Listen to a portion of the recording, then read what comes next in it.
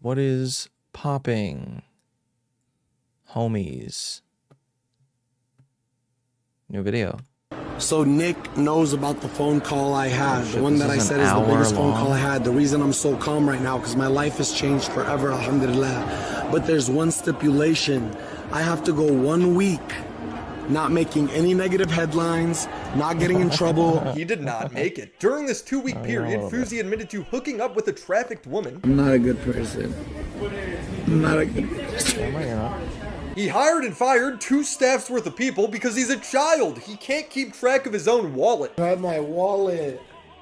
That is so unfortunate. I shouldn't have told him I would hire him full time. He's definitely not a full time type of guy. Or he fires them because he can't get a girl. You took the biggest L of your motherfucking career. You deserve to be at the top, dog. But you know what you did? I called you in the beginning of the subathon. Hey, I need a girl for tomorrow. If you pull this off, G7, 0.4 seconds left on the clock, you're G7 for life. What did your dumb ass do? Hey, dog, you didn't give me enough time. Like, come on, dog. Like, da-da-da. That's G6 as fuck. Or the car stops at a reasonable time. What? Guess what? Guess why I called you, Baba? Guess why I called you? Hey, hey! What the f***? Dog, you almost hit him. Look how close you are. I'm gonna prove it so they don't think I'm an idiot. Fousey's the type of guy to stay up for 48 hours straight, get kicked out of his hotel room, blame it on his employees, and then fire them for taking 6 Jesus hours to Christ. sleep. They were with me all night. They got barely any sleep. But I do not want you on my team. I do not feel safe with you in my corner. You're not fit for it. My life was in danger today. I lost my tooth. I didn't have my hotel, nothing, and you were asleep. Asleep, dog. It is all his fault, but you can't reason with crazy. It's a ha ha ha. Bear, stop, please. God damn it, man. Put it back on you. Yo. I'm getting annoyed. People don't stop f***ing texting me. No. Just go. You guys are all fired, by the way. This is your last day. Where's my phone? I used to be scared to tell the world I was Muslim. I had to meet, here's what's crazy. I had to meet Jews. I had to meet all the powers that be and be scared to say I'm Muslim. Hi, my name's Yusuf. Shut up! That's my girlfriend screaming in the trunk, but I didn't slit her throat. Because if such a gay gun so small, that she'll die too. Anyway, I'm almost at the bridge now. Oh, God, how am I supposed to send this shit out? Bro.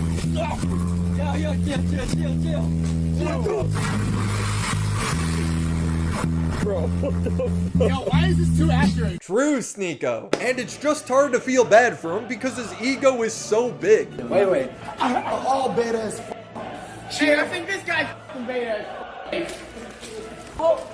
I'm him. Himothy. I'm him. I'm tapped into the higher power. I'm here. I'm Himothy. I got bitches like Dean texting me, go to sleep, bro. You don't even look sane, please.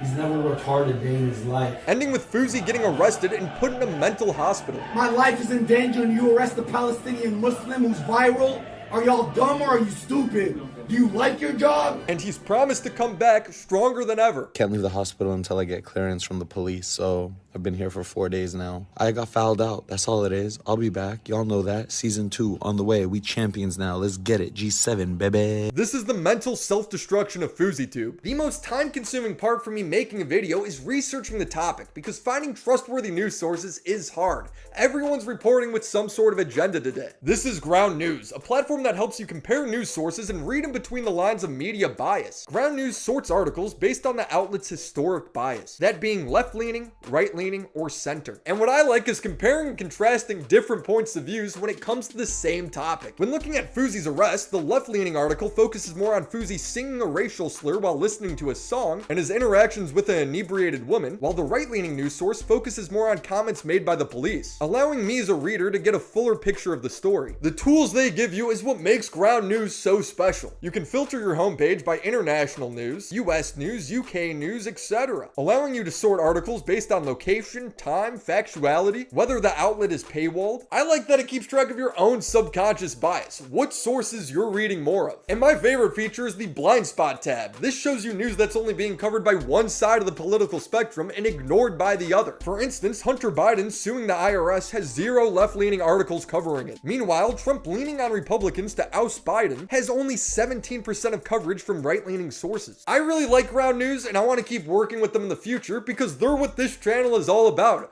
reading in between the lines and cutting out the bullshit. So go to groundnews.com/WillieMac to start your free trial and know where your news is coming from.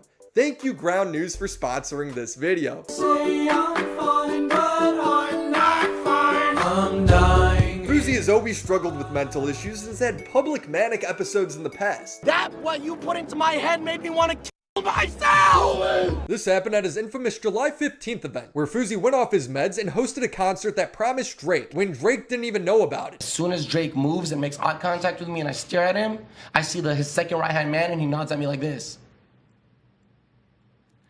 I walk out with him, I go, what's next? He goes, brother, take my number, I'll tell you all the details tomorrow. I did it, I was hyped. So you didn't meet Drake, he just looked at you. But this time it's a little bit different. This was non-stop live stream, and whether it was the cause or just a coincidence, the more Fousey's view count went up, the more Fousey lost his mind. They thought July 15th was bad. They thought July 15th was bad. That was fucking warm-up. We're gonna go back a couple of weeks to Fousey at the airport. He met a girl, she was completely inebriated, and she told him how she was a victim of sex trafficking. Hey, to everybody who's sitting here like, oh my God, you kissed her, da-da-da. This woman was involved in sex trafficking. The guy who manipulated her and brainwashed her is a piece of fucking shit and deserves to die.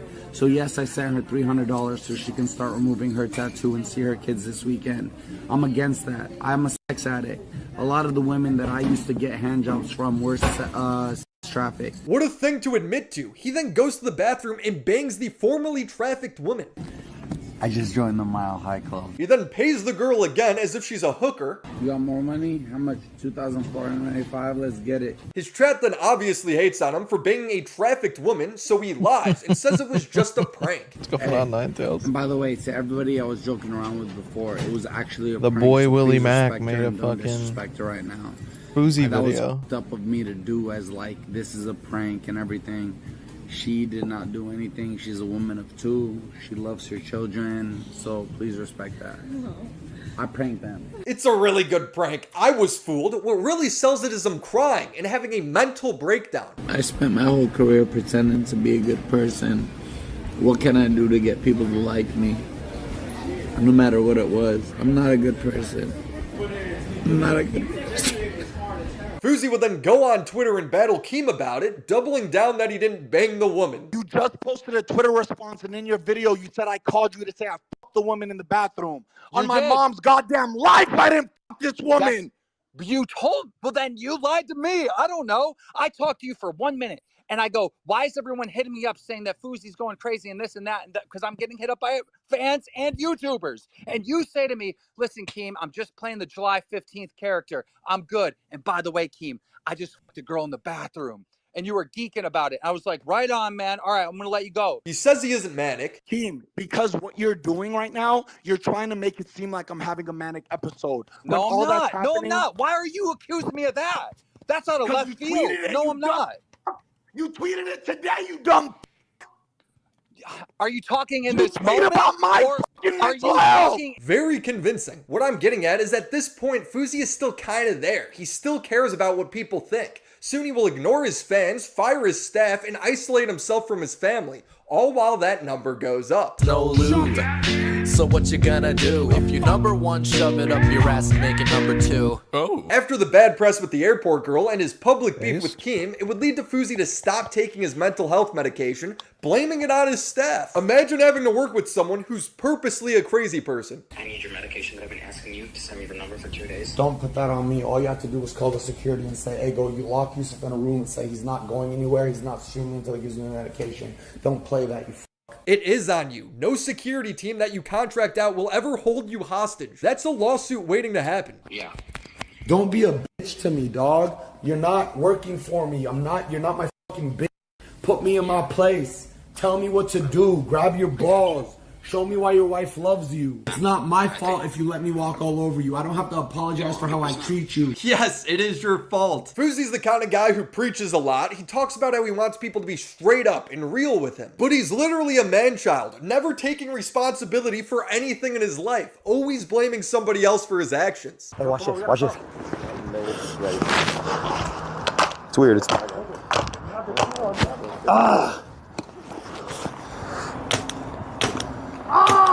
Oh shit, chill. Go shoot him. Ow!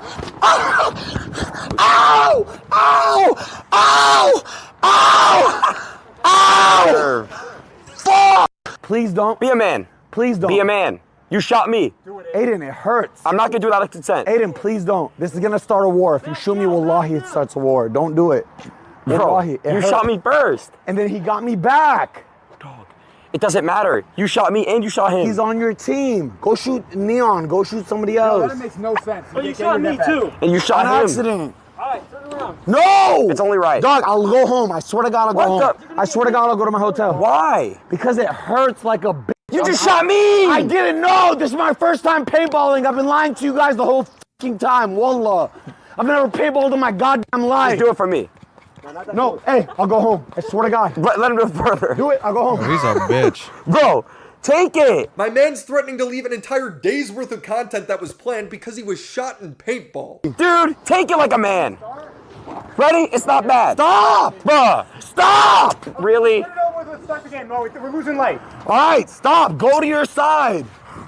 You did 2 cheap shots and now you're playing victim. Really? That's like some puss. Come on, dude. I've never paintballed before. I didn't know it hurts. Why didn't you do it? Yo, I didn't know it hurts. I've never paintballed in my goddamn life. Oh, Wallahi. you how we felt? He showed me how it felt, dog. He hit him, yes. Yeah, I'm going home. You guys are annoying as shit. I'm going home. Bruh, yes. You shot us. I said sorry. I got on my knees as a 33-year-old and apologized. He got me back. Bro, he's too grown for this shit, bro. Okay, let's start. Please tell me that manipulation works. Please tell me that manipulation works. No, bro, he's a man. He's not a boy. If Aiden Ross ever had to reality check me like that, just kill me. And these are his peers. So imagine how he talks to his employees. Fousey says weed makes him mad. Sneeko texted me, did you sleep? No, I didn't, Sneeko. I'm manic He's as a bitch. Can you not see? He's a whole bitch. Are you not watching, Sneeko? I saw your watch time. You watch me for like 10 hours a day. Can you not see how manic I am right now? I smoked weed. Weed incites my manic. This happened because Fousey hired a full-time guy to roll joints for him. He asked for 5 ounces of green and then yells at the guy for getting him. Bastard. My brother, did you roll the joint? We didn't have any more. You remember I told you earlier? Please. I told you to get some 5 hours ago. Brother, I was with you all day. I haven't had a That's not an excuse. I told you to get some 5 hours ago. It's a fucking text. You know what I've done? I've called my mom. I went to the therapist on Zoom. I prayed. I fucking done everything I've done. I bought a Rolex. I've done this for Neon. And you're telling me you can't text the guy and say, hey, drop off 5 ounces to this house? He was literally Fousey's cameraman. He's been with him the whole What time. a bitch, dude. I didn't really mean 5 ounces. I just meant 2 joints to the hour. How did I find out? Just go. Dog, just go. Just go. Just go. Just go. Just go. I don't actually want 5 ounces. I just wanted 2 joints every hour. Guys don't know how to work hard anymore, dog. According to Fousey, weed makes him manic and he's smoking 2 joints an hour. One of the key signs of being manic is no longer having the need to sleep. And at this point, Fousey hasn't slept in 48 hours. And neither have most of his employees. You needed sleep? You needed sleep? Did your p hurt too? He gets up, checks out of his hotel early because they won't clean his room at 9 a.m. But can I get somebody to clean my room, please? It's a mess. Please leave your message for... Not, what do you mean not today? Please, my room's a mess. I'm actually, you know what? You're right. I'm sorry. I'm leaving this hotel today anyways. Thank you. You just lost me, you dumb fuck. I'm going to another hotel. Nadeem, wake up. I want to go to my other fuck. Willie fucking retweeting my tweet. Nadeem, you're fired. Why? Because you spit out your own tooth? Bear, you're hired. I'm calling Bear. This guy doesn't even want to work for Fousey because he knows he's a psycho. Yo, Bear. I'm firing Nadeem. Why? I smoked laced weed tonight. I had a manic episode. I cussed out everyone. I sent a message to Andrew Tate, Tristan Tate. I broke my veneer. I don't have a tooth in my mouth right now. I haven't slept. I haven't eaten. I've called him 6 times. It's 9:30 a.m. for him, and he's still asleep. If you smoked a lace, whatever the hell you smoked, you're the one who smoked it, not this dude. Yo, this guy's a real one. Bear turns down working for Fousey because of course he does. Fousey then goes downstairs and thinks he's about to be assassinated because a fan came up to him. Yeah, I've been seeing you. Appreciate you, brother. Thank you. Good. I'm sorry, I'm on the phone, brother. Thank you. Bear, you see how somebody was able to just come up to my table right now and talk to me? Imagine if he was carrying. That could literally happen to anyone, Fousey. His own fans start roasting him. Fousey acting like a child. I swear my life this is childish. This thing did like that, and you jump started all of this. I don't care. My life was in danger today. Y'all don't get it. Every employee that started with me, Kitty, Nick, and Nadim, gone. No one made it. Did anybody make it? No, Nadim's calling me. No, Nadim. Don't call me Nadim. Fousey finds the fact that he's firing people to be a massive flex, which is crazy because he fired Nadim, the guy that gave Fousey $60K to start this streaming thing in the first place. His dad was stunned. Yeah. Yeah, but Baba, yeah, he said you were worried. He stressed me out. He said your dad called me panicking. No, he called me. He's an idiot, Baba. He's an idiot. I was going to let him run my business. I fired him today. Why? He's the one who gave money to help you. I paid him back. I paid him back every dollar. I even gave him extra, so nobody says anything. Really? Yeah. I doubt it, but we'll get to Fousey's financials soon enough. He messed up big time today, big time. But he accepted it. He told me he's sorry. Like the good old days. Yeah, but he's a nice guy. Very. He's gonna be my brother, but I don't want to mix business with friendship. Baba, guess why I called you anyways? Every time I call you guys to share good news, wallahi, Baba, since I was a kid, every time I call you, it's never congratulations. It's never good job. I know how proud you are of me, Baba. I know that. I know how proud you are. But every time, something... Can you hang up the phone? I'm on the phone with my father, please. Daddy issues, bro. Can't you take a hint? Every time I ever call, you guys just tell me how scared you are, how worried you are, how stressed you are. For what? Guess what? Guess why I called you, Baba? Guess why I called you? Hey! What the fuck? Dog, you almost hit him. Look how close his you are. hairline. I'm gonna prove it so they don't think I'm an idiot. You can't even see his bumper, dog. It really isn't that close. He didn't even slam on the brakes. Nadim would then get hired back because nobody else wants to work for Fousey, and he accepts. I don't know why. He just gets yelled at. No, don't answer Nadim. Nadim! He would then fire everyone who's with him because one security guard was on his phone after 15 hours of following him around. What's up, big dog? Oh, there you go. Hey, turn the light on. What are you doing in the car? Huh? Watching the front center. What do we have him for? Security. My brother, I'm sorry, but after Miami, I'm not going to work with you guys any longer. Okay. I love you guys. All right? Respectfully. I want you guys to have fun here. You sat in the car, you were scrolling on Instagram. I needed you inside. What's inside? Me. Your client. Actually, you guys can go home now. Hey, you guys can go home now. I'm going to call Nadim. Yeah, thank you so much. Roll that joint and then have a good one. And the other guy, because he didn't get him a Red Bull. What did I ask you for yesterday at 6 a.m. when we were off stream? You asked me for Diet Coke. Yeah. Diet sugar-free Red Bull. Yeah. To always have a joint roll. Yeah. And water. Water. And what have you provided for me of that today? This dicks? Have you given me a Diet Coke? No. Have you given me a Red Bull, sugar-free? You haven't. Have you given me water? Yeah. Once, twice, the same bottle, 4 times?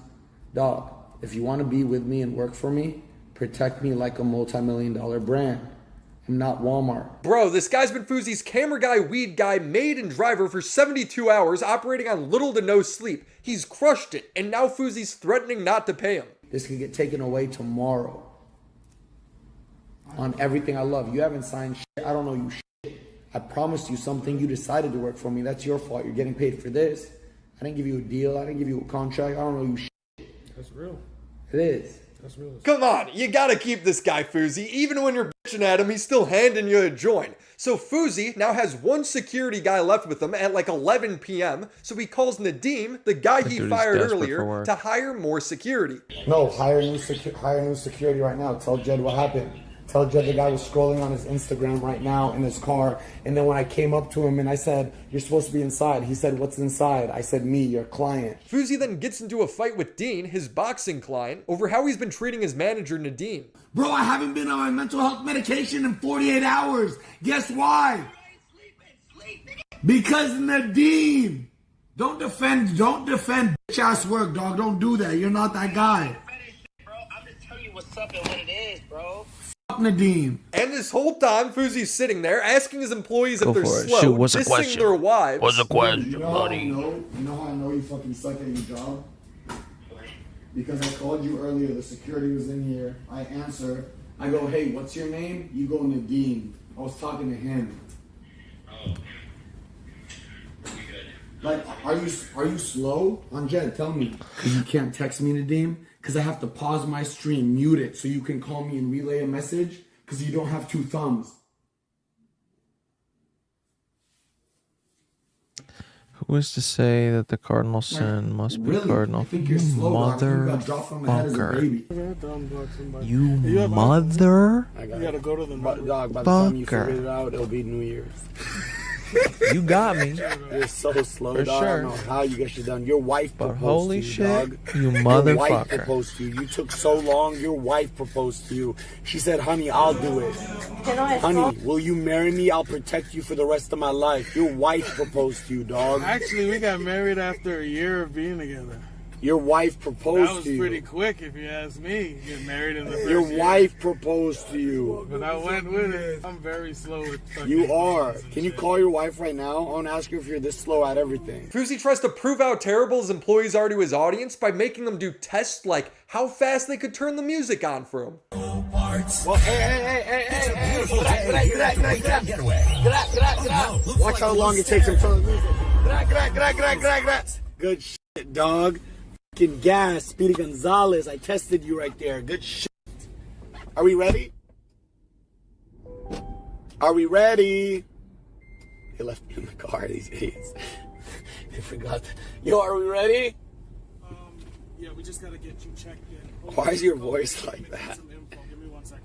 Why is your voice like that? There's no way you're married. His wife proposed to him. I need to talk to his wife, to be honest. I think I'm gonna have a private sit down with him. I'll do my first marriage counseling. So after Nadim puts Fousey up in a new hotel, his third one in 3 days because he keeps getting kicked out, Fousey brags to security about firing the driver. Tell me, am I wrong? Or did everyone... delivery was off. My delivery is off. That's bad. The way I say my message is wrong, but the words that I say are true. No, the words you say are true. How the fuck is he gonna take care of his wife and he doesn't know what the fuck he's doing at his job? He has a chance to retire his wife and he's doing this shit job? Right. Nah, dog. I say that because I care for him. If I didn't love him, I would tell him he's doing a great job and fire him when I get home. I'm gonna tell him he's ass. I'm gonna tell him Jay-Z would never let him drive for him. Uber would. He then gets into a fight with his doxer. Can you hear me, buddy?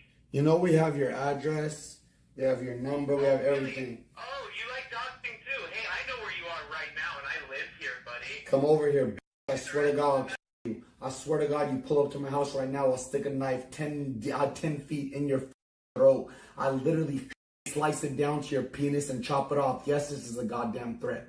I'll kill you if you come up to me. Fousey then calls the cops, but instead of calmly explaining what the threat is, he swats himself. City of Miami Police, 911 Operator King. What's the address of the emergency? What's the address? Intercontinental? Intercontinental Hotel. You don't know the address? No. Get out of my room. Get out of my room. Get out of my room. Give me the address and get out of my room. Fousey is getting rid of the only guy he has left. I'm not I don't feel safe around you. I don't feel safe around you. I'm not going That anywhere. whole time you couldn't Google the address? It's right here. Calm down, bro. Ma'am, my Calm life is in down. danger. Intercontinental Miami. I'm in the Intercontinental! Give me the phone, man. Give me the phone. You gotta calm down, bro. No, dog! Sit down and calm down. Relax. I'm gonna. Oh, because a guy told me I'm gonna die tonight. You want me to relax? Yo, sit down and let me give her the address. She's trying to get the address. Relax. I'm gonna give you the address, man. What's the room number? 2027. Fousey then tokes up a joint after he just called to have the police come over. It's illegal in Florida. idiot. He goes on a rant about how viral and inspirational he is, as if the dispatcher cares at all. I'm a public figure. I'm the most viral man on the internet right now. I got invited to go to Andrew Tate's team. I'm like that guy right now. I'm a live streamer. My life is on stream 24/7. I travel around the country and promote sobriety to everyone. I just signed a $77 million deal to do live streaming. No, he didn't. He's just making that up. She's just like, how is that relevant? Okay, wait, sir. Okay, sir, hello, sir. Let me just ask you, what's going on right now? I just need to know what happened. There is a deranged fan who has been calling my mom and harassing her, telling her she's gonna die, who just called my hotel room, said he's in Miami, said I'm gonna die tonight. He threatened me. He gave me his address. He told me to pull up. My life is in danger. I'm worth $77 million. I have a 40. There were threats made to you, sir? Yes, big threats. I have a $48,000 watch on my wrist. Yeah, man, she doesn't care. You know, if he was on his way right now and he had a gun, I would be dead and he would still be asking me questions. Send the f***ing cops. Send the cops. There's a gun to my head right now. There's a gun to my head. Help, ma'am, he left. Ma'am, he left. There's a gun to my head. Help, get them. Help, bye. Ma'am, Intercontinental, what's my room number? Help, tell me. 2027. That's what I have to do to get help? You didn't answer any of her questions. He then calls Nadim and blames everything on him, as if he did anything wrong here. Everything just got forwarded to you, so we're doing everything we can right now.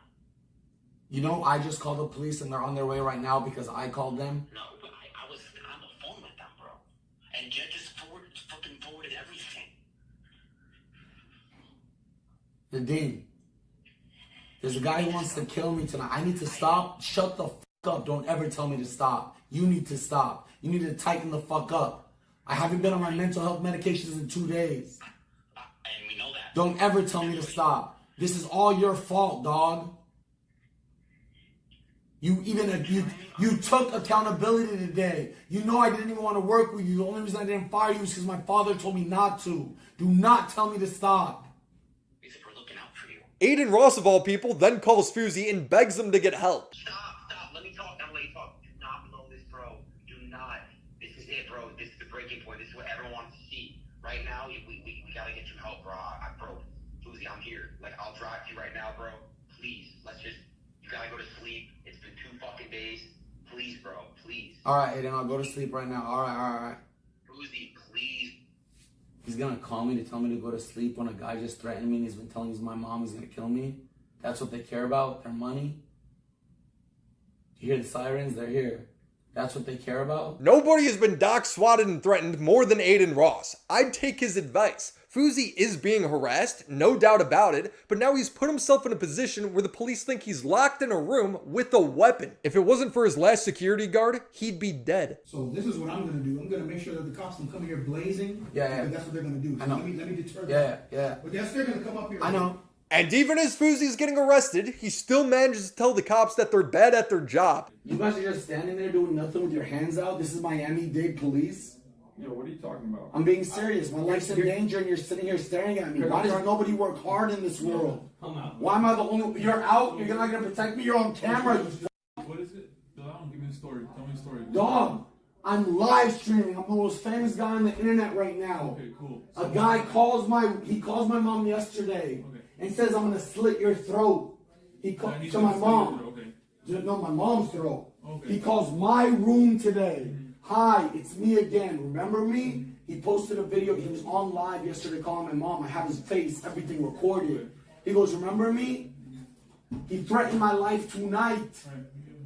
He said exactly where I am out loud. Room, everything. I literally told him, if I see you, I'm sticking a knife 9 inches in your neck and I'm sliding it down your penis. He gave me his address. And how does he know where you're staying at? I don't, he's a stalker. Okay, and who is this guy? I don't know. So how do you want us to look for him if you don't know where he is? I have his address. What is his address? I said grab my security 20 minutes ago. Alright, listen.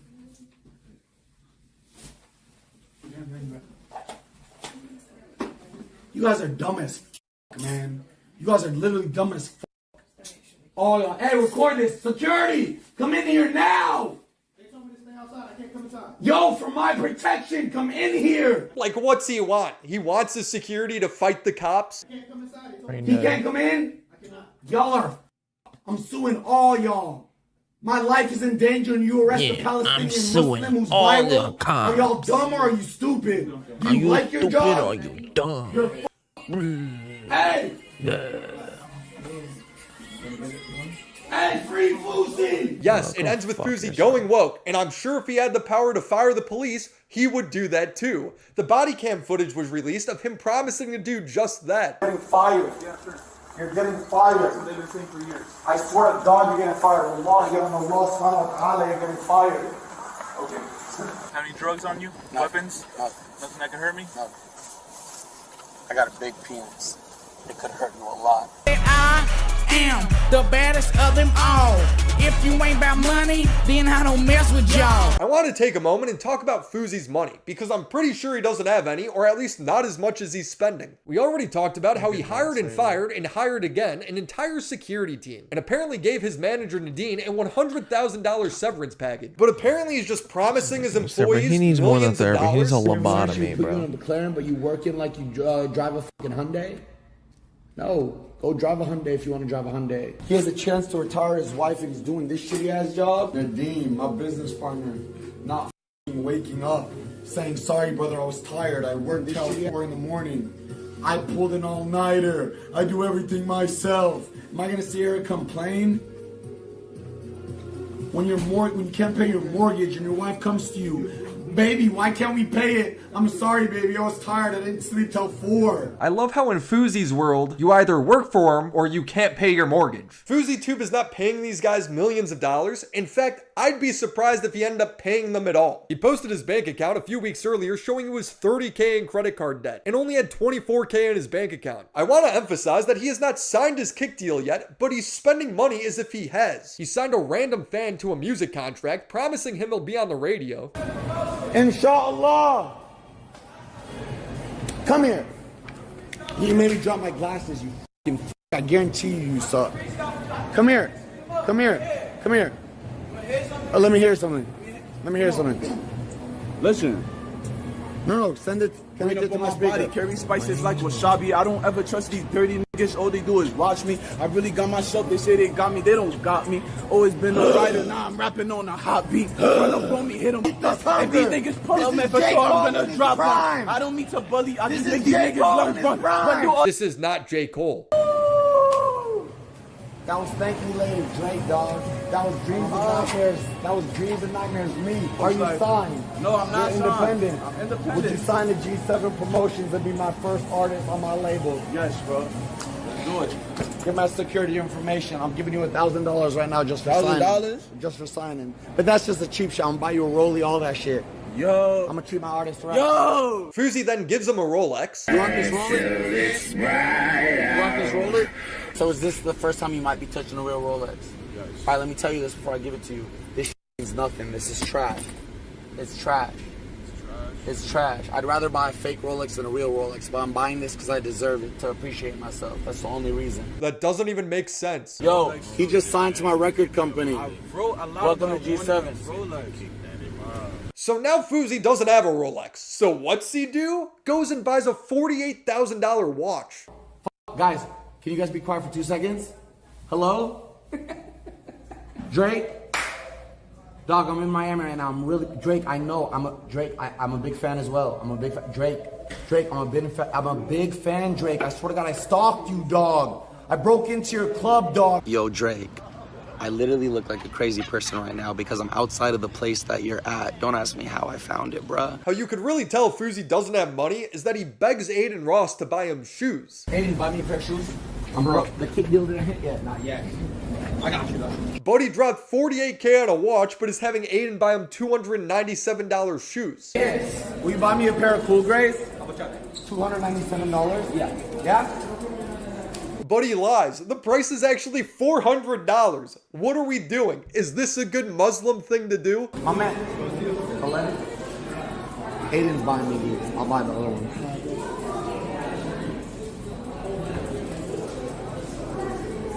$4.79. Perfect. Don't tell him I told him they were $2.97. Can I get a discount? Nah, they can't. Everything here is like whatever is left. I can't think of anything lamer than begging Aiden Ross to buy me shoes and then bragging about it. Aiden just bought me 2 pairs of shoes.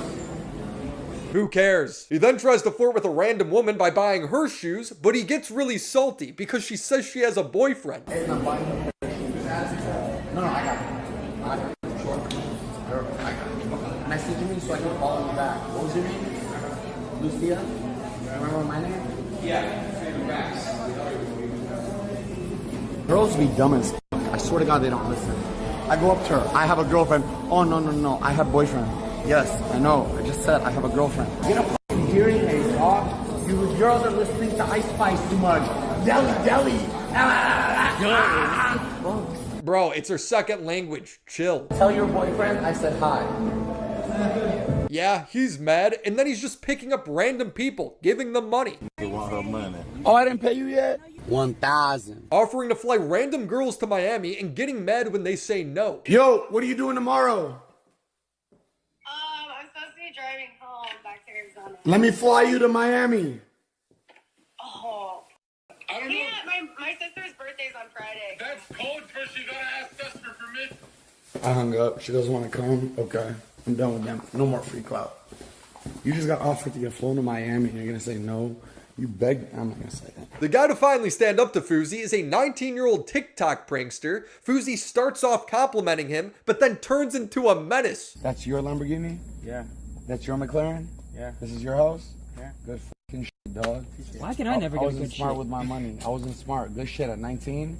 You retired your parents There already? goes a fucking skits. You know, they're good. Yeah, good shit, dog. I'm proud of you. Jad? Jack. What kind of content do you do? Like just check pranks, challenges, stuff like that. Fire. Do you do real pranks or fake pranks? Be honest.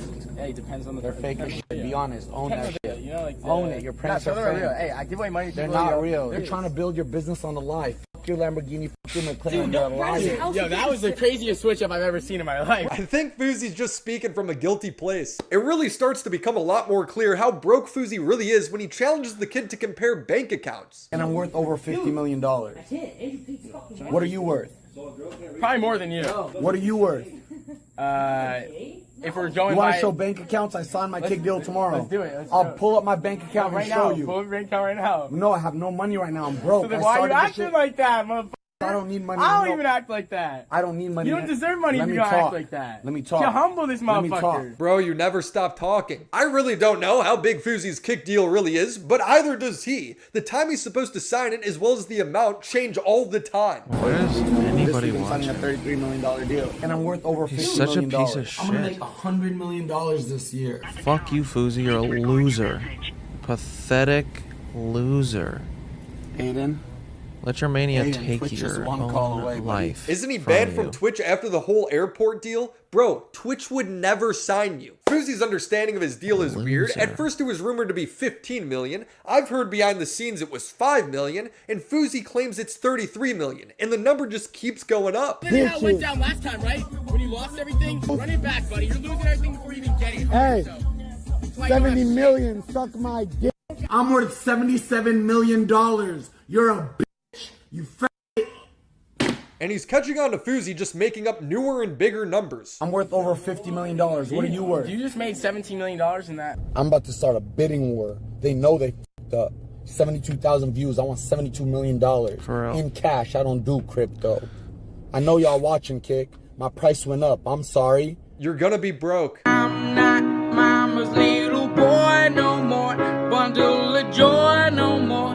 Now I'm a grown up and broken man. I think everyone agrees that Fousey has mental problems. Even Fousey agrees with that. I'm bad. I'm like Kanye. I lose my mind. I need people around me to protect my image. How the f*** do you guys not understand that? I have mental problems. I need help. But the Red Pillars don't believe in mental health, so they just endlessly encourage Fousey to keep going down this road. They're sending me to a mental health hospital when I get back from Miami. Why? Why? Whoa. I just have to do an eval and slow down, and I've been off medication for 48 hours. Who the fuck is doing that? No, you don't. I've been off medication for 48 hours, and Deem hasn't got me my medication. I need to be medicated. Wait, why are you going to a fucking hospital? Don't do that. for an eval to see if I'm mannequin.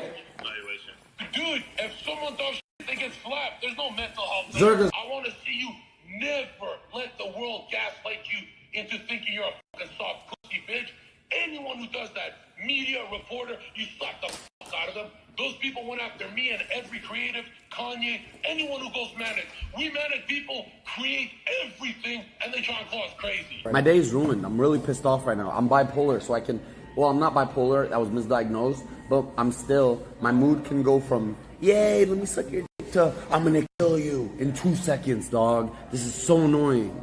Everybody. Vivid, you're fired, dog. And all my employees, stop fucking texting me about your day and how your fucking day's going. That's good. Go write in a journal. Go get a friend to talk to about it. I'm busy. Bear, I'm good, brother. Talk to Nadeem. Please don't text me. It makes my anxiety go through the roof. I'm on D&D. How the fuck are you even texting me? Anxiety's not real, Slap. Anxiety's not real? No. You keep using mental... Chad, have you noticed how we use this mental health words like, oh, I'm comfortable with my sexuality. Stop being insecure. Stop using apologize. I'm calling my therapist to talk about anxiety. You've been in LA too long, man. You need to come to Miami, go to the beach more, pray more. Anxiety is real. It's only as real as you believe it. He's still texting me. He said, ha ha ha ha. Bear, stop, please. God damn it, man. I put it back on you. Yo. I'm getting annoyed. People don't stop fucking texting me. What the fuck? It's called mental health, Sneako. His intellectual prowess is unmatched. Yo, Bill Clinton. Bill Clinton? We were just talking about all the people that go on the island. Bill Clinton was the king of that. I know, but Monica Lewinsky and shit, I did not have sexual relations with that woman. What is it based about getting head in office and then getting caught? You couldn't even... other president gets head in the Oval All Office? of them. He's the only one that got caught. You think Joe Biden is getting head from Kamala Harris right now? Joe Biden's clone is probably getting head. Oh, Joe Biden is cloned. Did you see that shit? Yeah, he has a skin mask on. So crazy. They're doing it right in front of our eyes, dog. No. Joe Biden back in 1990, actually he was based in the crime bill. Like Joe Biden was nice and racist. He was good before, and then he completely changed. On top of that, the red pillars are trying to convert him into a flat earther. Is that Fousey has the IQ points to spare? Yo, can I ask you something? Yeah. I woke up today, right? My view was beautiful. And guess what? I looked through the horizon, and I never saw the earth go down like this, so it must be flat. It has to be. Because I looked as far as I could see. I couldn't see it curved down. And have you ever held a tennis ball? Yeah, I play tennis. Where's the flat part of the tennis ball? There's none. It's round everywhere, right? Yeah. So it's always curved. Yeah. The ball. Every time you hold the ball. That's what I'm saying. So why? If the earth is round, that metaphor made no sense. If the earth is round, why are there so many flat points? Why is every time you look, it's completely flat for miles and miles? The earth isn't a fucking tennis ball, you retard. That's a good question. Wait, don't tell me you're converting me right now. The earth is flat. Can we just stop pretending that it's a globe? Nonsense. I think I want to kill myself. Fousey then goes on this weird rant sucking Tate's taint. I want to meet Andrew Tate. I want to be flown out to Andrew Tate's house. I want to have private conversations with him. I want to smoke cigars with him. I want to work out with him. I want to make millions with him. I want to save the world with him. I want him to use me to spread his message. Hi, I'm here. I'm Himothy. I've arrived. He tells Andrew that Aiden Ross and Sneako weren't the right ones to carry on his legacy. It should have been Fousey. Sneako wasn't strong enough. Aiden wasn't strong enough. I'm strong enough, Andrew. I'm strong enough. Try me. It's like he's presenting his butthole. Strong enough for what? Try me. Give me one test. Fly me out to Romania, wherever you are. I don't know if you're in Romania anymore. I'm glad you're freed. Alhamdulillah. What's weird is later this same day, Fousey meets Jad, who manages OnlyFans girls, and Fousey condemns them for it. Start by kicking out these girls out of their house. Give them back their percentages. You don't need that. You can make your own money. Look at your wrist, dog. You don't need money from a girl yourself out. I'm Joey on my own. So if you choose to change your ways, then as a person, you have respect for yourself. You're a man. You're an Andrew Tate. How are you hating on this kid for managing OnlyFans girls while simultaneously praising Andrew Tate, who traffics them? Hey, Andrew, I'm everything you wanted Aiden to be. Yo, Aiden, I love you, but you're not ready for this position. Why do Muslim women dress like ninjas? How come the only thing that you can ever see is their eyes? Fousey loves preaching. He thinks he's the wisest, most experienced person in the room at any given time. He's the dumbest. You're disgusting. Mikhail, Mikhail? No Yusuf. wonder. I've seen 10 people in ISIS with the name Yusuf. That's a prophet's name, you fucking stupid No, it's idiot. not. Yes, it is. Prophet Yusuf sallallahu alaihi. That's a prophet's name, you dumbass. Let's have a real conversation now. Close your chat. Stop living for the internet. I don't. You know I don't. I've been doing this shit for more years than you, motherfucker. When did you start?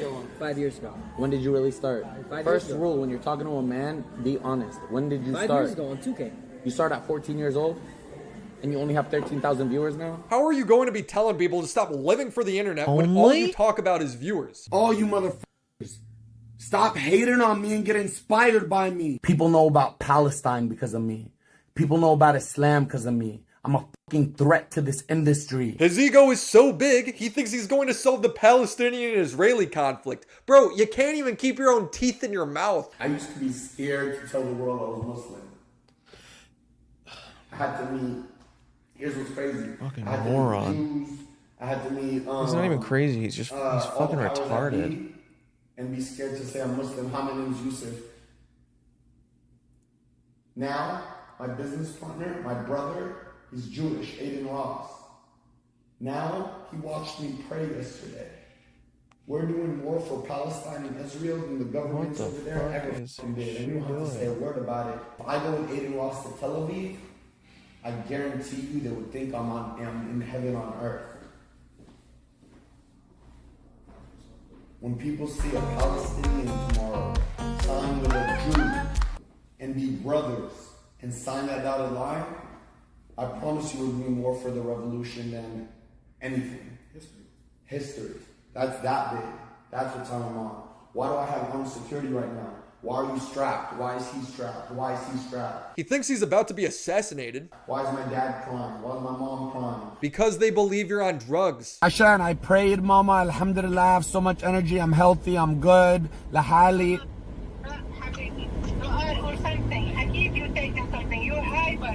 I'm smoking weed. I'm smoking weed. Can retire you, Mama. But I need to start doing what I want to do in my life. Mama, you have no idea how much the deal is. You have no idea how much money we're talking, Mama. I don't care about the deal. All I care is your health, your health, your health, your stability, your health. That's all I care about. You know I don't care about money. You know your mother. I don't ever care about money. I want you to rest, sleep, and focus and get up and deal with everything you need to deal with. Fousey praying is the least peaceful thing ever. He is never relaxed. I am calm. And breathing fully. I was a sinner, Ya Allah. I was a sinner.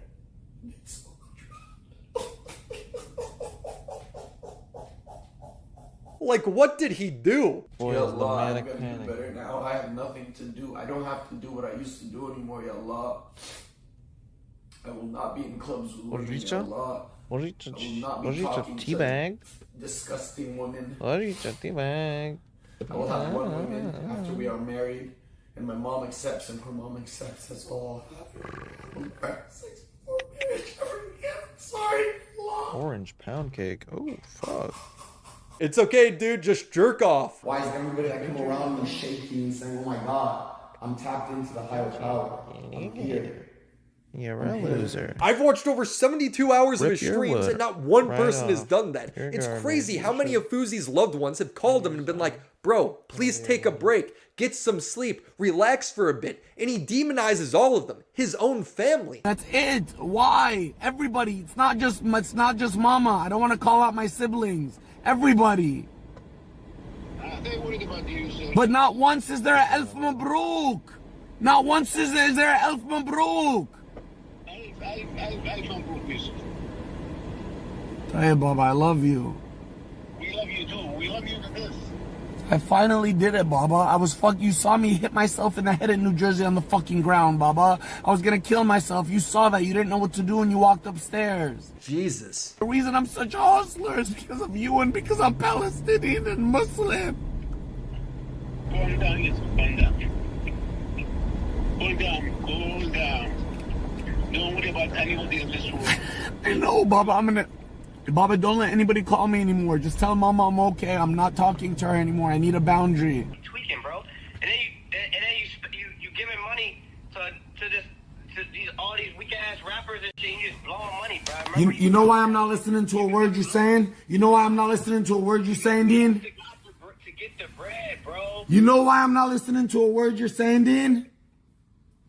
Because you're doing what my parents did. You're calling to tell me what I'm doing wrong, and not once did you say Elf Mabruk, brother. Now, the thing is, bro, I know you, and I know you well enough. And Yusuf, wallah, 6 months ago, had you seen what's happening right now, I swear to God, you would slap yourself across the face, Yusuf. That's all I want to say. Yeah, bro, you didn't even text me to congratulate me. You didn't even text me to congratulate me that I was winning on Kick, on Twitch. Because, wallah, my dad's in the hospital. Bro, if I love a person, I'm going to tell them exactly what it is. I'm not going to sugarcoat for them to not hurt their feelings. If you have to diminish your life to make somebody feel not small about themselves, you shouldn't be around them. You should be able to show the world who you are and still try to help them be better. People don't get it. They're so used to throwing the victim card around, they don't realize they're the problem. They don't want to help themselves, so they blame it on other people. Bruh, that's you! Even his girlfriend that Fousey claims he was going to marry breaks up with him, and Fousey ego trips the whole time. So I'm gonna stay here and eat because I have a girl coming. You're good. I want to marry her. He mutes the stream for the majority of the call and then turns it back on. Appreciate you telling me and calling me respectfully. I respect your decision. Hey, hey. Yeah. You got balls though. You're the only motherfucking woman in the world who would stare at this kind of money and stare at this kind of power and say, I don't want it. You know I don't care about that stuff. I know, but you knew the man that I was. I showed you that in a day. I treated you better than any man that's ever been in your life. By the way, I unmuted it, so I just want to say bye. You're just a streamer. Who does this guy think he is? Yo, Sarah. What you doing? Pack a bag. Come on, come over. Let's go eat. Wow, he got over that quickly. Wonder why she left. He then tries to bang Sneeko's girlfriend. Ooh. It's all my shapeshifters. Xena the Witcher. Sorry, Sneeko. Xena. I'm harnessing. Xena, I want to hang out with you, actually. Let me ask Sneeko. Cucked again. Knock James out with one punch. Yep, he had enough to sandwich for lunch. I hate to be nitpicky here, but no Fousey way. just shares too much information. That's crazy. Go in the bathroom.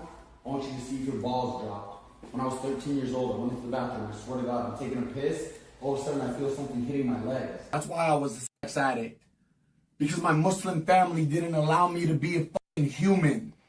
They didn't allow me to explore what Did it you meant to be a delete, Saber? Did you child. delete your last I came home. People chat? laugh at this. I came home and I started humping a toy leopard with Miss Congeniality on the TV. And I got told that if I do that again, I worship the devil. You look like a chicken Did dumpling. it get deleted? The guy is monetizing his mental illness. I'm 33 and I do have to take Viagra. It's not on to YouTube prevent here. Premature ejaculation, buddy. Listen to this, Andrew. Listen to this. You'll love this, Andrew. I show up to the airport. I'm streaming. I stream up until I get to my airport seat. I see the flight attendant. I go, damn, she's fine as f***. I'm horny. I haven't had sex in a year. This guy has so much pent-up sexual frustration, it's scary. So I was in the back of the Honda Accord. Okay. The first time. This is the second time. Oh, no, I've there it come is. With somebody other than That's the toy weird. I don't leopard know why since that my mom went caught me. away. The second my penis touched her like this, guess what happened? Yo, can we? I came. My face turned white. She goes, "What's wrong?" I go, "I."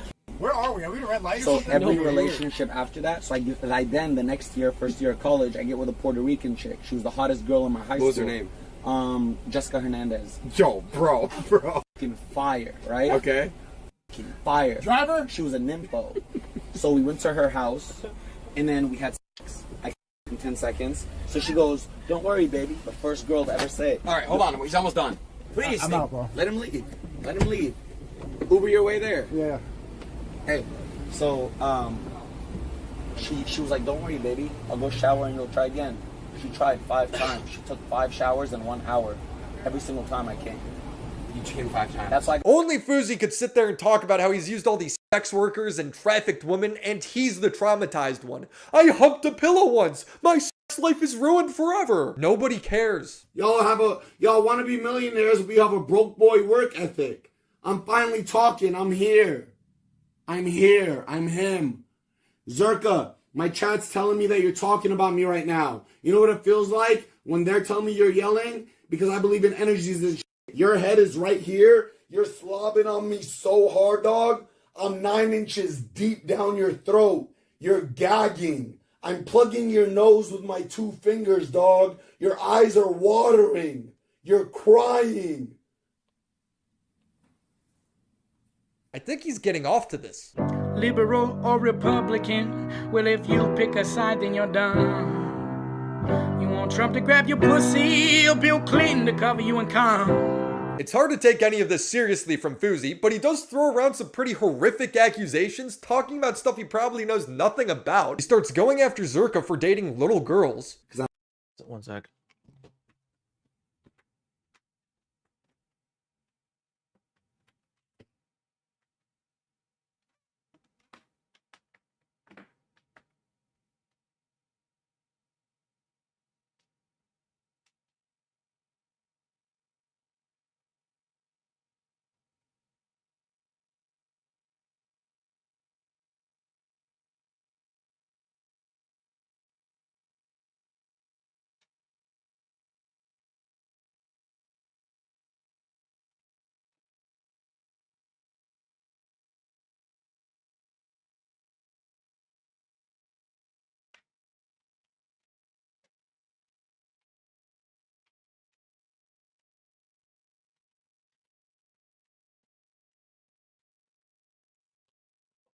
Ooh.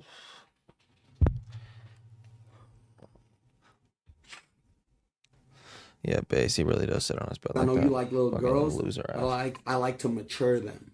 You know, they come young. You can keep them young and keep emotionally abusing them, hurting them, R-wording them, whatever you're doing. R-wording them? You're just gonna throw that out there? I'm not accusing you of R-word, by the way. If the shoe fits, wear it. I'm exposing the industry. I'm exposing the industry. Sure you are a retard. I'm exposing the industry.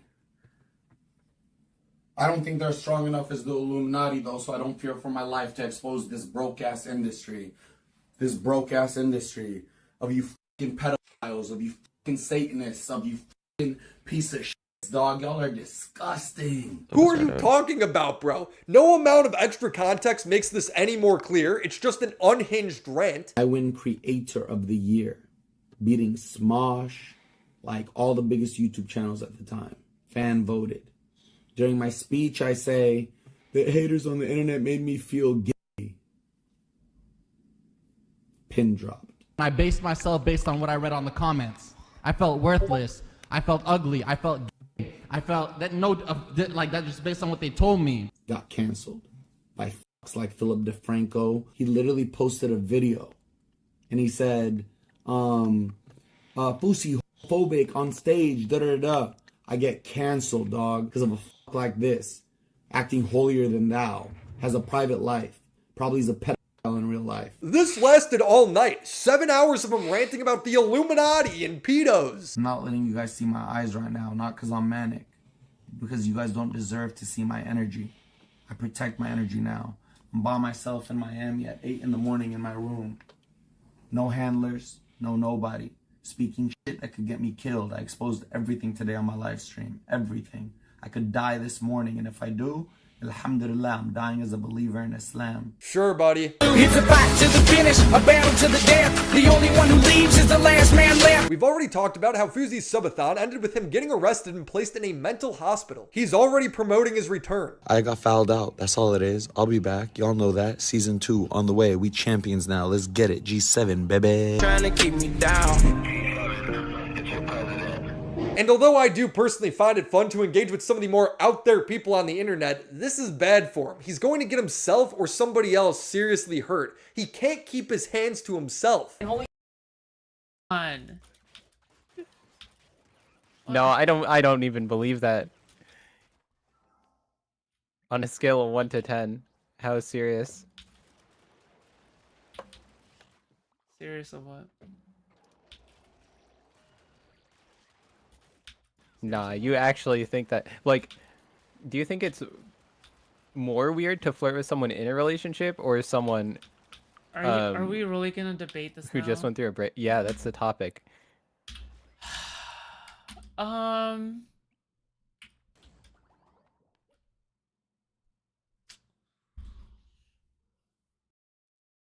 Hey. seriously hurt. He can't keep his hands to himself. Wait. All beta as Shit, I think this guy's fucking beta as Fousey is undeniable, with each new outburst gaining him more and more viewers. But this is clearly an addiction for him. It's killing him. Am I being recorded? Wallahi, on my mother's life for getting fired. Wallahi, I believe in God, Allah subhanahu wa ta'ala. Is this being recorded? Is it gonna go on the internet? Hey, can you take a picture and post this on the internet?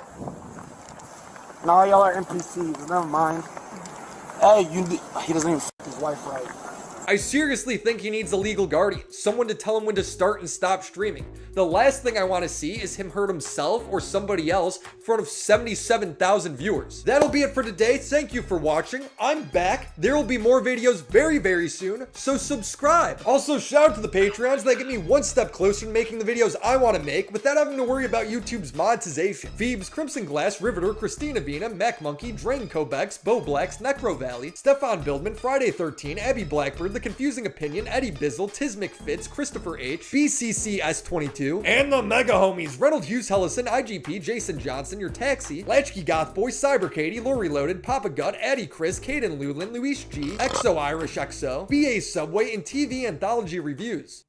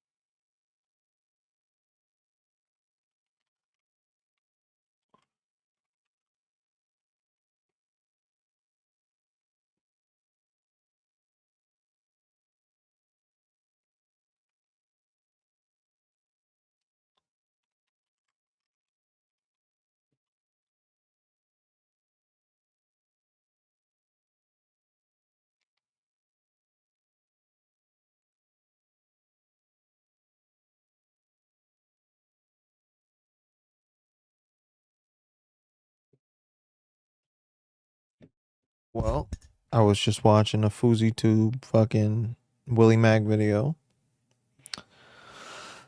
And now, I don't know what the fuck I was about to do, actually.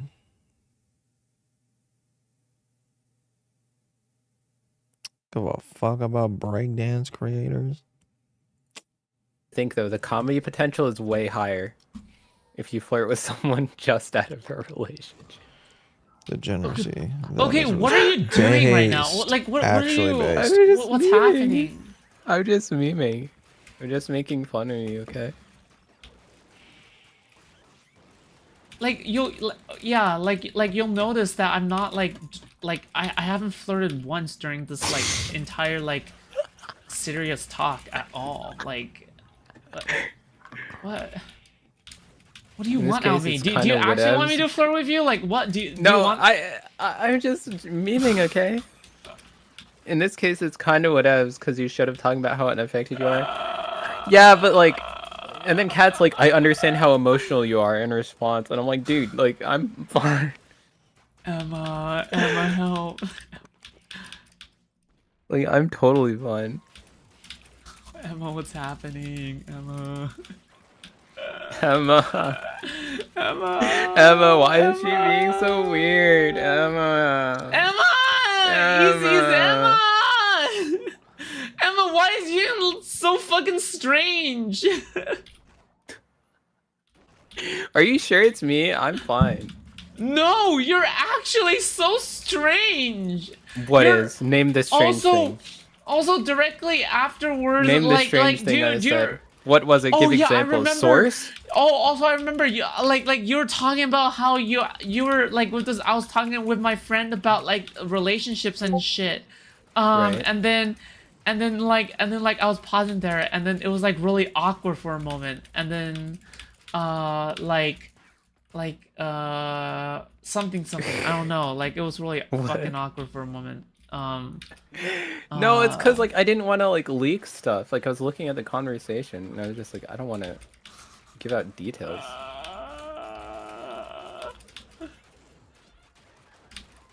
One of the questions my friend asked me is like, do you want to be poly? And I was like, no, everyone who's in a poly relationship is like a disaster. There, that's what I'll tell you from that conversation. No offense if you are in a poly relationship, I'm sure you are the exception.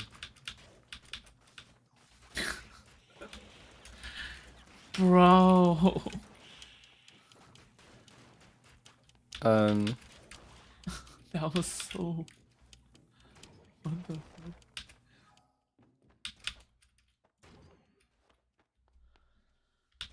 Oh my god. What do you think? You know how your favorite streamer Destiny always talks about like how more people should be in open relationships? Do you think that that's true? How more people should be in open? Yeah, because like so many people like end up He does cheating and not stuff. say that. Yeah, he does. He absolutely does.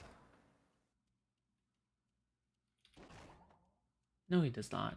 Yeah, he does. He thinks that like more people should try open relationships because like the divorce rate is so high and like the cheating that people do. He does not advocate for his lifestyle. does. What? He does not. He openly Dude, he- does not advocate for his lifestyle. At some Like, point he against started, it. I swear to God. Really?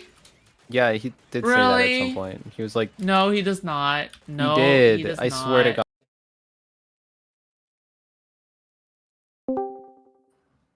Hi. Hello? Hello. I was listening to the stream and I wanted to clear something up that you guys just had a disagreement on. Please do. You were saying about how Destiny advocates Okay, for... should I bring Detox in and Bernard Bridge? Yes.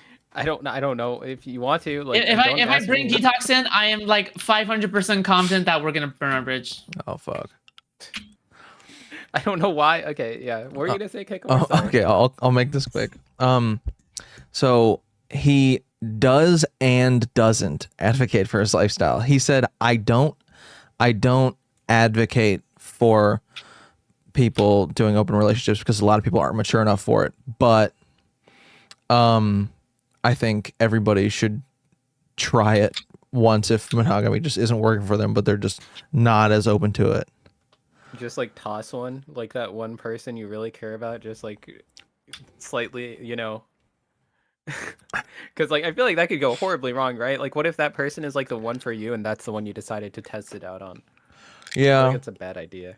I think, okay, wait a minute. Actually, to rephrase what I said, I think he said, if you're thinking of cheating, you should just be in an open relationship or something like that. Like, if Okay, you're I'm gonna pulling a cheat detox. anyway, then fuck it. Wait, Kinko. You want me to dip? Do you mind if I bring in Detox? No, I don't mind. Do you want me to leave or do you want me to? Or No, stay, Okay. stay. But like, I don't know if this conversation is better if you want like alone or whatever the fuck. Oh, you do what No, you I want think to it's do. interesting. Like, so personally, I don't consider cheating an option. So No, me neither. yeah, like I'm not one of those people, but I know a bunch of people who are, Mhm. and like they do just like cheat. Like it's a thing. I'm aware that it's a really common thing. Yeah. So it's probably true that like more people should try non-monogamous relationships. I don't know if like exclusivity, one person forever, is like really the thing for as much of the population as we think it is. Like I Destiny, agree. maybe you're right about that. It's just kind of like it just sounds odd though, because like you normally don't think of. Yeah, I don't know. It's just weird. Like, just imagine like a bunch of people being in open relationships in society. Like, say it was like a 50-50 split. Like, that just seems like weird to think about, you know? Yeah. Because we're just so monogamy brained. All right. Yeah. Hello. Friends. I feel like Detox, jealousy is a something like problem too, but that. Hey, Hi. what's up? Well, Hey. I was What's up, just about to Detox? argue, but Kenko Moore did a good job summarizing it, and then Yoon agreed, so I don't really know what I'm doing here anymore. I'm a very Yeah, good gap bridger. I think that's my skill You set. are? Oh yeah, I feel like I'm very good at understanding arguments and trying to like connect the two people that are arguing. My cat here. Yes. She's whatever the opposite of that is. Like she's really. We have a very strange dynamic. Okay, let's just put it at that. All right. Who, us? Yes, I think we do. I don't think so. I think it's normal. Okay. Based. Yeah. I don't know at all what your dynamic is like, but based anyway. I couldn't explain it to you. Don't worry about it. Is it like meth heads scrubbing the floor with toothbrushes? Yeah, kind of. Based. Yes. But only one of us is the meth head, and the other person is the person like tasked with watching the meth head. No, the other one's the floor. I'm kidding. Yeah, it is me. Based. No, I'm just kidding. Not the floor. The toothbrush. That'd be fun. Do any of you think you could try an open relationship? Do we have any poly people in the call right now? I probably could, but what? I don't know. Depends on the person that I'd be with. I had an open sort of relationship briefly, like, you know. And how'd that work out?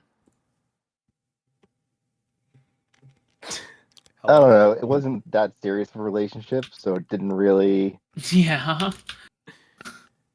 like go anywhere. Yeah. Yeah. I don't know. Yep. This was during my slut phase, and it was fun. But Wait, yeah, how old are you? I'm in my 30s. Okay. Wow, and you're watching a 24-year-old streamer? What the fuck? Kidding. What, if you're above the age of 30, you just can't watch streams anymore? Is that how that works? Yes. And you don't know shit about relationships either, apparently. Yes. Particularly LGBTQ plus Yes, relationships. that's correct. Yeah. Oh no! How did you know? How did you know? Oh, because there's therapists with 10 years of experience that know shit about the relationships that they Yes. advise on. Yeah. Base. I'm with you. Yeah. But yeah, anyway, I'm more just basically a monogamous guy. So A monoganoid. yeah, I'm boring. Damn. Cis male Same. heterosexual. But I don't feel like it's I don't have any like opinion that it's like ethically superior. It's more of just like a preference. Yeah. Agreed. Yeah.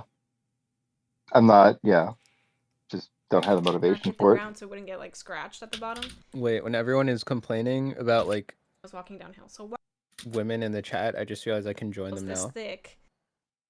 I'll be one of the people complaining. What I'll do be you like, mean? Yeah, the dating market is so hard.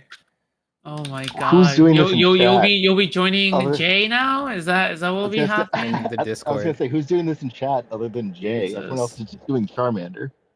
Yeah, in the Discord, we've got a couple of them. No, okay. I gave them their name, okay? So it's the boys club. But I gave them their name, okay?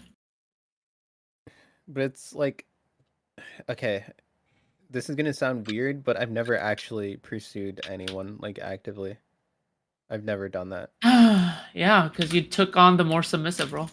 No, it has nothing to do with. Yeah, because you took on the more submissive role, but No, but it's like just- you're very How am I eligible being bachelor. Damn. How am She I called being you a serious? bitch. You have the more submissive eligible bachelor role. It's You're true. gonna take that?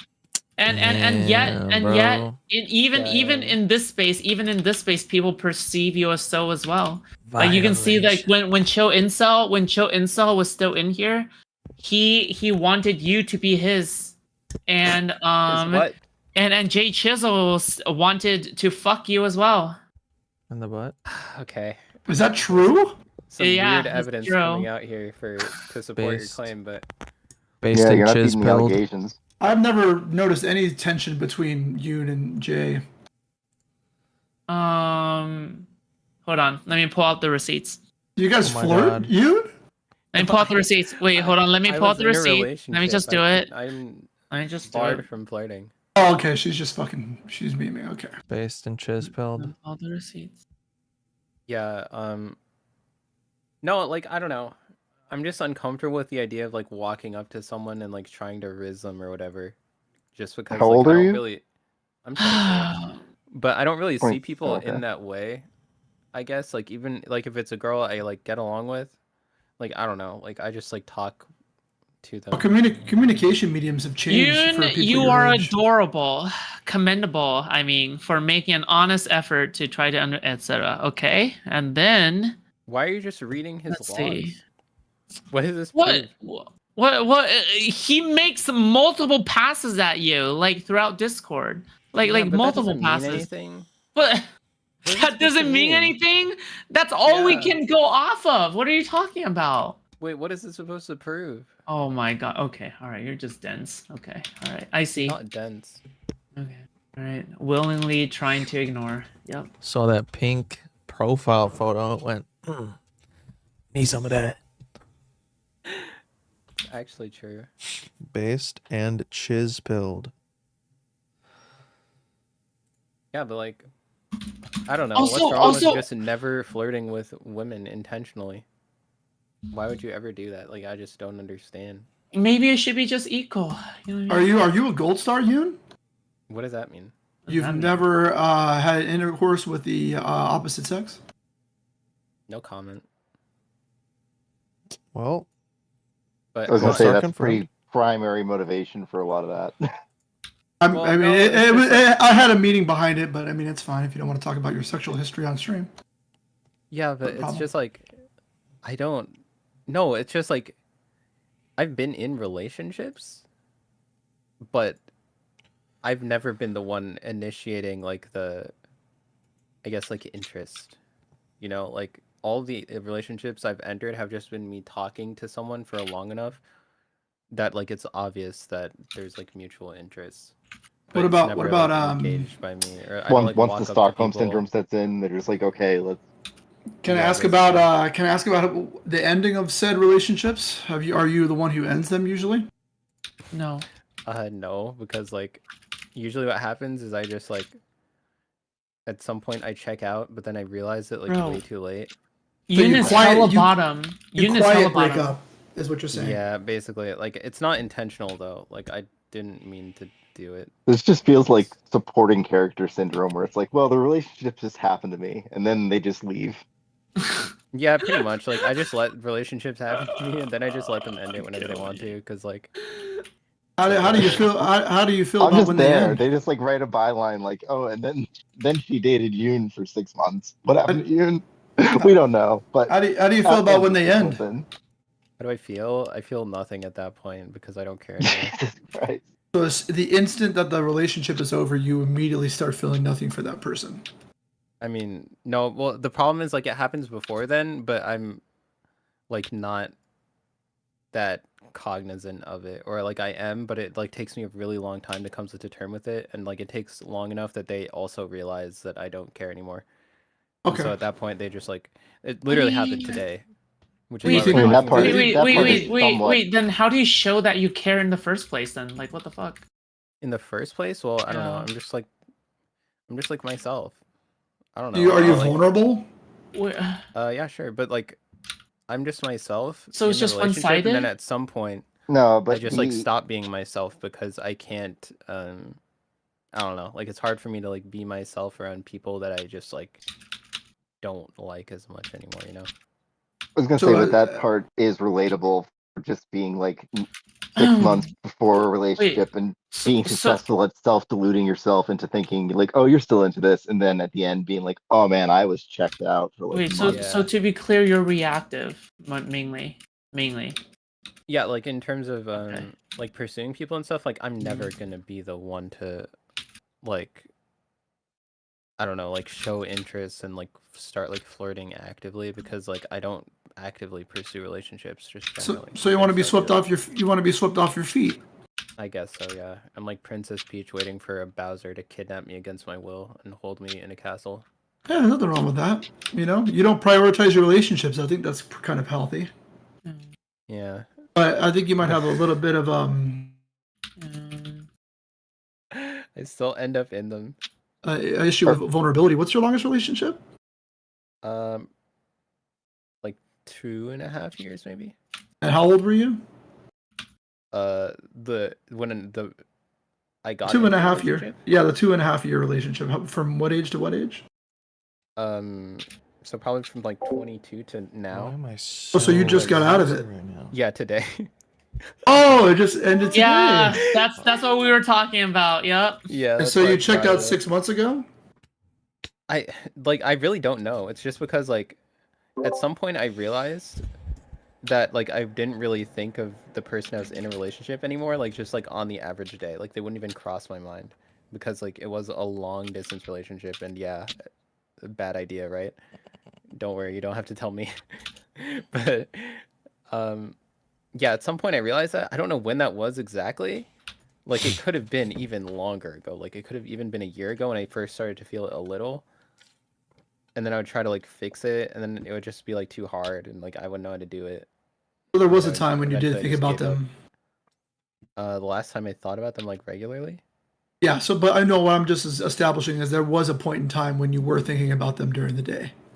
Oh yeah, sure. Like of course, like when the relationship started, like there's like the Only I really wait, like talking to, wait. Only at the start, or like but how about no, anywhere in past between? that too. But like really for most of this year, I would say it hasn't been that way.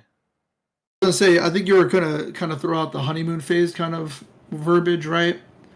And little then, bit. right, yeah, honeymoon phases typically last a little bit longer than that, but I mean, it does vary wildly. But if you said it was a year ago when this initiated, so you got about a year in then where you were pretty into it, right? Yeah, I would say so. Like, yeah, pretty much, yeah. About a year and a half, a year. And But- then past that, it's just like, I don't know what the fuck happened. Like, I just, Did you ever talk about your future together? yeah, but I don't know. Like, at some point, like, I think it made sense, and then it stopped making sense at some point, and I just, like, never really acknowledged it. I don't know.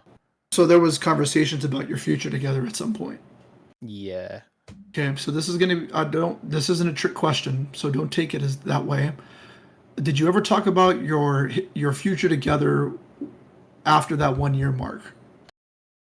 Yes, but I will say, like, I just kind of agreed with the idea, but I don't know. Yeah, I don't know. I definitely was questioning it a little more. Because, like, if I think back to another relationship I had, like, by the end of it, I was like, there's no way this is the person I want to be with. Like, it wasn't even a question. So it kind of, like... Okay, but I feel that like you past would the kind of honeymoon figure phase out is by just then? me kind of getting to that point. It's, like, slowly. Oh, Like, sorry for right cutting you now- off. Oh, no, it's okay. But, like, right now, yeah, it's also, like, 0%. Like, there's just no way. Like, there's just... Yeah. Okay. Do you think the idea of talking about a future with somebody when you're checked out of the relationship is malicious? Malicious. It's definitely harder for me. I don't get me wrong. Like I was probably like absolutely horrible at communication, like after the checking out part, because it's like I don't want to face the fact that I checked out.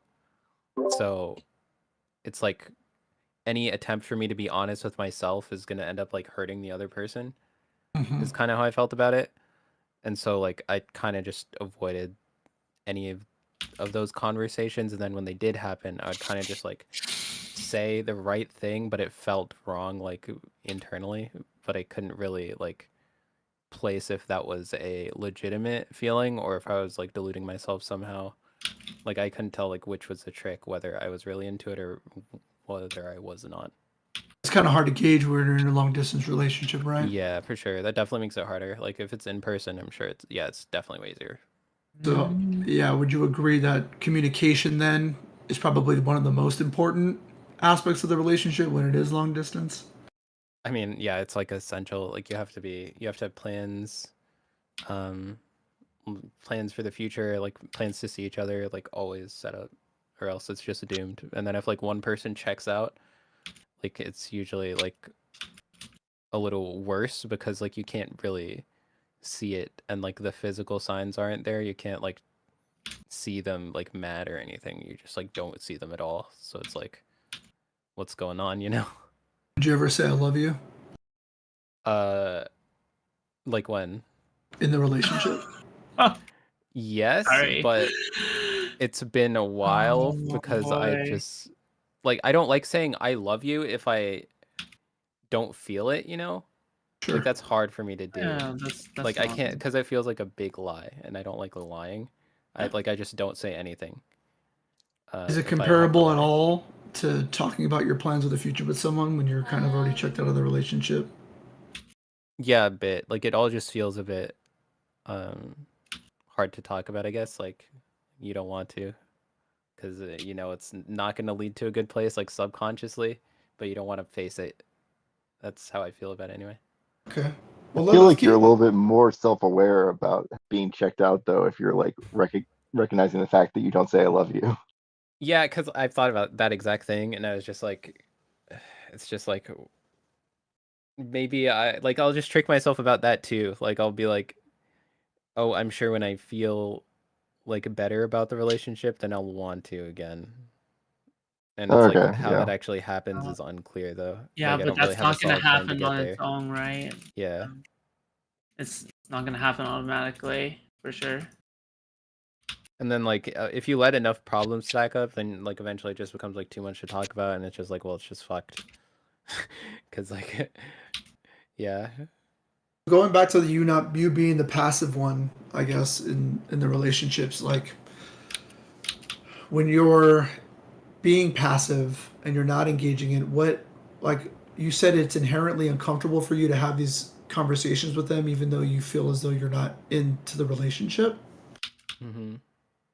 So, what is it you're afraid of really by engaging in that conversation so you can get out of this relationship, because you already know that this person has feelings for you, strong feelings, but I mean, there's kind of a level of there has to be a feeling of you feeling like you're leading them on if you're talking about your future plans when in reality you don't really have the same vision that they do. Mm-hmm. Right? So what was it you were like, what feelings would you get when even the slightest hint of you talking about this, like ending things, like what were you feeling in those moments when you would sometimes get up the nerve to kind of bring it up? If ever you did. So I mean, I kind of like, there's definitely been times where I intended to, but it's just, I don't know, it's like an invisible barrier, you know? What is the feeling though? If you had to put words to it, what's the feeling? I don't know.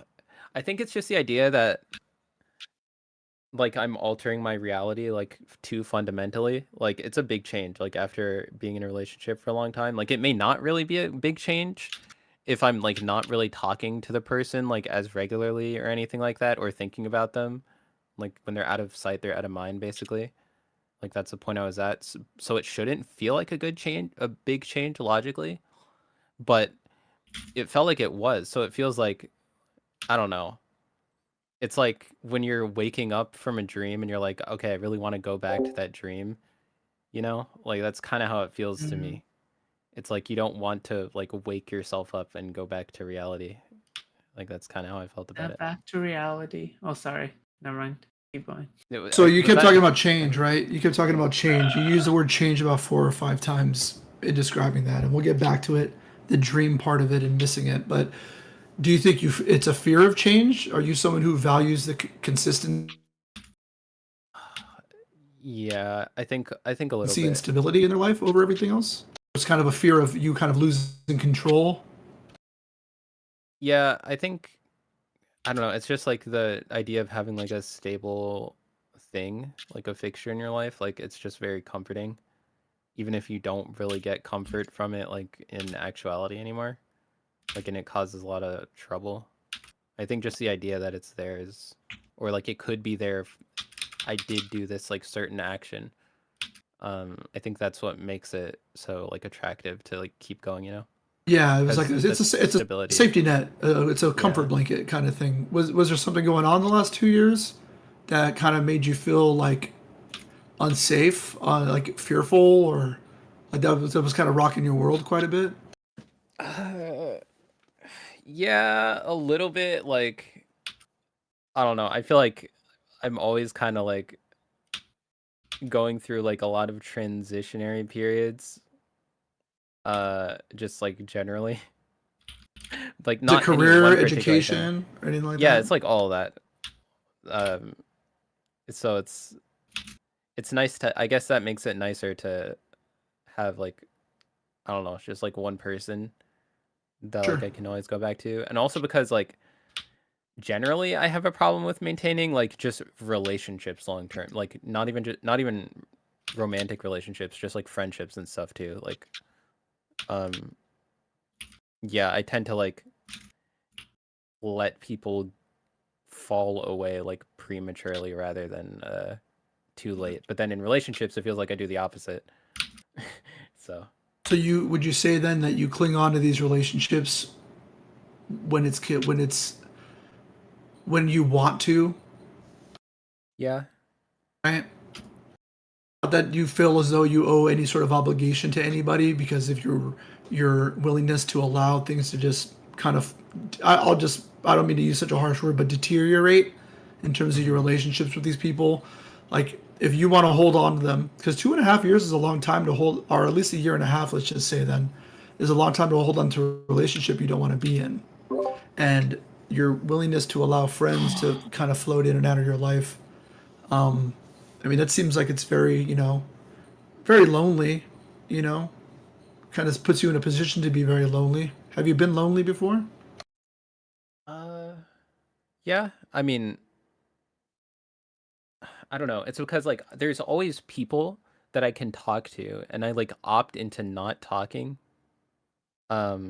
Because I don't know, like sometimes I just like don't feel like talking to very many people. Mhm. It's hard to explain why, but like I'll go through long periods of time of like not really like only talking to like a couple people that I like usually talk to, like immediate friends and Mhm. family that I just like know. Like I'll just stick to like a small circle. And then I'll go through periods where I'm meeting like a lot of people and like that's what I want to do. But I wouldn't say like I'm lacking people to talk to like overall. Like if anything, like I have a lot of options. It's just I choose to not take them. I do the I same just thing. don't know why. Yeah. A big family? Pretty big family, yeah. Do you live close to a lot of them? Yeah, but like I don't really talk to like my family that often. Is So that it's- your it's only your sometimes. choice or Yeah, it's my choice. Yeah, for sure. your choice? Do you think it's another one of those doing it when you want to kind of things? Yeah. Like I won't talk to people for like really long periods of time, and it's not because I don't like anyone either. It's just like I don't know why. Is it more of like you only call once in a while every couple months, or more like you like won't call ever and then you'll call all the time for like 2 weeks and then stop? Yeah, probably more of the latter. It's like, yeah, you don't talk for a while, but when you do start talking, it's like checking in every other day, seeing what's going on, calling multiple people, and then you just get completely cut off again for long periods of time. Yeah, like I am really bad at like maintaining like consistent communication over a long period of time. Same. Like I'm horrible at that. Like I just can't do it. I don't know. Well, it's not that I can't do it. It's just I haven't figured it out yet. Like I haven't figured out how to keep myself engaged with like people over long periods of time.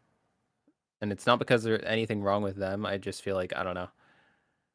One of Do my you know friends people said who like can? maybe Do you have friends who have lots of like consistent relationships that you're aware of? I guess I should ask, like, because a lot of people could talk to a lot of people, but not a lot of people who talk to people necessarily have strong relationships with those people. maybe I don't know. I don't actually know. You wouldn't have like gone that far in a conversation with somebody, you think? Yeah, because like I don't have like Think Kat many. does? I don't know. Kat, do you talk to people like long term? Is there anyone that you've known for like more than 9 years? 9 years. Yeah, that you like talk to semi regularly, or For 9 years, that's a 9 like, years that's is kind of too an long. arbitrary period of time. 9 years is too long. I think the person I could probably think of is that I stopped talking to. But I can probably think of like since like when I was 17, to up until when I was 21, 22 or so, was for 6 years, I would say. But yeah, that was semi-regularly a German friend of mine.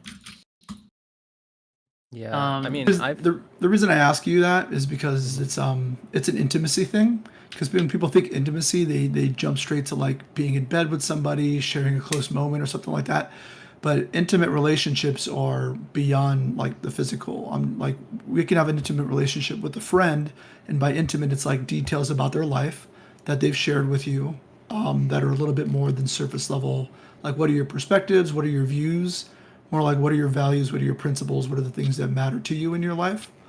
And like for someone who spends as much time with Kat as you do, it was surprising to me that you didn't know who Kat's like best friend was right out of the gate. It was you had to ask her that is there somebody like that? Because if I were to view my relationships with the people who I consider friends, who I have intimate relationships with, like I know when their uncle died, I know how they felt about their dad and this event in his life. Like having an intimate relationship with people goes beyond just knowing their opinions on things, I think. And I think that is what I'm observing with you, is your inability to kind of have these intimate relationships with people out of fear that you could possibly share something that could change the dynamic of your relationship and create instability not in your life as a result of it. With somebody like Kat, who you talk to very regularly, you kind of maybe sharing some intimate detail or asking a personal question, resulting in some sort of like shift in the stability, this stable relationship, this blanket that you have because you want it. But like when you invest in somebody beyond the surface level, you're being vulnerable with them, and you're taking that relationship a little bit further because you're allowing them to be put in a position to hurt you, which is what vulnerability is. This old saying goes, is to truly be vulnerable with somebody is to give them all the tools they need to completely destroy you, and trusting that they will not. So I think if, like I said, just to wrap things up, I don't want to talk about, you can talk about your relationship all night, but to wrap it up, I think what you may want to do is, there's a book that I recommend regularly to people called Daring Greatly. The author of which did a TED Talk on it. It talks about vulnerability, and it really goes in depth about what it means to be truly vulnerable with people, and not just in romantic relationships, but personal relationships. And I think if you were to read that book, you would get a lot out of the understanding of those feelings, and might help alleviate some of the fears you have of change, and kind of get you out of this mode of feeling as though that any fluctuation in these relationships that you want, and you kind of investing them a little bit more, can result in you kind of feeling instability, I think, in your life. But that's pretty much all I had to say about everything based on what we talked about. Yeah, no, I think that makes sense because, I mean, yeah, it seems pretty consistent with like what I've said. It's like, yeah, it's like I don't want to like throw, basically, like when it comes to like, I don't know, like talking about myself, but like I don't know if that's like a legitimate fear, because like, I don't know. I think probably I could be more vulnerable and not lose anything. I might gain stuff. Yeah, from it. It's risk and reward for sure. Yeah, I think you'd really enjoy it. Yeah, absolutely. Yeah, thanks. Absolutely. Like I said, Yeah. I've heard you talk quite a bit. You seem pretty stable, but I had an instance when I was working at a therapy center. Let's just call the guy Ricky. Ricky came to the therapy center, well-built dude, took care of himself, was very well-spoken, very smart. I used to see Ricky come in and out of the center all the time. And then there was Danny. And Danny came in maybe once a month whenever she felt like it. And she would always come in tears and would be in tears on the way in and out. But whenever Ricky came, who came every week, Ricky came in every week, he'd come in with the same attitude that he left with. hey, Detox, it was good seeing you. Take care. Do you take care of yourself? Yeah, you too, Ricky. Yeah, everything's great. I got a phone call from my supervisor. I need you to come into the office early tomorrow. I was like, okay. So I show up early. My boss talks to me along with one of the other therapists and tells me, Ricky made an attempt on his life last night. I was like, what? He locked himself in a garage with the engine on and tried to suffocate himself. And I go, oh, wow. Okay. They're like, he is in stable condition, but we need to process the paperwork. And people from the university are going to come. They're going to talk to you, whatever. They're going to come talk to you, whatever. All right, cool. And, it was a moment that I remember in all of my training that kind of stuck with me for a long time. And that's the people who seem to always be the most consistent, to seem to be the most bubbly, not even bubbly, just stable, are really struggling underneath the surface of all that stability and all that consistency and all that organization and stuff. That the guy worked out a lot. His hair was always done. He was always very well put together, very well spoken, and it was like a complete hit out of left field. My takeaway really, like I said, is, when you're around other people and they seem very stable, it's taking that leap to be vulnerable with them. I wasn't in a position to, because I wasn't, working with him as a therapist or anything. But taking that leap to be vulnerable with people is really, really sets you up to really learn about who they are below the surface. Because a lot of people are really good at when they have their mask on. Okay. Yeah. And you taking the time to really be vulnerable with this person in your relationship, could have you could have gotten the results that you wanted sooner. But I think ultimately they might have gotten the hint sooner too. If you would have been like, oh, I'm just, this is how I'm feeling about the relationship, and and I'm just very unhappy with how things have been, and I feel as though it's stale and I'm losing interest. Like being able to this, like I said, it bleeds into communication, and I think if you're able to be true to that, to take that kind of step with somebody, I think you're going to find that fear and that you talked about, you're going to find it alleviate itself, because now you have the power and the tools in order to engage in these tough conversations with people. And you don't really need to worry about the tough conversation if that person, most people who are not sociopaths will be able to pick up when somebody isn't feeling it, is what I'm saying. Yeah. Yeah, that makes sense. Like, I definitely see how it relates to me, because my kind of, I guess, hesitance to let imperfections or vulnerability show can it definitely does backfire sometimes.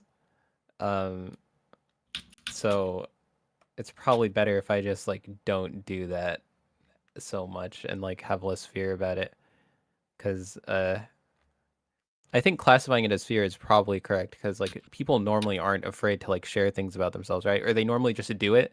If you're healthy, you just do it naturally and without trying to hide anything. All of the people who I know, who I guess think about as just normal cool people, they'll just say personal details outright. And it's very rare for me to do that, but I never took note of whether that actually meant anything. So I think that's definitely something that I could work on for sure. Yeah, and then there's a flip side to that too, because you're talking about trauma dumping or vulnerability dumping on people, emotional dumping. That's not healthy necessarily either, especially with strangers. People should earn the right, right? I think because that's happened to me. That happened to me in a relationship, and I was like, "Fuck, this kind of sucks." So maybe I just took the wrong lesson from that. Yeah, and I think, and ultimately, I want you to also understand that it's not about alleviating it. It's about you recognizing the emotions when they do happen, and you making healthier choices when you do decide to engage in them, because it's just it doesn't necessarily go away. You're wired the way that you're going to be wired, and really, it's just about self-awareness. And then if you know that it's happening, it's okay that it happens, but you being proactive and making the effort to make healthier choices when things like that come up, because you don't want to lead people on. That's just as, I mean, it's just as bad, if not worse in a lot of ways, in things that people would normally be demonized in relationships for.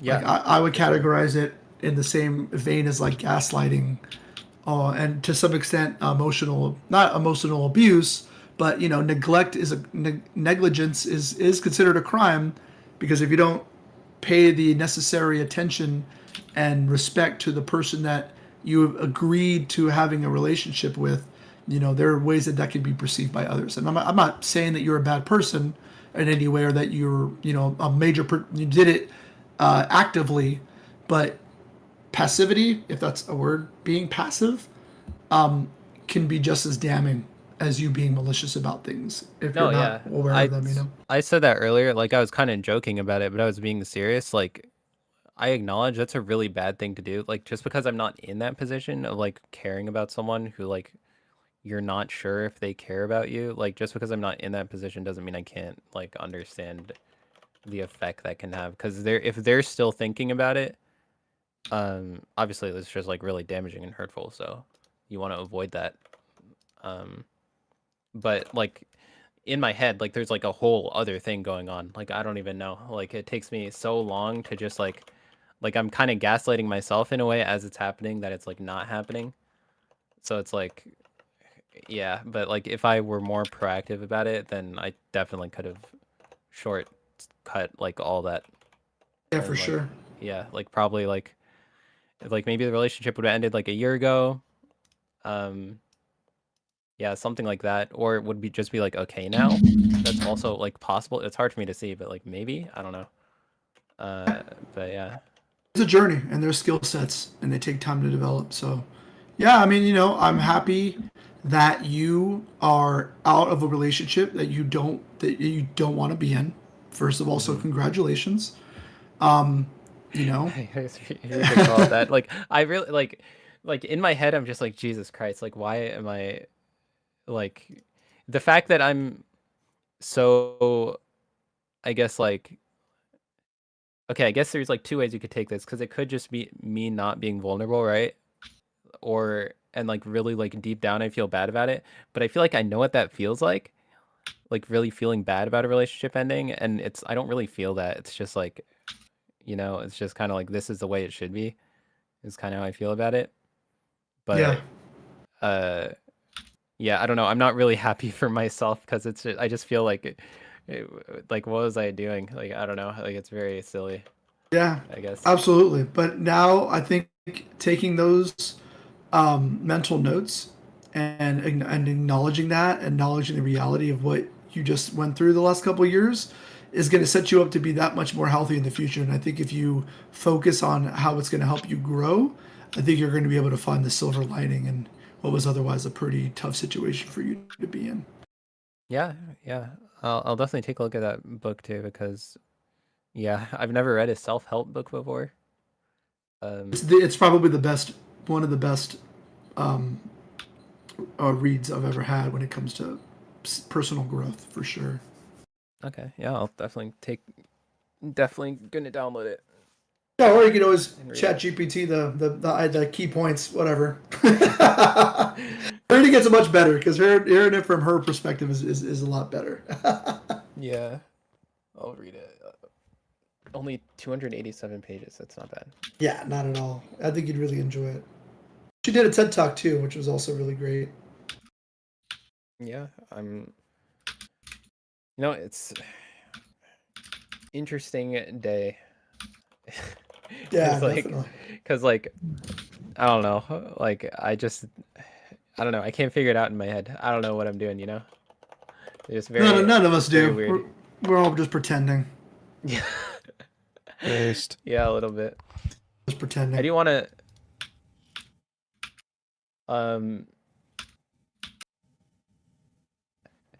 what's your opinion on long distance relationships? Like, it's just, I feel like those are so difficult. Like, I knew that going into it, like it kind of built that expectation in. I was like, this is probably not going to work. But I mean, I think it's better when it starts on I think when all relationships, I think it's better when it starts with a strong foundation, and typically stronger foundations I think are built when your vicinity is a little bit more reasonable. yeah, for sure. You know, like I wouldn't.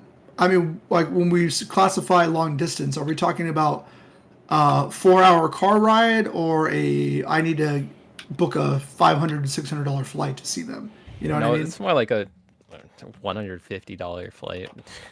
Right. But it is a but flight. I mean, fuck, getting to an airport, getting on a flight plane. nonetheless, yeah. You're getting on a plane to see someone. So let's just say that. Let's getting on a plane where the flight's at least an hour and a half. Right. So that's multiple states we're talking. So,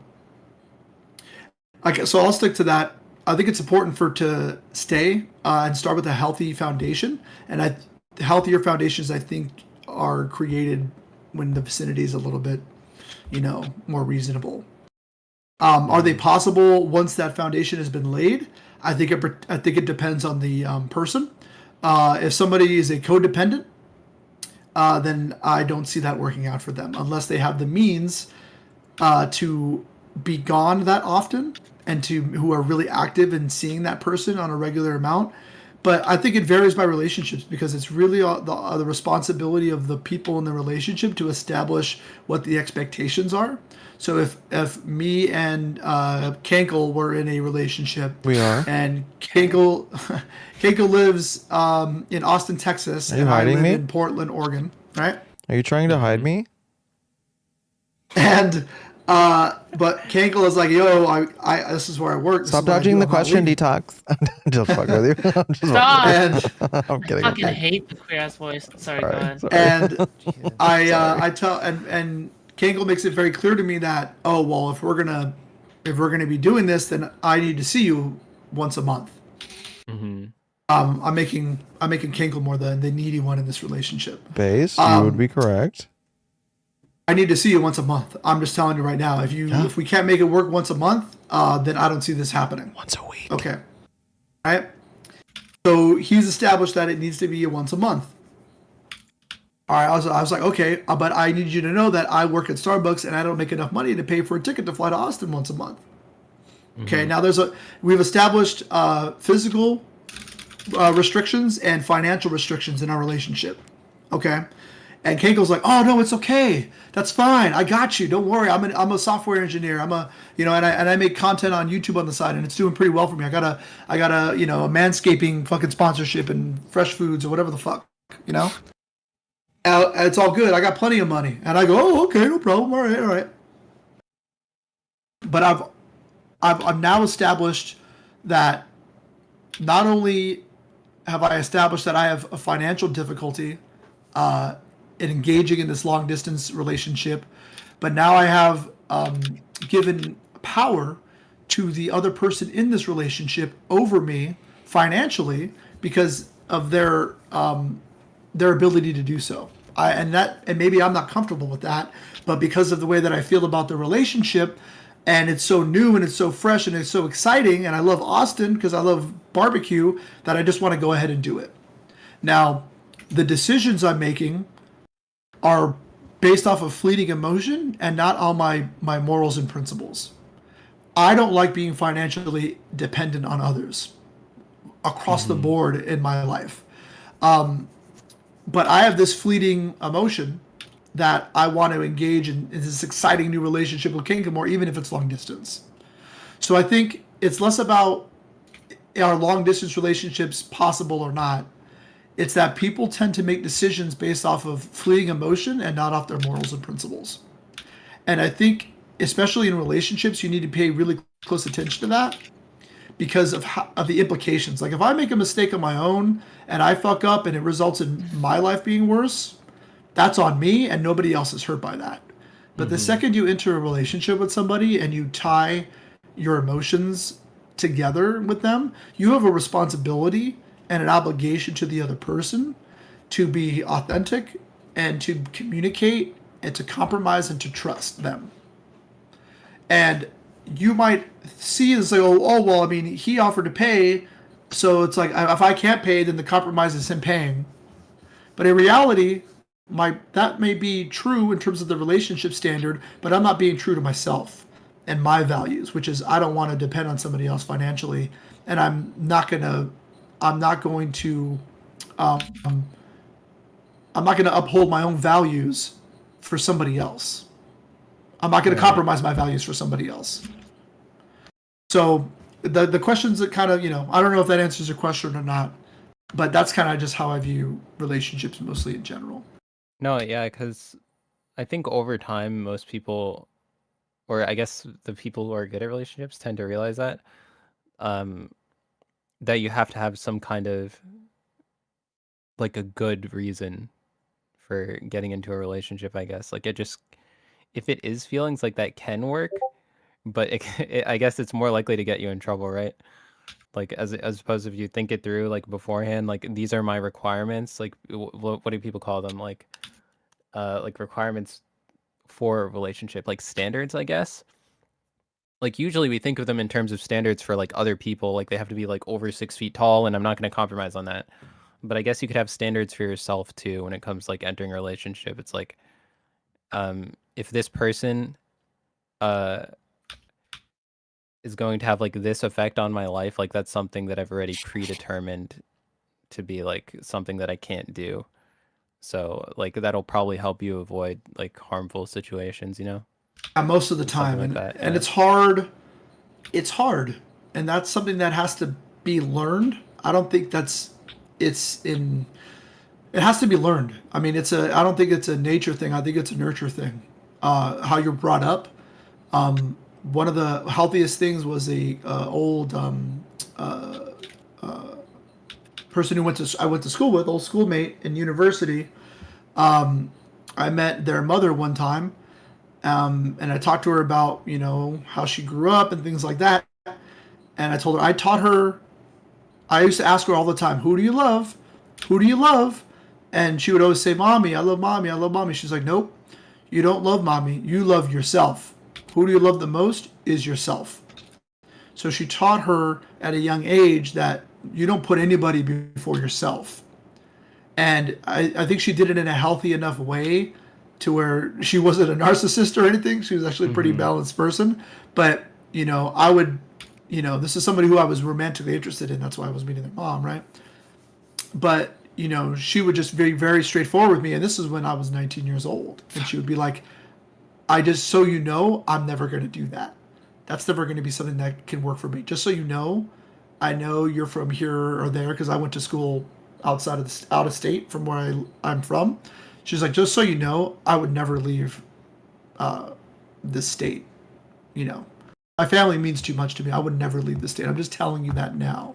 So if we're going to get involved, I'm never going to do that because of the way that she was connected with her family, right?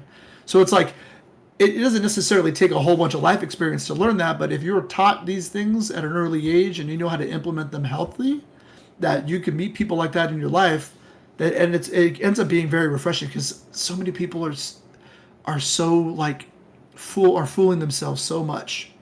They just lie to themselves all day and all the time, and they're just not honest with themselves, and it's really, really sad to when I meet people who are just 75% of the things coming out of their mouth are just lies. Everything is a lie, and not necessarily because they're trying to make themselves look good and everything.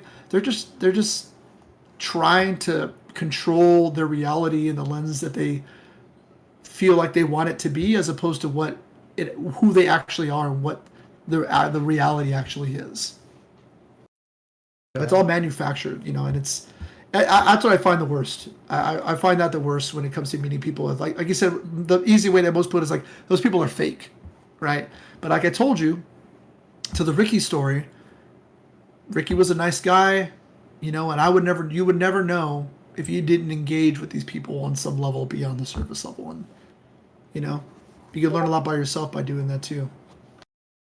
Yeah, I mean, I'm realizing, like, now, like, it's just, I feel like I've been approaching, like, relationships in a very I don't know. It's just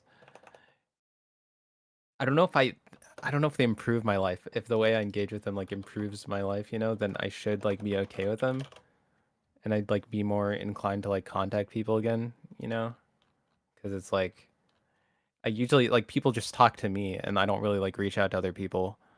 But I feel like that's just because like I'm not seeing the benefits of just personal relationships because of the way I engage with them. Like that's probably what it is. So it's just I should probably work on that. Yeah. Romantic love shouldn't define your life. It should supplement your life and your happiness. Especially romantic love. Because you can have love of friends, and love of family, and love of children, love of God or whatever. But romantic love should complement and supplement your happiness. It shouldn't be the reason why you are. Yeah, I think so. Like, I'm just so... Man, who needs, like... I guess people do, right? I don't know. Like, I'm not going to become, like, a red pillar and just swear off relationships, I swear. But, like, I would be lying if I said I didn't have a moment today where I'm like, man, do I even need to do this? And it's like, yeah, probably. Like, I probably should. I just have to be healthier about it, right? And and even when you find it's still fucking work. Yeah, even when you find it, I've been in a relationship for 3 years now, and it's fucking work. But it doesn't always feel like work, though, right? Like no. Yeah, that's it's a wonderful. She might be listening, so 85% of the time.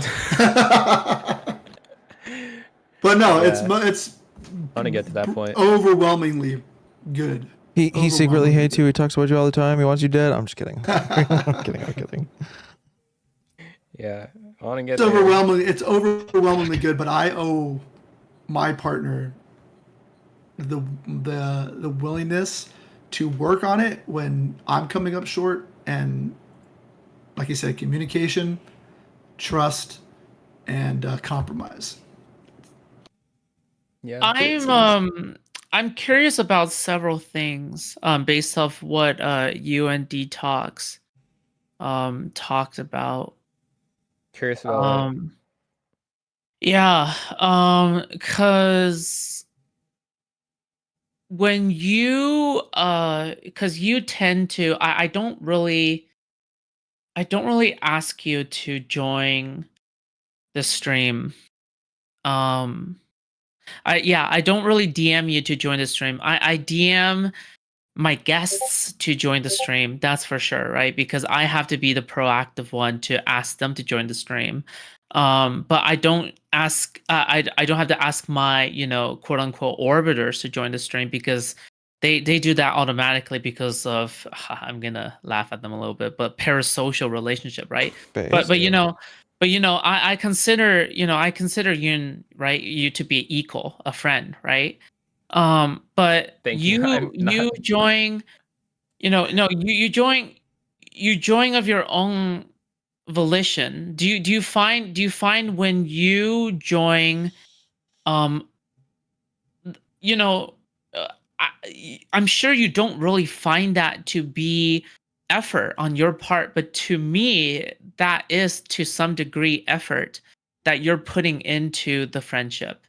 And do you find that more rewarding because you are the one that is initiating it, that you are the one that is putting effort into it, that you're fulfilling some kind of thing that is on your end? Do you find it more rewarding than when somebody else initiates it and you're just being reactive versus you are the one that is doing something and I'm the one that is being reactive instead? more rewarding. I think there's probably some correlation between like how proactive I am and how much I guess like just enjoy talking to the person, because like I think you're really fun to talk to, so like I'll just like join and talk to you. Like there's other people like that in my life, but like Yeah, like the friend I was talking about earlier, is someone I've known for a pretty long time, like one of my oldest friends at this point.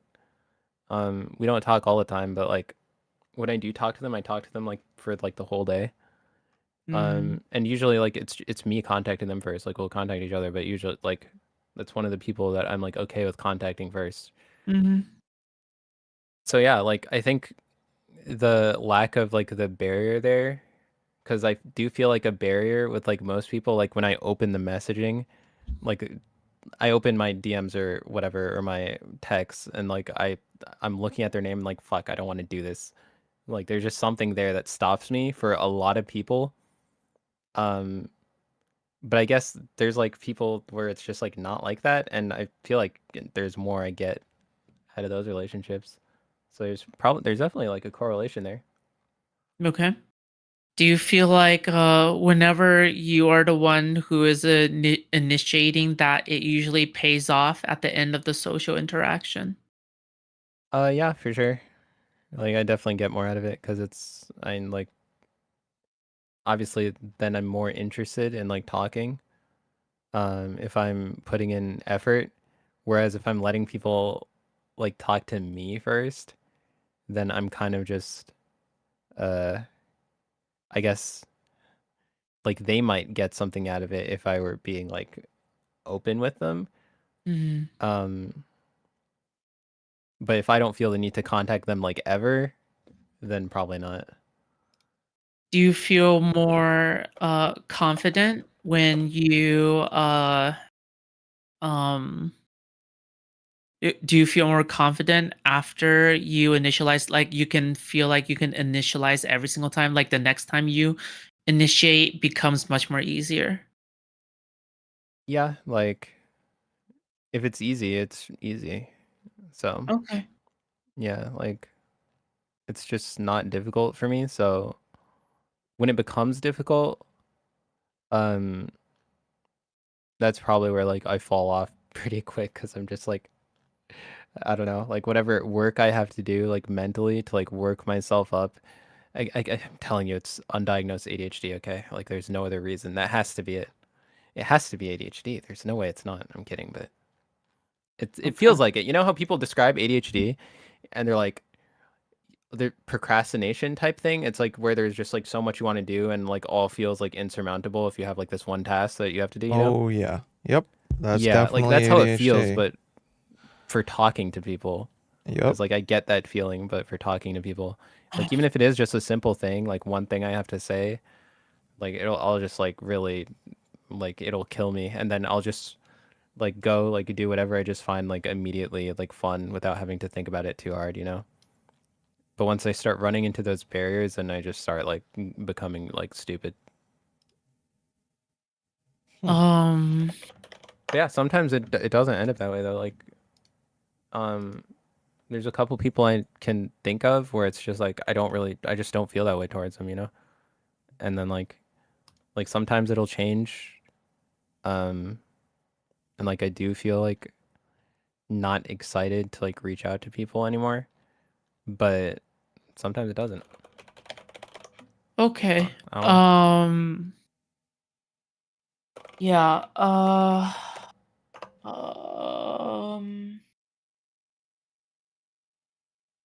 Are you learning about me? Yeah. I think it's interesting the way Detox talks about you. I don't think that there's any particular way in which he describes you in which I particularly disagree with at all. I think like at least with the opening up stuff, I find that particularly interesting. Because I've always wondered like cuz whenever I talk with you, it's like oh yeah, it's always talking about me. It's like me, right? And then you joke around and you're like, oh yeah, it's because you have a big ass ego, which it's like true. Okay, yeah, fine. It's like okay, I have a big ass ego, No, right? well, I also said it's because I don't want to. Like, it's just because it's convenient. Like, I don't want to talk. Yeah. Like, I don't want to. People always ask me personal questions, right? True. Yeah, true. But you have to recognize, like, I also don't mind talking about you either, right? It's not like the moment you open up about yourself, I'm gonna be like, oh my god, disgusting. You know what I mean? Like I'm not gonna be like that, right? Wait, And really?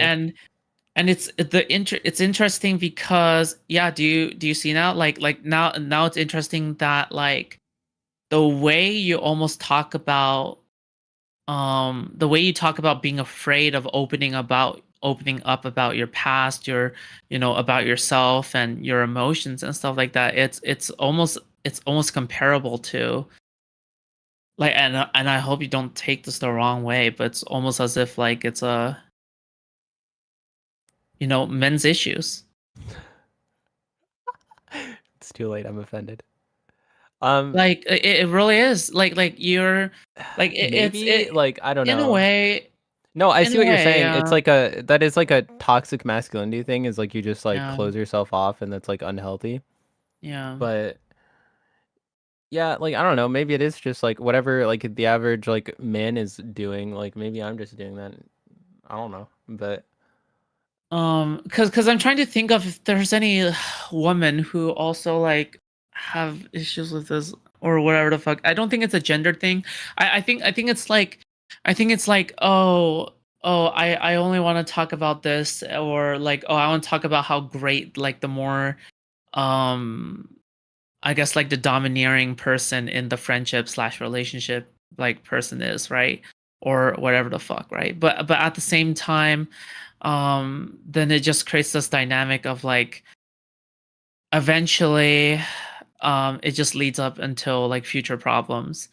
And yeah, I don't want to create that kind of dynamic between us either. Like, so I don't know if this is something that we need to nip in the bud now as well.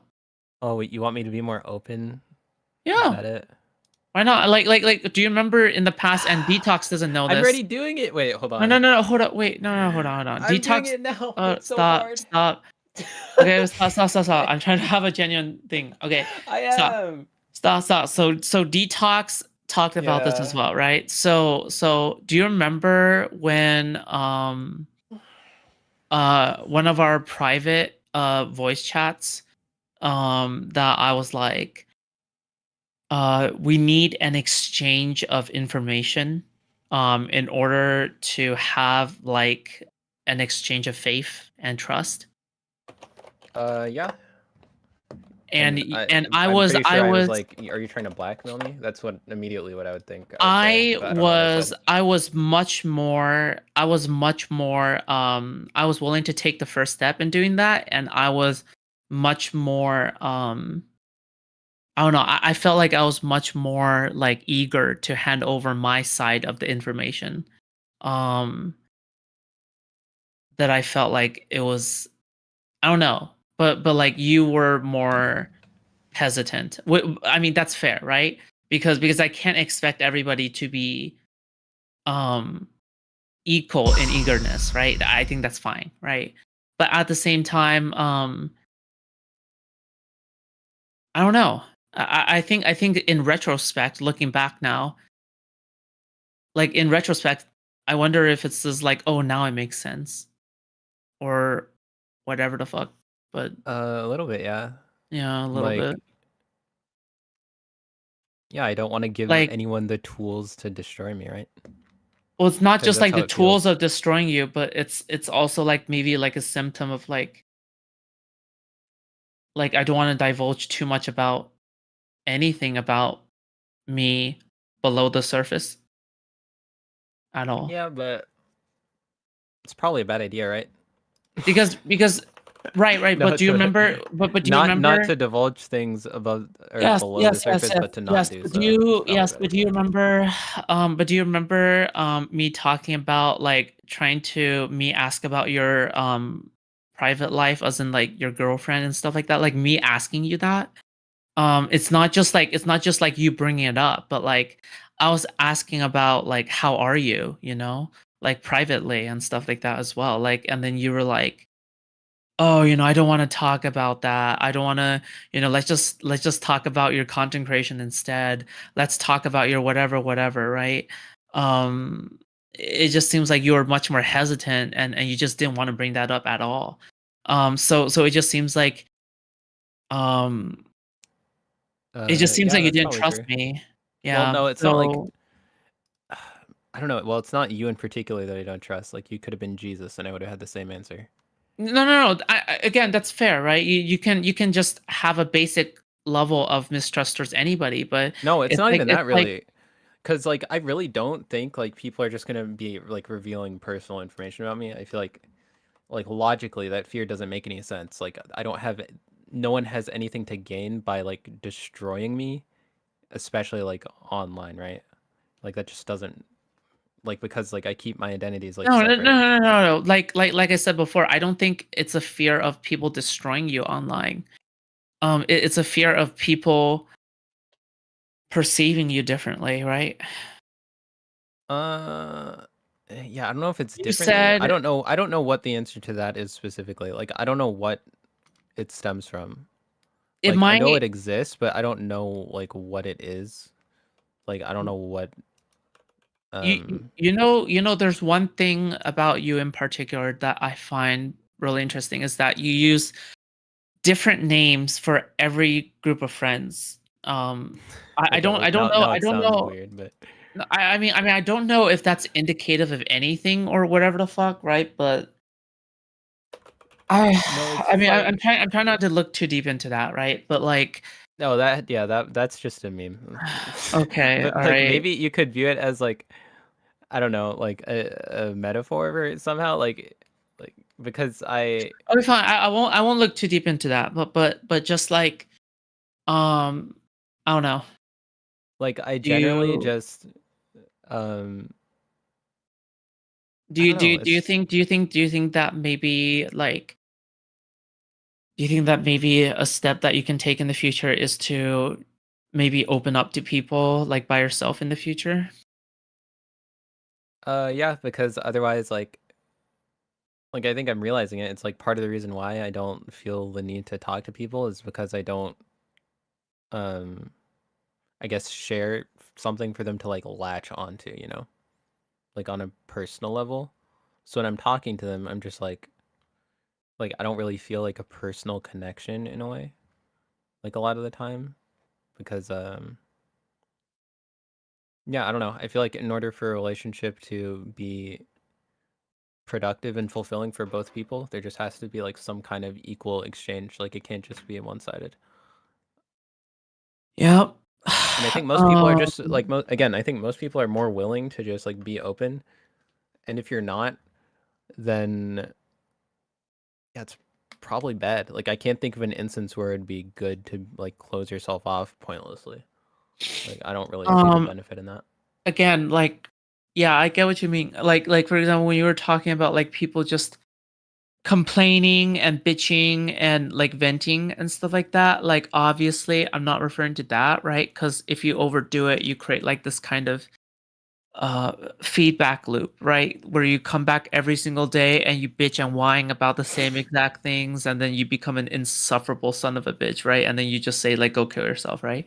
But like but if you recognize that you have emotions and you open up about it, it's a good way for you to like when you actualize it in verbal speech to another person. It could be another way for you to express your emotions without like thinking about it is one way, but talking about it to a friend is something else entirely. Does that make sense? Like if you think about it, that's fine. But thinking but ping-ponging it with a friend like a match of tennis bounces ideas back and forth like a like an intellectual debate kind of thing. You know what I mean? Is feels very productive. This is why even though people make fun of girl talks or like people make fun of like, oh, talking emotions out with your lady friends or whatever like that, this is probably why like these kinds of like emotion talks are so good and so like productive, is because like keep like bottling them up on the inside is not helpful, but like expressing them in a healthy way with each other, where there's an equal exchange of bonding, and girl bonding is like really good. That guys lack because they're like, oh my masculinity, you know what I mean? Which I sort of see with you. Yeah, I mean, Like it's funny obviously because like you don't, yeah, like I said, you don't see yourself as a masculine person. I know, but like, but you do express like a lot of these masculine social traits that would even make Jay Chisel blush. You know what I mean? I don't know. Maybe, because I don't know. I'm just not very emotionally vulnerable typically. So, I mean, yeah, I think it's something I could be better at. I kind of just decided to like talk to you about like the relationship thing because I wasn't even really going to. I just wanted to like meme about it. You know what I mean? Like when I joined, I wasn't talking about like specifics, right? Wait, Jay is asking to get on, but you have perms, Jay. Like you're fine. No. Yeah. Like when I first joined, like when I was talking about like the relationship thing, I was kind of just like, oh, like it, like I'm out of relationship like as of today, but like don't tell anyone. Like I don't know. I was just like kind of joking about it, but yeah, like I already talked to like a couple people about it, but well, at this point, the whole I food guess it's market like knows. So it's there like you an go. opportunity to be more open, I think, and like subconsciously, like I do need that maybe, like I just think because I think you do. it's a good thing to I do. think it's a good first step for you to take, right? Oh my god, this is the forced feminization you're talking about, Jay.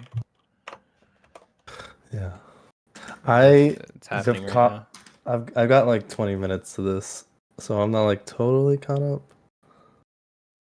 I think I missed the entirety of the lore, like of your actual lore, but then I came back on the like the Wait, part Jay, where y'all were. I can catch you up. I can catch you up. So Okay, yeah. so basically, in a nutshell, Yoon broke up with his longtime girlfriend today. Oh, I'm sorry. And then Technically, hold on. Technically, she broke up with me before I could do it. okay, yeah. So, let's go. Okay. And it was a long distance relationship, and then Detox is a professional therapist, right? And then Detox was going on, just doing an actual therapy session, actually, or whatever. So we were just like standing by and just like listening to the two of them like talk, right? And then since I am the one interacting with Yoon every single day, then me and Yoon were just basically talking it out about like how we can basically be the bouncing board for each other for like expressing our emotions better and being in a productive manner, so then Yoon can become a better communicator in the future. That's it. Okay, I was just wondering, Yoon, I always got the impression that Deja vu. Sorry. I got the impression that you didn't want to open up to people just because you didn't want to leak personal information about yourself. Not I mean, I guess like it's that, but it's not like there's anything like super sensitive that I could leak about myself, you know. But I guess it's more like, yeah, just. It's more like what? Say it. It's just I'm not used to, or at some point, like there's like some type of thing, like some kind of, I guess, how do I explain it? It's like there is some type of fear of being like perceived differently or more vulnerable, but I don't really know what that is because it doesn't make any logical sense to me. Like there's no practical reason for me to not open up. Can I try to go ahead? I'll get you finished. There's no like it's not like the masculinity thing. It's not like I even care about that, right? Like it's not like I have to have like a stoic image for someone because like I don't believe that that's like a healthy way to engage with your emotions anyway. So I don't know. I'm not really sure where it comes from exactly, but I do know that does happen. I kind of have the same sort of anxiety, which is like funny, right? Because I like talk about my personal life a lot, but I have the same anxiety of like if I tell anybody anything, they're gonna categorize me. They're gonna put me in some sort of box in their mind. And it's just sort of better to not be in any box, to be like mysterious in people's mind, because then they can sort of form their own opinion about the type of person you are, Right. like freely, and not be like, especially if you have like, I guess, lower self-esteem in certain areas. You're like for one, like I don't know, I'll just take this for example. I play a lot of games, and it's not like I try to hide it, but I don't really talk about it that much. I guess because it's like I don't want to be perceived as someone who just like games all day. But at the end of the day, I'm just like, well, that is who I am. I do just fucking game all day. It's especially when I probably shouldn't be. And if people think that about you, they, then you start to think, well, if they think this about me, then they're gonna think that I shirk my responsibilities and I'm like not really a person who keeps up with everything going on. And it's like, oh, but that's not true because and then it's like you start thinking about like how people might categorize you based on the little things. But is that sort of like what you feel? Yeah, a little bit, maybe. That's definitely, I feel that a lot. Like I I'm think like, it could be true that I want to like control my image, but it's weird because I don't know what I want the image to even be to begin with, because I'm not like subconsciously like putting on a mask or consciously putting on a mask and like going out with like an attempt to look a certain way. But that ends up practically being the effect of what I'm doing. And honestly, like even now, like I feel better. Like just talking like normally, like it feels like, I don't know, it's like a little more fun. So yeah, no, you sound a lot don't of mind it as much as I thought it would. So like I definitely think, yeah, it's like some kind of like emotional dulling effect that happens when you don't share yourself in conversations. And then if you like let that go on for long enough, I can see that like fucking you over pretty hard. Yeah. But- You know what's also good is that like if you share different parts of yourself, like people will also no longer perceive you as like like okay. This is like okay, like you I don't think people will like I don't know how to put this, but like usually if you like control your image or something like that, like I get like why people would want to like control their image or whatever like that, and want people to like, oh yeah, I just want people to like draw their own conclusions and stuff like that, right? But like if you try to share all the different facets of your life, you come off as a more complicated character. You come off as like a more like nuanced like anti-hero kind of motherfucker, right? And I mean, in my opinion, that just comes off as like a real human being, right? In general.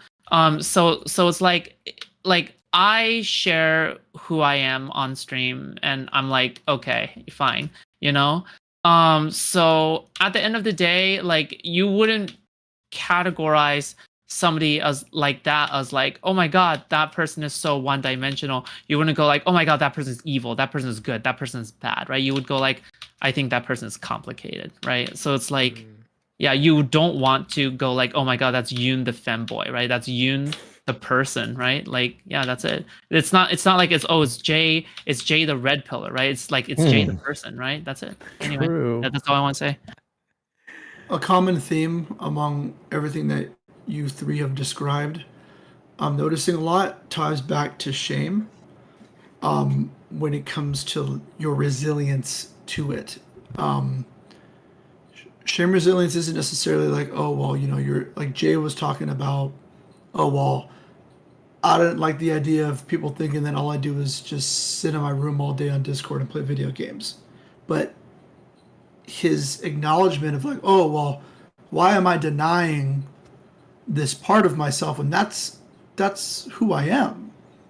And it's not so much that you're not allowed to feel a way about it or not recognize it, but what's your resilience to it? How compassionate are you being to yourself? Are you practicing self-compassion?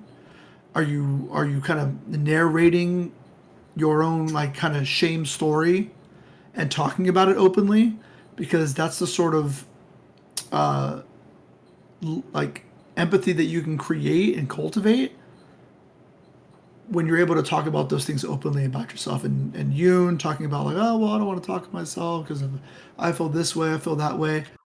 Like understanding what triggers you. That's why I asked Yoon, what feelings do you feel when these things come up? When like, what is your physical symptoms that you experience that can help you recognize that and understand those triggers? Because I know people throw the word trigger around to like, oh my God, I'm triggered. But in reality, it's these feelings that you feel. Like when you're angry or you're nervous, your heart pumps a lot. You get hot. You start breathing a little deeper. Like these are physical manifestations of these things that are happening inside your mind and these triggers that when you learn to recognize them, then you can learn to acknowledge them. And then this like, it's a snowball effect. It'll just one thing, a domino effect. One thing will lead to another. So Jay, you know, having these conversations was like, oh, well, I don't want to talk about what I do because all I do is play around Discord and play video games all day.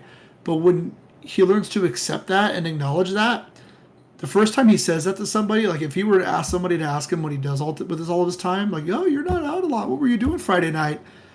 The first time he tells someone, oh, well, I was on Discord talking to my friend who streams on Kick, and we talk about this, talk about that. And, you know, and I also played, Genshin Impact for 3 hours. The first time you tell, not that I don't know what you play, Jay, but the first time. Dragon Ball Fighters. There you go, Dragon Ball Fighters, right? So the first time he might say that, it might come out a little slower, he might hesitate or whatever, but eventually, you know, it's going to come up to a point, oh, sorry, I can't make it to your thing on Saturday, bro. I'm going to be on this panel that my friend referred me to. We're going to be talking about gender dysmorphia and this and that. Oh, that's really cool, man. How many viewers you got? Oh, they only got like, 60, 100 viewers right now, but I'm really excited about getting the opportunity to talk to these people. Like he has been compassionate to himself. He's acknowledged his triggers physically, and he's just being a lot kinder to himself. And that's what's going to result in this shame resilience. And it's going to allow you to kind of navigate these things a lot easier when you take all these things into consideration. Yeah. Like shame resilience, like it's like shame of what though? Like that's what I can't figure out. It's like, what is it that it's actually stopping me from doing this to begin with? Like I don't even know where that comes from. Let's put it like this. You want to kill the part of you that cringes. But you don't want to kill the part of you that is cringe. Does that make sense? Sure, yeah. Like, Okay. I just don't. I don't know. It's just like. I don't know, man. I just don't get it. Like, why? Why do I? That might have been the want to greatest thing not- Kat has ever said. Why do I want to not like share parts of myself? It's like I don't even know. It just seems pretty stupid to do because like You're like when I do it, like no. it feels better. So I should just do it. Okay. Here's the thing. I'm pretty self-aware, right? Like, here's the thing. I know when I'm being cringy, but like I'm proud of being cringy. You know what I mean? Like you know how like when I'm being cringy and shit, and then Emma is like, "Oh my god, you're so endearing." Whenever like you're being cringy and shit, right? And I'm like, "Yeah, that's right. I don't give a fuck about like what other people say whenever I'm being cringy and shouty and like whatever the fuck, right?" And then whenever somebody clocks me for being transgender or whatever the fuck, right, because I'm being too masculine with my voice, I'm like, I don't give a fuck about that either, right? And in a way, that is like being loving myself, you know what I mean? Like I don't feel entitled to prove myself to other people, you know? I'm like, to me, like I only care about proving myself to myself, all right? Because at the end of the day, I'm not living for other people, I'm living for myself. That's it, okay? Food Shops has shame resilience is in the stratosphere. That is so true, especially with like the anti-intellectuals. I'm not shitting on you. I'm just saying I'm not shitting on you at all. I swear to God. I'm just saying like you're not afraid to be like, this is way too fucking convoluted for anyone to understand. And if the attempt to understand it is fucking dumb, and you should explain it to me better, I think that's probably part of it, right? Like, yeah. because you're like, I don't care if you perceive that I'm incapable of understanding this. It's actually you who's incapable of explaining it well. I think another good example is this, like, you know, the IQ testing. Like I told you guys in the general chat that like I didn't want to take the IQ test because like because it would make me look dumb, right? Oh yeah. Because I was afraid it might make it look dumb. And then you guys were like, why the fuck would you be honest with that, right? I was like, I would be honest with that because I don't give a fuck if it makes me look dumb, like because I was honest with that, right? Because like at the end of the day, I don't give a fuck what you guys think of me. You know what I mean? Like that's it. So that's why I took the test and I took a screenshot of it. That's it. I got a 105. I got 100. That's it. I don't give a fuck. I got a 105. Whatever. I don't give a flying fuck. Okay, there you go. I got a 110 on that thing. Oh. We're all average. Y'all took the one that was in here in this Discord? Oh no, I took the one that they were posting in Q's Discord. The Mensa one? Was it the same one? The Mensa? The Mensa? Yeah, the Mensa one. Yeah. Oh, okay. Emma said sincerity is super endearing top 5 traits. So you're telling me I could make even more people fall for me if I'm being super sincere? Okay, so here's the thing about that. Here's the thing about that. A mastery of emotional intelligence will allow you to manipulate people in a way that's very unethical. So be mindful of that. Might not be unethical. There's a little gray area there. It is a gray area, but just with great power comes great responsibility. Especially if you're a narcissist, yes. Especially if you're a narcissist. Especially if you're a narcissist like me. Okay, yes. Wait, is that like I me? I have narcissist tendencies. Wait, are we That's Nars gang? Fucking Nars gang? Wait, is that like me of us like clocking introverts in public and going up and like forcing a conversation with them? Is that like what that is? Well, I don't think you do. I don't think you. Do you think you're harming them by doing it? No, I think I'm helping them, but they think they're like fucking being harmed, right? Has anyone have any of them fake told opening you? up, like for example, whenever Mr. Girl fakes opens up to Lav in order to get closer to her, yes, that's fake opening up. Yeah. What do you mean that was a real? Manipulate. Yeah, exactly. It's real. Oh, okay. I get you.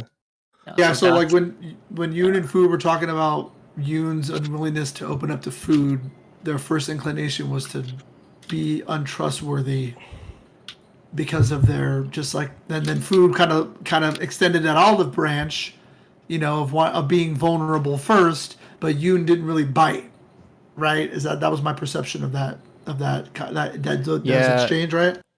I remember what she's talking about. I don't remember what I said specifically, but it was probably something to the effect of what I just thought when she repeated it, which is like, are you trying to blackmail me? And then I just don't engage with it further.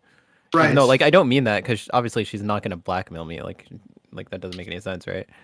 But yeah, it's just the idea of opening up to anyone, and it could be anyone. Like it's not like a her thing. Yeah. Is it just? It's like, yeah, my instinct is to avoid that rather than embrace it.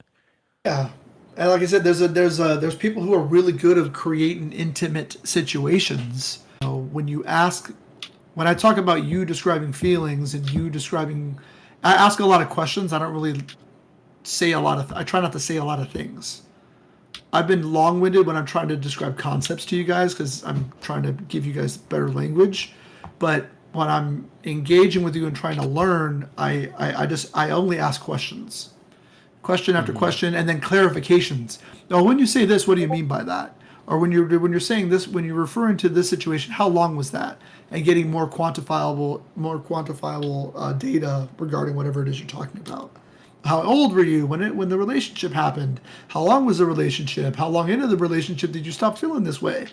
And then I try to slip in, a little question that seems innocuous by top loading it with all this quantifiable data, because you're able to answer quantifiable data questions. It was a 2-year relationship. I was 20 to 22, and I hate my father. Oh, fuck. Yeah, you know what I mean? Like, oh, okay, now we're getting somewhere. Mm-hmm. You know what I mean? Even though, like, I might already know that, but like Jay was talking about clocking introverts. Like, I clock things in people I meet all the time, but it's like people get really, really angry if you don't have rapport with them and you point out shortcomings in their mental health, like a lot. I mean, yeah, because like people, it's usually because like they're not ready to like acknowledge it, right? Yeah, they're just It's not. like it's like that one like comic, like they hated Jesus because he told them the truth or whatever. Yeah, it's yeah. it's a journey. The therapy and the process of healing and growing is a journey. Like therapists usually know what's going on with you in the first couple sessions, but they need you to accept it. It's like a drug addict hitting their rock bottom. Like they don't really think that there's an issue. They don't feel like they're out of control, but they have to really hit their rock bottom before, it becomes their reality. Mm-hmm. Therapy is the same way. Like you don't really acknowledge your shortcomings in your mental stability until you kind of have that self-realization and acceptance. It's like you hate your father. Just admit it. You hate your father. It's like, oh no, I always resented my father for beating up my mom when I was a kid. Oh shit, I think I do hate my fucking dad. Oh, there you go. What do they call it? A moment of clarity, right? Mm-hmm. Not gonna lie, I'm thinking about like the relationship. I think the amount of times like actually opened up, like that has to be in the single digits. Like whatever that means to like open up. That it just has to be like a really low number of times where I was like really like vulnerable, I guess. Wait, with your girlfriend? Or like felt vulnerable. Yeah. Yes. Oh. Oh, You're smart. wait, what about in life? In life, like just generally. Yeah. I mean, yeah, like if I don't do it with someone I'm in a relationship with, I'm not doing it with anyone else, right? Oh, Jesus Christ. Okay, yeah. I'm sure it's like not. That's gonna be huge because for me, like the amount of times in total in my life is probably in the triple digits. Yeah. Yeah, I don't know, like triple or 4 digits easily. At some point in time, I just decided, or I didn't, maybe not even consciously, but I was just like, man, I don't want to do that, and so I just didn't. You ever talked about your hopes and dreams with friends when you were younger? When I was younger? Junior high, elementary school. Yeah, a bit. I would tell people. I don't do it very frequently though. Like I don't do it now. A lot of the introductory vulnerability with people, usually like their interests, but usually what their hopes and dreams are. Like, what do you want to do when you grow up? And like the first time you answer that in front of everybody in the class, you want to choose like a kind of a cool, I want to be a fucking, I want to be a social media influencer. I want to be an astronaut. I want to be, you choose something that's kind of cool. But like with your friends, you're like, dude, you know what? I really love animals. I would really like to be like a zookeeper and like be able to take care of the monkeys, dude. Like that's what I really want to do. You know what I mean? Like, those are kind of the first time most people are very vulnerable with people outside of like their parents, I'm scared to go to my room because I'm afraid of the dark, mommy. You know what I mean? Fears and shit. But like with your friends, like at night in your neighborhood, when it's just you guys hanging out, and you're like, yeah, dude, like I just can't wait to be this old so I can do this, and like you're sharing your dreams with people. You know what I mean? Yeah. Desires, like that's what a lot of people's first steps into vulnerability are. And then, in junior high is when you learn that not everything you say is safe, because people like to talk to other people and be like, can you believe this guy? He says he wants to help fucking monkeys. And then now you're monkey boy. Everyone calls you, hey, monkey boy. Where we go? You know what I mean? And like that was definitely Kat. That was Kat. She was doing that. Wait. Racially motivated. 7th graders are the worst people on the planet. You wanna know what's funny? Like the amount of things you know about me, like it has to be less than 5. Like, what do you know? I know that you're black. Okay, that's 1. I know that you're 24. Okay, that's 2, but we're not getting very far with this. I know that you're that counts as like opening up, right? I'm opening up about the fact that I'm half black, like that is a really hard topic. Yeah, it's tough for me to talk about. Hardly anyone. You don't have to answer this, but let me just ask. Seafood knows some basic stuff. Seafood. How many food? How many siblings does he even have? Drugs. I've never mentioned it. I don't know. Okay. How old was Yoon when they had their first kiss? Definitely, I don't know. What is Yoon's favorite movie? Oh, I don't know. What is Yoon's favorite band? I don't know. Ice Spice? Yeah. It's close enough. You know what? We take that. What is Yoon's favorite book? I don't know. And he talks about reading all the time. But I bet you know what Yoon's religious views are. Oh, definitely agnostic. What the fuck? Right? You know what Yoon's political views are. Oh, definitely retarded. Yeah. Right? Right. So it's like your thoughts, your opinions on things, that's one thing, but do you know Yoon's real name? Nope. No. We're not even friends. Yoon, and let me ask Yoon, is that because that you never told? We're not or you even were never friends. I'm more friends with Emma than I'm with Yoon. Did you never volunteer that information, or did Food never ask you? She did ask.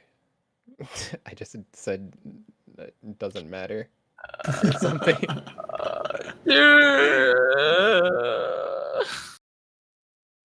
I know Keiko Moore's whole fucking story, dude. With one of the hardest times in his entire fucking life, and I've only talked to him fucking 5 times.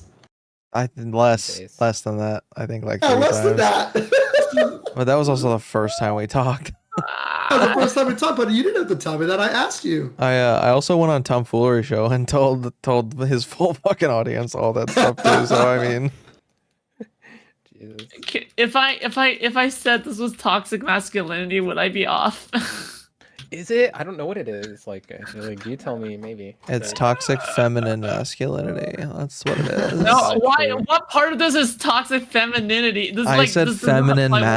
masculinity. Okay. No, Jeez, if like you're gonna none of, quote me, literally quote me none right. of, no, literally none of this is toxic I'm femininity. just kidding. Like it's, I'm just being all a of it cunt. is toxic masculinity. Like I'm cringe. not opening I'm a up, cunt. feelings. None of it. Like I don't think that's toxic masculinity. I think that's just protectivism. Yeah, I'm protecting myself from people who wish to do harm to me, which is like me. Everyone apparently, yeah. Yeah. But also like So you're more of a stoic. I gotta be honest. Like some part of it is like just it is a little bit sad. I'm gonna be honest. Well, I never claimed it was happy. Sad enough. Have you ever guys watched a movie together on Super stream? based. Yeah, but sometimes the sad part. I mean sometimes you gotta accept a little bit of sadness to be happy, right? Yeah, but like, what if I just didn't? Sometimes you have to be hurt to be to No, feel what if I've been pleasure. hurt before? You want me to be hurt again? What the fuck? Don't get hurt. Sometimes you have to be hurt again to feel pleasure in the long run. Like Okay, fine. You don't want to be a passive critic in the arena of life, Yoon. I mean, you come in here every I won't, single though. day. Whoa, not every day. Hold on, it's like Okay, stop. It's like That 5 was days. so loud. What the fuck? Jesus. It's like 4 or 5 days. Okay. Sorry, I had to make that clear. Jesus. It's not every day. Okay. All right. Making mistakes, experiencing failures, it's all part of the arena of life, Yoon. True.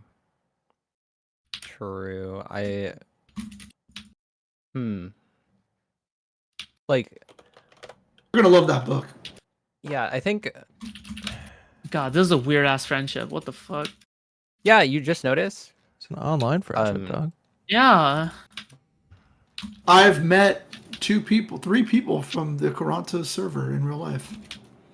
All 3 of them said, "You can crash on my couch anytime, bro." Lit. Yeah, they're homies, and I'd let them crash on mine. See, You know what's the coming over. funniest part is that I've met people from the Toronto's Discord server who have opened up more than Yoon. Is that I think I think that is That's shocking to me. probably one of the hardest thing I had to swallow. I feel like it's strange because they are also older than you as well. Maybe I don't know if that has something to do with it because maybe it's like they experience like, oh my god, I can't just bottle it up all on the inside. And I had to open up at some because I know that Anon probably had to like because I know that you guys have talked to Anon a lot. But I don't know. Sometimes you have to be tempered by life, hit rock bottom, and then before you can rise back up like a phoenix. Yeah, I can't even talk about what some of those motherfuckers have talked to me about. like Regas, Yeah, talk about it, dude. Regas is an excellent example, but sometimes he does bitch too much. They but go it is what over it is. fucking shares. Yeah, he overshares. Like Yeah, he he's like overshares, he's like I just threw up. Like, bro, we don't need to hear about that. Like, what the fuck? Regal's what I referred to earlier as a fucking trauma dumper. Yeah. Fucking trauma dumper, dude. I feel like, yeah, I know more about. Yeah, like I know a lot about Regal, and I've been in call with him like 5 times. Yeah, that's not vulnerability. That guy's a trauma dumper, dude. But yeah, like my roommate is like my former roommate is a definition of stoic and vulnerable at the same time. He is ultra stoic. Like he basically like shows his emotion, and he's like the definition of like Giga Chad as well. Like he gets over sad emotions and terrible things very quick, but at the same time, like whenever we sit down, we also always talk about emotional stuff. We also always talk about like he always opens up about his emotions. He always talks about like how sad he is sometimes, or how happy he is, or unsatisfied he is with his job or relationships, or relationship problems, or whatever the fuck. But like when it comes to stoicism, he always goes like, I will get over it. Don't worry. I've got this. I will help you out. Don't worry.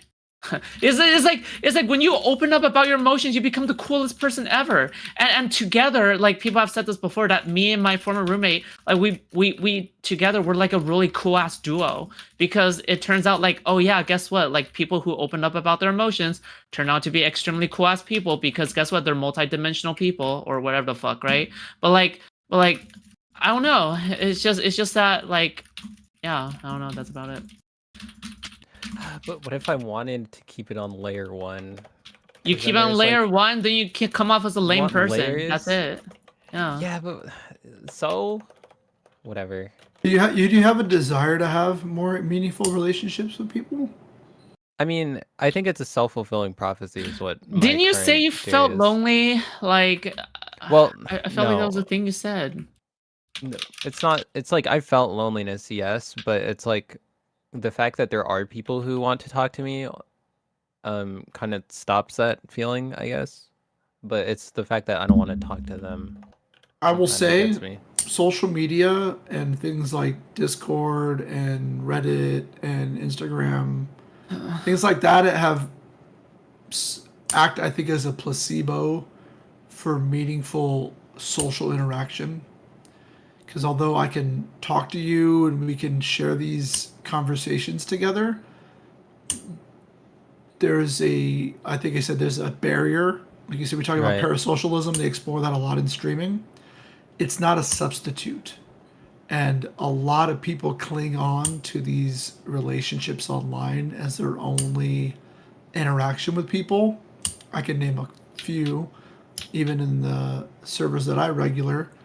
And it's not, because when you go out in public and you talk to these people and interact with them, it's like they're completely different people in the real world. I will say, in my case in particular, like it's the same thing. Like in my real life relationships, like they still don't know anything about me, so it's kind of like even worse than that, where it's like it's not that I'm not getting like in-person social interactions. it's like when I do, I still just don't like open up because I don't know why. But read the book. You know what? See You what guys read the have book. convinced me. I'm gonna try to a little more. Because I think it's more fun for me. Like honestly, like it's like pure self-interest because I've noticed like in most conversations like that I have, like I feel like I'm kind of missing something, so I'm just like checked out like slightly, you know? But that thing I'm missing is probably just some level of personal investment, you know? Yeah, I'm telling you, and the first couple chapters of that book are gonna blow your mind. Yep. I'm down. You can skip the stuff about the parenting or whatever if you have a kid or not. I don't know if you've established if you do or not, but no. I don't know anything about the you. worst parent ever. he has a kid, and it's Jay. I'm kidding. That can't possibly be true. I'm kidding. Are you gonna start replying to my DMs more? Is that what you're saying? Probably not. You're like it's not just you, okay? So, sorry to switch gears, but Jay, you said you play a lot of Dragon Ball Z, right? Dragon Ball Fighters, yeah. Right. So you're a big fan of the series, then, right? Absolutely, I know any and everything.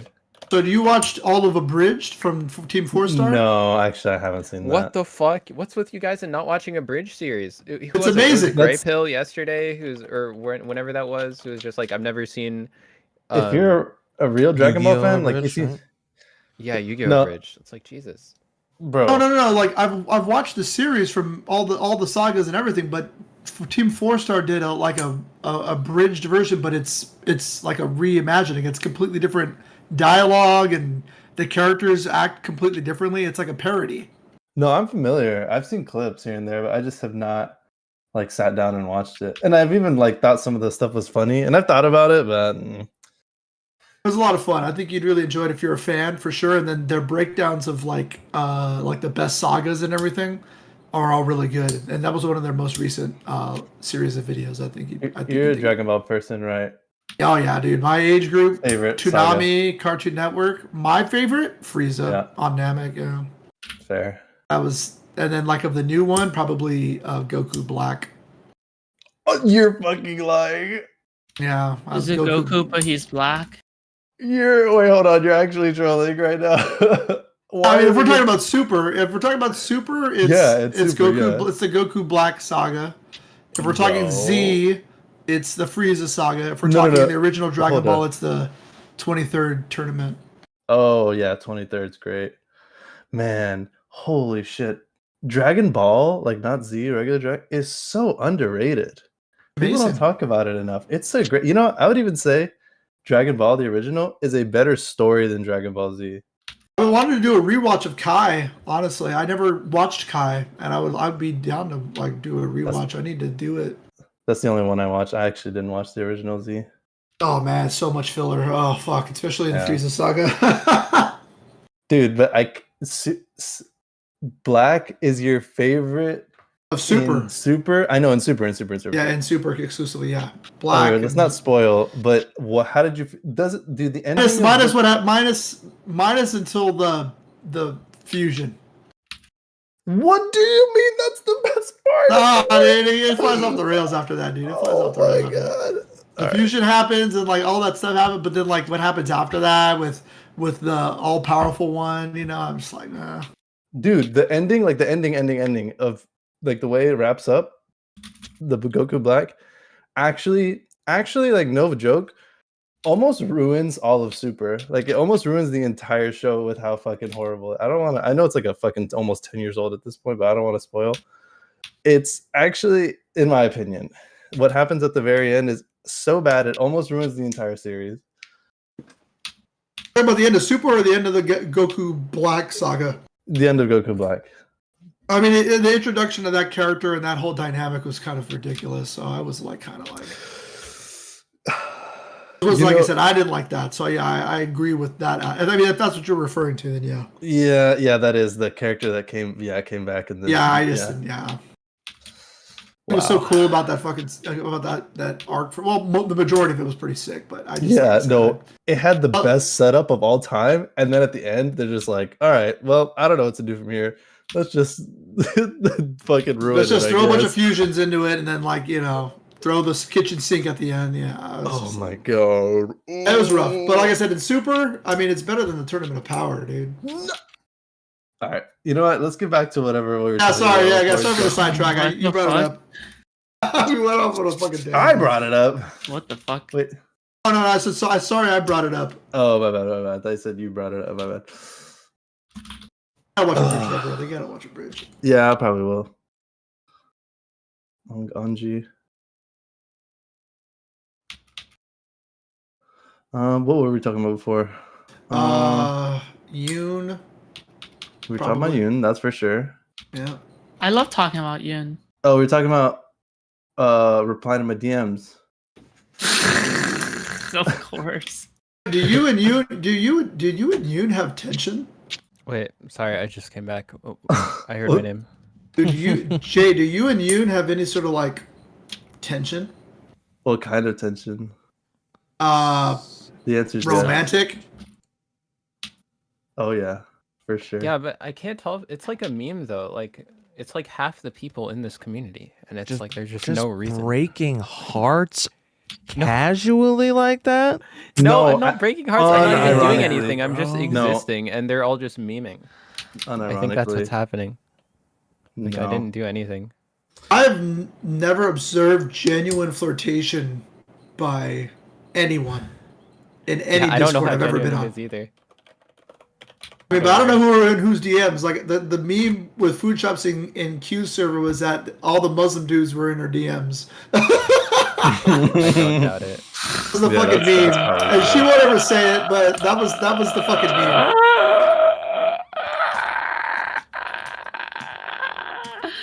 Yes. But I agree. Food's into women, so they didn't really stand a chance. True. That was the meme. I don't know. You never know what happens in DMs, dude. You never know. But the general rule of thumb: don't ever DM people. Just say it out in front of everybody. Your What? DM, Like in Discord? Don't DM people, dude. your DMs will not stay secret. Okay? They That's never all I'm stay gonna secret, say. dude. They never stay secret ever. I trust you not to leak. Yeah, I'm not.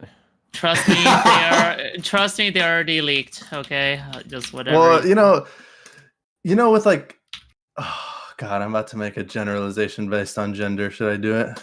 Just do it. Just, dude, you already said you're gonna make a generalization. So just do it. I'm priming y'all. Okay, dude. With feminine people, you just gotta assume they're gonna tell their best friend everything. You know, that's like So if true. like So like women, but not just women. You know, feminine people. When you tell them a secret, you just gotta assume their best friend's gonna know as well.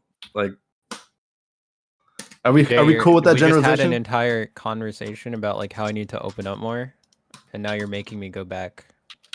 I'm just not gonna tell anyone anything. No, well, be No, I'm fucking kidding. wary of that, man. That's some real shit. Well- that's some real shit. Like, on God. It's like I don't know if I have any like secrets though. Is there anything that's like really damaging to me? Like I don't. No, well, just don't tell anything you wouldn't want the best friend to know. That's it. I guess so. But it's like I think the idea is I could be more comfortable about like what I think is harmful, you know, because like right now that list is everything. So even Is if it that even if their feminine best friend does know, like that's fine, or it should be anyway. Is that, I think, I don't know. Like, I feel like I relate to that so much, but it's based on what I said earlier. Like, I just don't want to be categorized. And I don't know, True. but you're saying that's not it? Like what do you, like, you're saying you don't even know why it is, right? That's what, Yeah, I have pretty no much. idea. Yeah. It might be because like I don't know, like the obvious explanation, right, is like you want people to view you a certain way, so it's for the sake of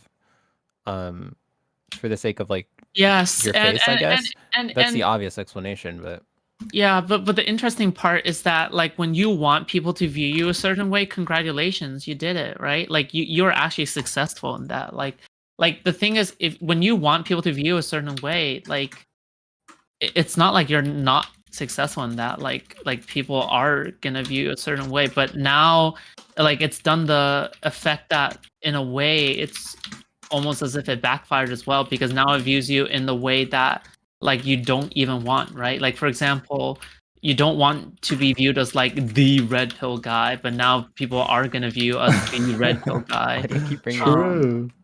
it's true. but It's a good example. unless, yeah, I mean, if you like being viewed as that, then that's perfectly fine. Like, there's no problem with that. But like, but then like usually you can see that the people who are being viewed as like somebody who is like complicated, multi-dimensional, you know, the anti-hero, the cool person. Typically, the cool person is never like the one-dimensional person. It's like if you look at something like Destiny, right? He is super open to his feelings, super open to like the way he expresses himself on stream. He doesn't really like hide his emotions or hide like the way he is, or like he doesn't want people to view him like a very specific way or anything like that, right?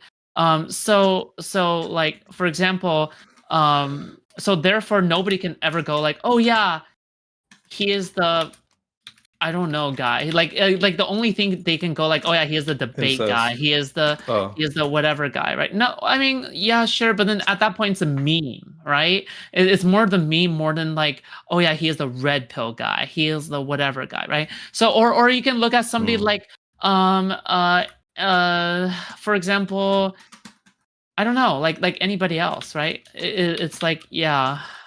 Like that's You know, that's a really good example, because that is one where I felt like the narrative was running away from me like really bad, and like I did desperately want it to control. So I was like, you know, I was like, man, maybe I should just stop talking for a while, like reset everyone's mind, you know. But for And I example, think it worked actually. yeah, for example, like, and then you see somebody like one-dimensional as well, who is like if you look at something like Entertain, right? Like all he talks about is like the red pill. So obviously he's gonna be known as like the red pill guy because he controls the narrative, and congratulations, the narrative works. So he's like the red pill guy, right? And then if you look at somebody like MLD, oh wow, he's like the modern life dating guy. So wow, it's like dating guy, right? But then if you look at Angela Knight, like wow, she actually talks about her feelings. She actually talks about like complicated things. Like sure, she's known as the person who owned like MLD or whatever the fuck, right? But then she talks about things that are outside of Red Pill. She talks about things that are like relationship like stuff as well. So even though she's known as that, she's like, she also talks about things that are just beyond that as well. So it's like, yeah, it's complicated. Yeah.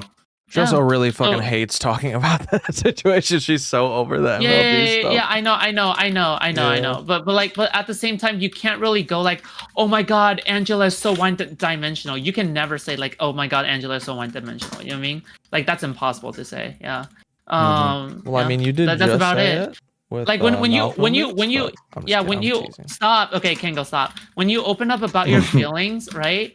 Like you just automatically become so much cooler and so much like complicated and so much like whatever. And again, like I've talked about this before. Like you can say like, oh, it's just girl talk, it's emotional talk, or like and like I can, to some degree, I can understand why it can come off as cringy or like whatever like that, right? But at the same time, like this is why looking back, I don't know, because at some point I asked Yoon like, oh, why is it that actually no, I won't say this, but like never mind. but like I look back and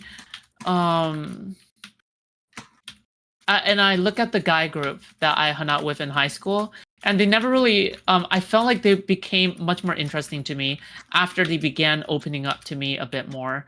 But then before, when they were just known as like the guy group who liked, you know, certain things and only liked, you know, cheating on math tests and shit like that, right? Like to me, that was like, okay, I guess that's cool, right? Because we shared like same interests and hobbies and stuff.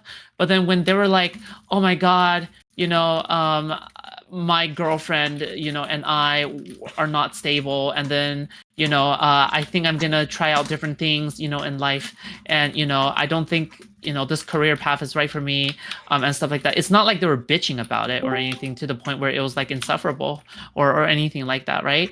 I think to me, they become much more complicated, and they became like it's like they went through anime character development, you know what I mean? And to me, that became something meaningful in my eyes. Like they become a man. Like it looked like they went from a boy to a man. So to me, so to me,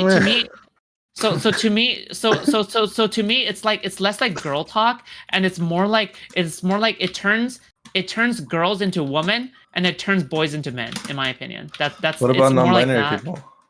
It turns non-binary people into air. I'm just kidding. But like the thing is at the end of the day, it just like matures people, and I think that's like the most meaningful thing. You know what I mean? That's it. Well, Yoon, when you get around to reading the book, let me know if you want to talk about it. Yeah, sure.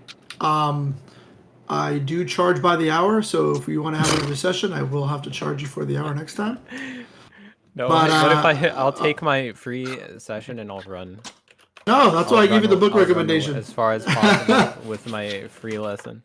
Yeah, absolutely. But I'm gonna get out of here before I gotta start listening to Netsy talk 3 miles an hour.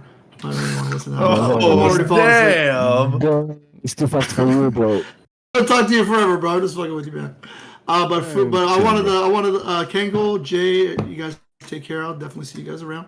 Oh, And for sure. well, I want to leave one more thing with food before I go. So Oh no. What? just one last thing, food with you just before I leave. All right. Yeah, but yeah. Here Hey. it comes. I fucking Face. know. Detox. That is the thing to leave. Oh no. Okay. I fucking love that guy. Nessie, hi. Good morning. Good night for you, I guess.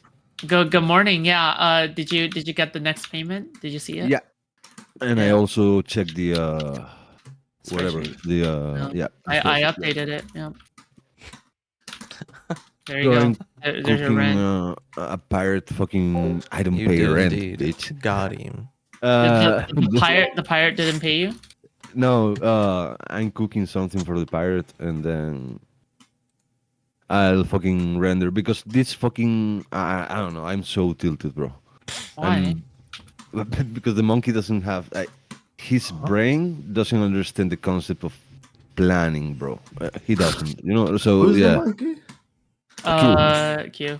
That I can second that a little bit, honestly. Yeah, right. I have to Fair work with him enough. too. He's very yeah, he's not the best coordinator. No, the guy's Like, great. I love him, but Yeah.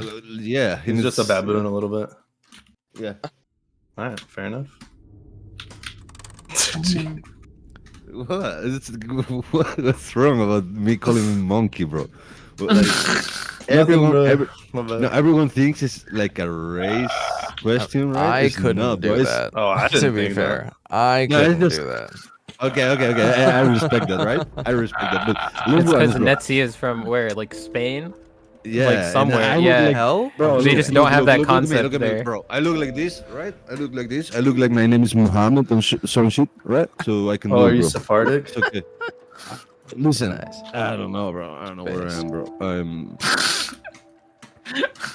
I'm People just ask me if here. I'm Sephardic all the time. You're in Gisfaria. What's so funny? Not a place, but Well, you're just the funny guy. You're like a cute hamster. You know, Shut up with the hamster I shit, no bro. longer, No, I no, don't no. I don't just pay you for editing my videos. I also pay you to be my hamster. Oh, no. We didn't talk about no hamster payment, bro. I That was want not- more. Wait, where's if I'm my gonna be a payment? hamster, if I want to Wait, be a what? hamster, I want more. Dude, you're like going, dude. I just like how I picture it in my mind, right? Is that I gave you the cash and then you have like this little hamster munchkin mouth, right? And then you just like you use your mouth to like get the cash in your mouth. Right? You go like. Then you get on your hamster wheel. You start running. You go like. Are you playing again right now, food? Are you playing again? I am. Yeah, but kill yourself again. no, you kill yourself. You kill yourself, okay? Yeah, I hope you yeah. drown in a puddle. I hope you drown in a puddle and you look like a third-rate porn star, okay? All right, that's what. That's what. Okay. Listen. What? You too. Oh, actually, no. I feel like it was a compliment more than anything, honestly. Like, Me too. all right. Yeah. I love you, I Ness. thought you were Mexican, bro. Oh, Jesus. Oh, I forgot Spaniards hate Mexicans. My bad. Didn't mean to trigger you. No, I don't hate Mexicans. I don't hate No, Mexicans. it's okay. No. He's It's like that's legit. Or That's South legit. Africa, No. I don't hate same way. I don't hate like. Nah, never mind, bro. Never mind. Nah, you did just hate him. It's cool, bro. No. It's okay. Listen, I'll run with it, bro. Yeah. If you wanna say that, okay. You get a pass though, because they're like, oh, he's European, you know, they have different.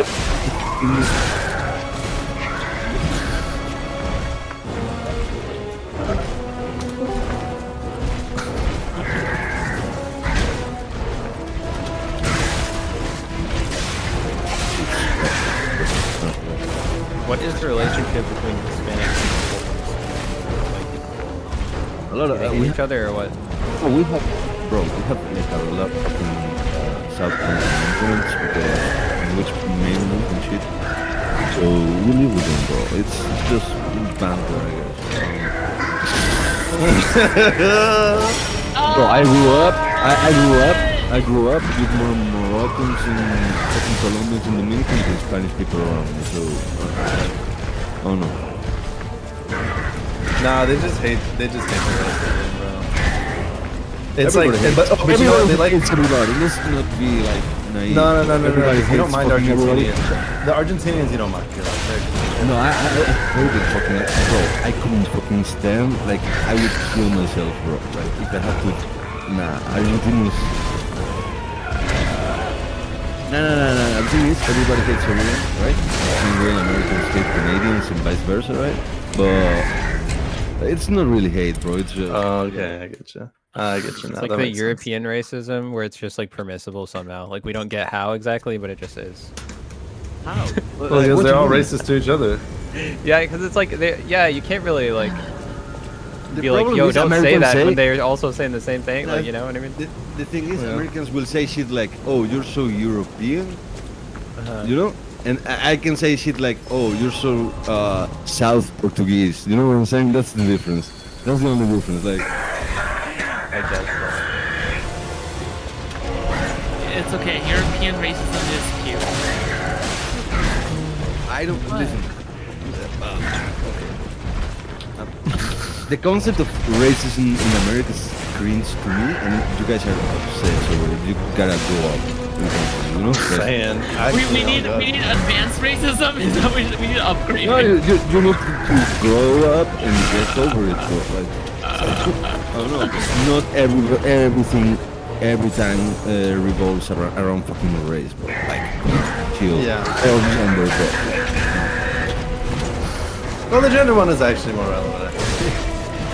No, it's Jay, not, bro. no, it's not, bro. Why don't you shut up and let people? But like, we're at the forefront. We're at the forefront of fucking gender, bro. Like, we have red pillars. Like, what country has red pillars?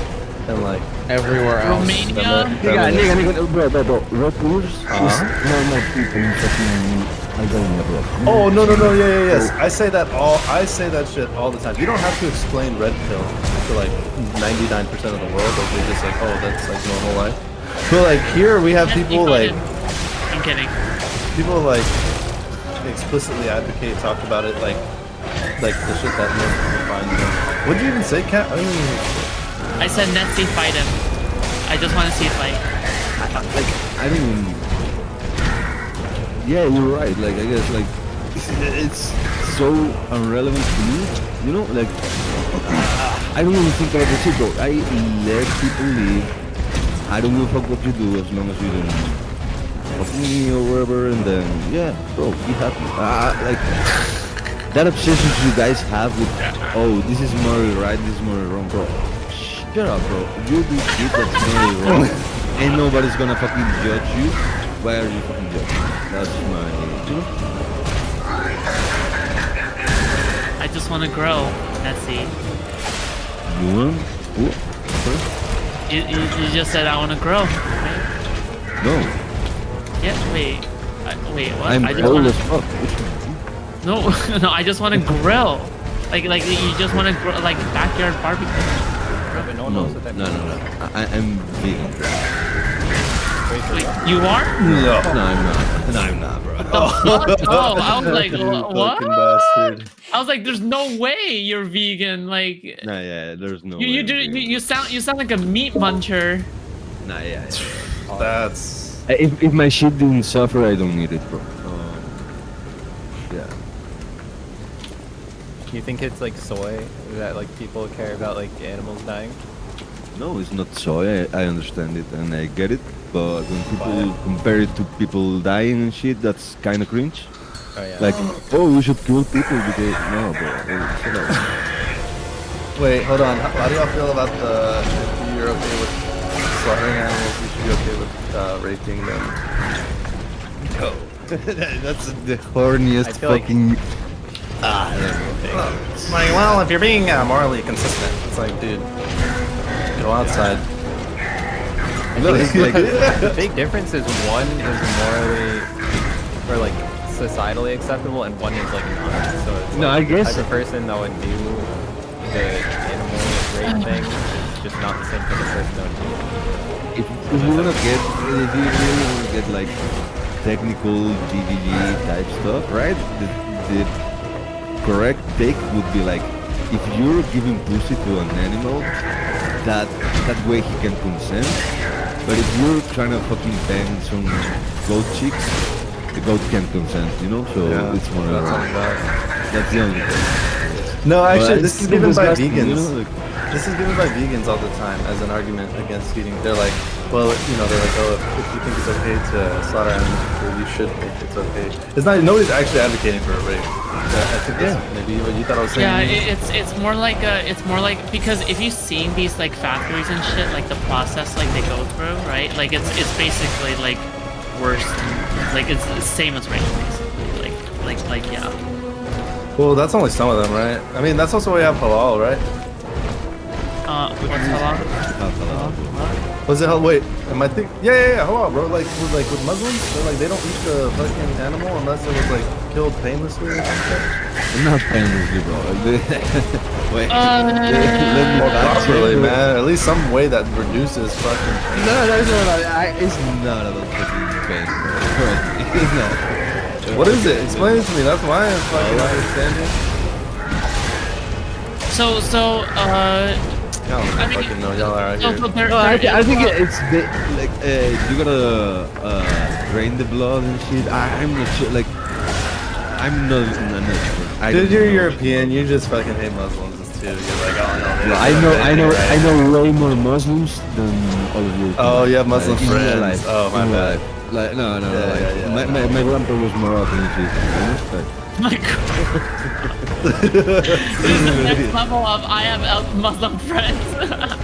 No, because you guys are talking shit and you like it is what it is. It's just sacrificing them in a way that Allah deems respectable. So it's not about We're pain. looking this whole up.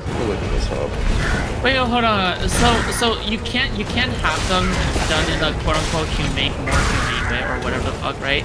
But the thing is that it's just like way more expensive and it's just not. Like, Yes it is, bro. To it's be just not honest, feasible. Yeah, that's just it. Right. to be honest, bro, meat is fire, bro. So yeah, it's True. way too good. Like I'm True. sorry. Anyway, I'm gonna go fuck a goat. Right? It's like, man, you should be okay with that. Yeah, but why be okay isn't with that. cannibalism permissible? that's though? the Like, rule of say- Islam too, bro. Gotta go for Wait, it. it should be. Say Wait, you it sign should be. yourself up to be like, you know how like we have like the organ donor thing? Like, what if you just wanted to like donate your meat? Pause. Like, Wait, pod, why'd you say pod like Karantos? What the fuck? sorry, it's just a Q-Sir. It's homophobic. It's rubbing off on myself. Wait, have you been hanging out there? No. But Did you just pause here? It's been rubbing off on me. Dude. see, it's really like, you know. Yeah, like You're opening up. no, that's not opening up. This is. You never talk like this. Be homophobic.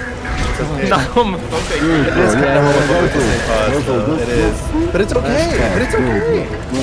Yeah. There's nothing wrong with a little bit of homophobia here and there. Is it homophobic? I question. It is homophobic. It is homophobic. Like, It's not. you're not a bad person. You're not a bad person. You can do anything.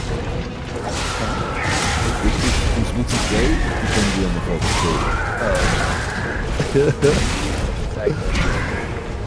It's okay. I think it's definitely homophobic. But I mean, I understand why it would be considered homophobic, but it's like, if you, like, I hear, like, there's people who are gay as I am, who they just call everything gay. You know what I mean? No, yeah, I get you. Nothing's gay, right? Yeah, so it's like, almost a bit That makes me comfortable. That makes me comfortable playing crazier shit than them. Yeah, but I feel like you have to belong to the crew, though. I don't know how much You have to belong to a group to use like. Yes. In America, that's how they think of it. Oh, no, and that just makes sense too, bro. No, like, it doesn't how make else sense. would you- It doesn't. No, it doesn't, bro. That's more segregation. That it doesn't. I'm sorry. How else would you verify? Like, it's only okay to make homophobic jokes if everyone is absolutely sure you're not homophobic, right? Newsflash. You can be gay and homophobic. You know, that's a good point. No, that isn't. Yeah, true. But if you're hanging out with gay people and you're the one gay friend who's like, okay, you're going way too hard on this stuff, and it's like ideological for you, then it's like, then they do police that person's language. Like, now you're being crazy. I mean, I guess, and I understand why, but at the same time, it's fucking retarded if you think about it. Like, you assume because I'm black, I can hate black people, or if I'm whatever, I can hate whatever people, bro. That's retarded, bro. Yeah, that's when race issues really just took like that's when shit just went to hell, bro. Remember like I was in middle school or something a few years ago when they tried telling us that black people can't be racist and you can't be racist towards white people.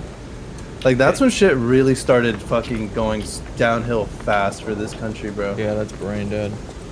Like it's just, and it's not even like they're making, like if you hear them out, it's like kind of like a makes sense argument. I took that one from it. But it's like, this is so just harmful for having conversations with people. Like this has to be setting us back like 50 years. Like, oh god, like there's no way. And then this shit is not happening in any other fucking country, bro. It's just fucking Americans.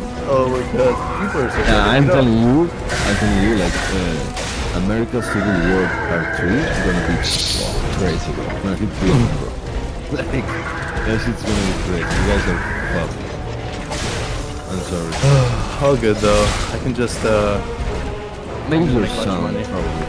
Yeah, probably your son, not you, but all Yeah, the bro, we have country the has gated listen, everyone in the country has a gun, right? Yep. And you guys keep fucking printing money. Wait until the fucking Venezuela economy hits you, bro.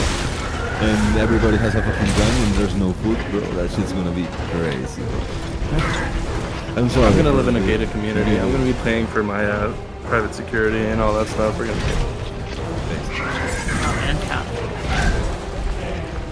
No, I'm not. No, he's smart. Right? Private security, Private security, and we're gonna have like a fucking neighborhood coalition, like all conservatives, where like, alright guys, if the communists ever come for us, we're gonna barricade this fucking road, and we're gonna do this and that. Yep.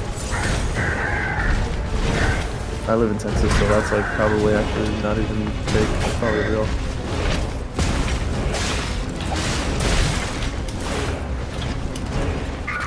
That'd be epic though.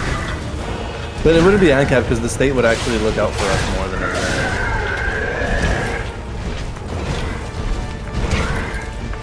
But in that scenario, the state is Well, there's gonna be like remnants, bro. You know, like remnants of the empire, like like the empire fell. the provisional government. Yeah, like they're still gonna try to hold power. And they're gonna have all the guns.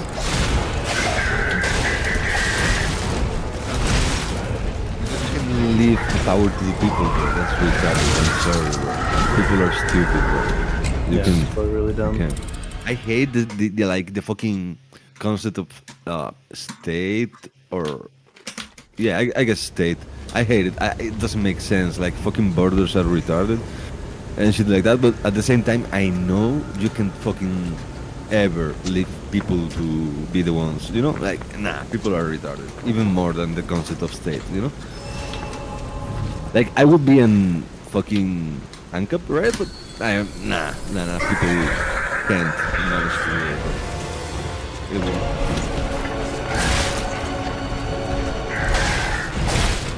Wait, are you on Chris? I guess you could classify me as one, but like I'm realistic, you know? Like no, I'm realistic. Like, I live in reality. You know? I know that shit doesn't work. Like idealistically, you could say yes, I am, but wait, you're what? Practically, I know that shit will never happen in work. So yeah, I might as well. I'd say, like in a practical way, I think socialism is fine. It's okay, I guess. I don't know. When can we have the socialism versus capitalism bit? Wouldn't we be on the same side? No, I'm not the same side. I'll become a socialist for you. Wouldn't socialism have some degree of capitalism anyway? Yeah. If you want to be realistic, yeah. Like it's just market socialism. That's basic stuff. No. Yeah, so I mean, at a certain point, it feels weird to call it capitalism. I mean, yeah, but like, I mean, I wouldn't be too opposed as long as it has some degree of like market forces. Like I just don't like planned economy. Fucking dig out every fucking human in church and leave fucking AIs. And fucking regulate everything. No, like unironically. Yeah, but assuming we don't have that technology yet. We do. We do not. Yeah, we do, bro. If we the public can access the fucking AI models we can access right now, we can do crazy stuff. I'm not talking about fucking waifus, right? Like AI is crazy right now, and we are the public. I don't want to know what they have behind closed doors. I feel like they would have monetized it by now, right? Who are you gonna sell it to? What government's like, okay, we're gonna relinquish our power to the AI? Wouldn't companies already like made like big ass advertisements on it by now to like rich ass people? Okay, so you think the technology we have, like we the public has access to right now, is like the end of technology, the top tier technology in the world right now? That's what you think? Yeah, I'll say so. Okay, bro.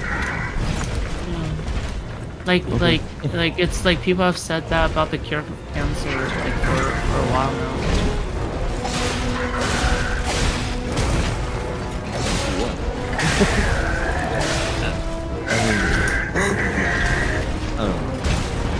Such a manly grunt. Grunt again!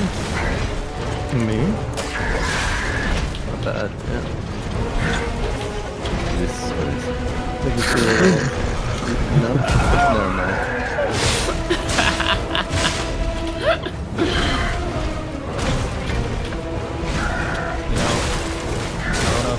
Second channel like this. Probably. What you mean for your relationship? Well, no, not that one. I don't even got for anything. You don't have to tell her that. You mean for your mini therapy sessions?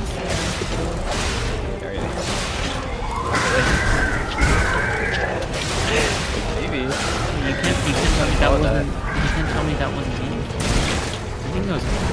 Oh well.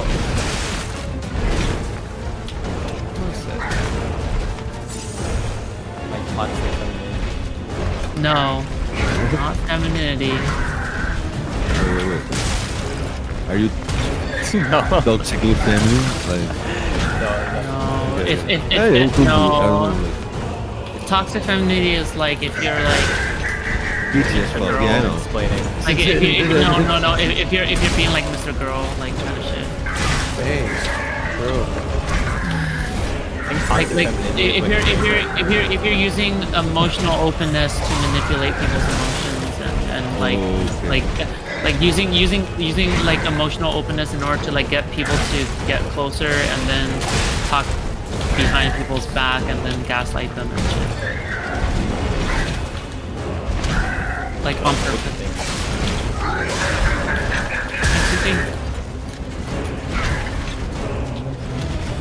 I've never thought about that. I've never thought like what are toxic feminine traits. Like Mean Girls. Think of the movie Mean Girls.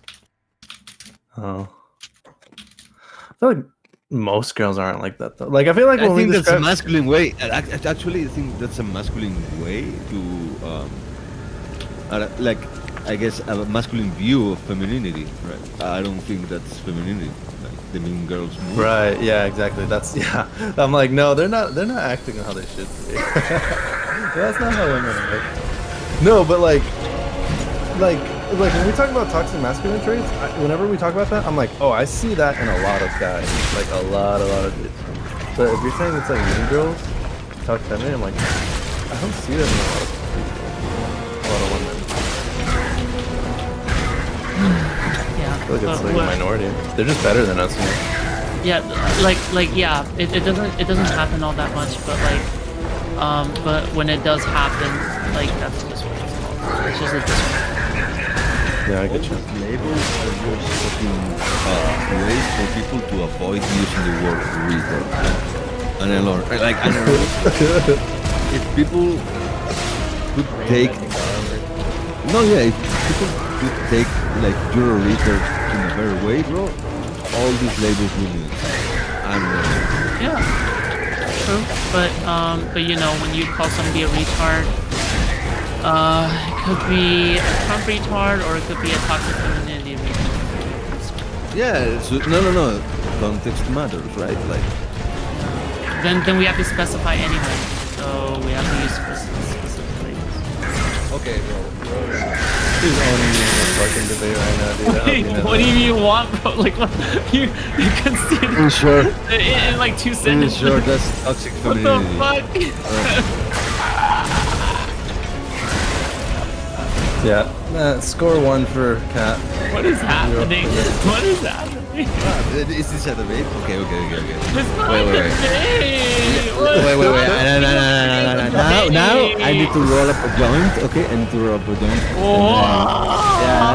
Then I can unleash my powers. Okay. Is that legal in Spain? It's like decriminalized, so I can smoke in my house and shit. I can smoke in the streets, I guess. But yeah. Let's fucking go. That's It's epic, fine, man. yeah. I love that for you. I don't know. Soon, probably in like a couple of years, they will fucking legalize it because the amount of money you can make by fucking legalizing shit, and then I don't know. It's stupid. What? Like, have a new smoke. Go for it.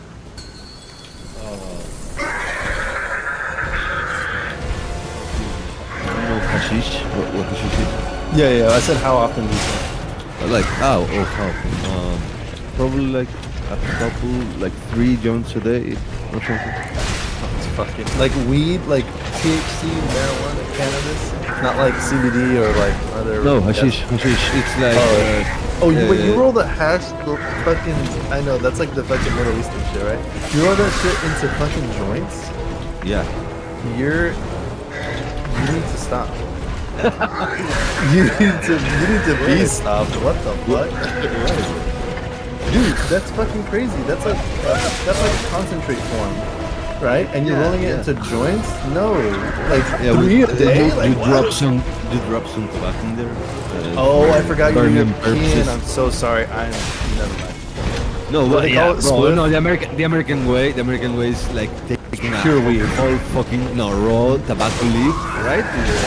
You lick that shit. Nah, that's disgusting, bro. Oh, fucking 3 grams of pure flour and a fucking big ass tobacco leaf, and it's just for yourself. Yeah, so they're called spliffs, right, in Europe.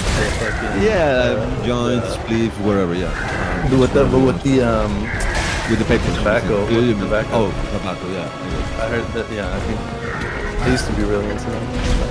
We need Nestle to continue smoking. So that Oh no, of course, bro. Listen. You don't have to. Right. So he can continue paying part of the money to Pablo for Bro. That's racist as fuck. No. Let's talk about how me saying my ancestors raped yours, your Scott, is so bad that the fact that he called me Sandy right before that is okay. Let's talk about that. Damn. Yeah. He Like, called me period. Sandy, and my reply was that.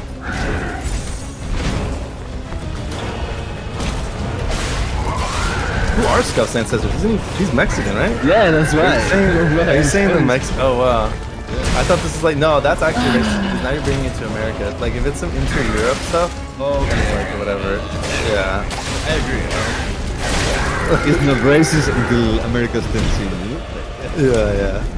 Sounds For alright. sure. Dude, anyway, I have this like person who works in like biology. Half a and, person, that's racist. My bad. I have this person in my chat who's like they do like some biomedical science for their fucking shit. Anyway, today I was talking to them and we were like, I forgot something they had told me like a few days ago, and they're like, "Do you smoke weed?" I was like, "Yeah," and they're like, "I actually did fucking research. Like, they paid her to do research at her lab to test like how weed affects memory," and she's like, "You're 100% creating memory loss for yourself because you smoke weed." And she was like so adamant about it, and she said it's worse than alcohol and all this shit. And I was like, okay, that's kind of insane. I don't think it's worse than alcohol, but I don't know. Do you feel like you have bad short-term memory? Oh, short term. It's probably yes. Prefer. I've never had a great memory, even before. That's what they always say too. That's what they say every time. But it's true, bro. I know. Like I don't know, bro. Who has a great memory, bro? Like to be honest, I get like long term. I guess I have a decent memory, right? But like I don't know. Short term. It's She was difficult so to- adamant. Right to like measure it if you don't actually test it. I guess. Like, how do I define how good is my memory, right? Well, do you notice that it's bad? That's pretty much. Yeah, I guess. It's not bad. It's not perfect either. Probably compared to I'm other human, people, bro. right? No, but then again, I see people.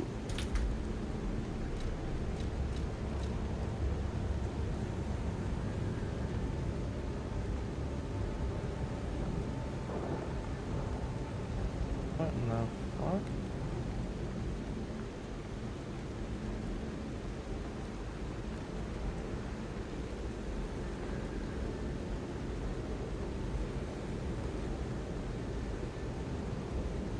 Uh-oh.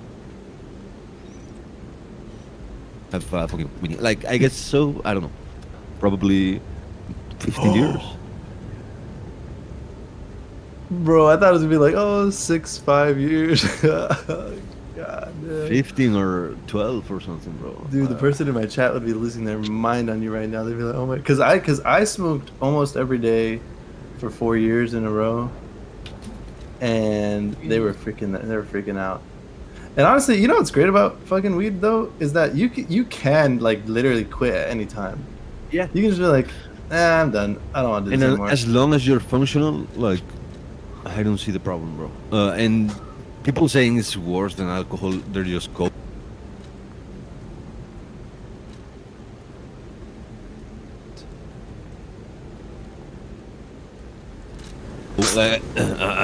Alcohol is crazy. Yeah, no, I was like, I was having a really tough time that they were serious, and they were like, no, yeah, it's worse. I don't know about that, man. Nice, man. I was an alcoholic, and ironically, because, you know, that shit way worse than I don't know. Even cocaine, you can quit easier than that, bro. I think. Shout out to Europe. I don't know, bro. Alcohol is crazy.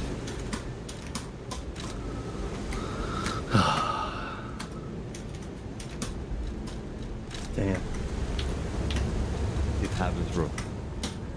I haven't had like a single beer. Yeah, in the past 8 years, I had one beer, bro. Yeah, one beer in 8 years, bro. Like, yeah, and I can drink. I get fucked up, like for real, you know. So it's been 8 years since you stopped drinking? Yeah. Damn. Do you have like a history? Okay, what is it? Doesn't even get so deep, but do you have like a history of alcoholism? Like, is that why you think?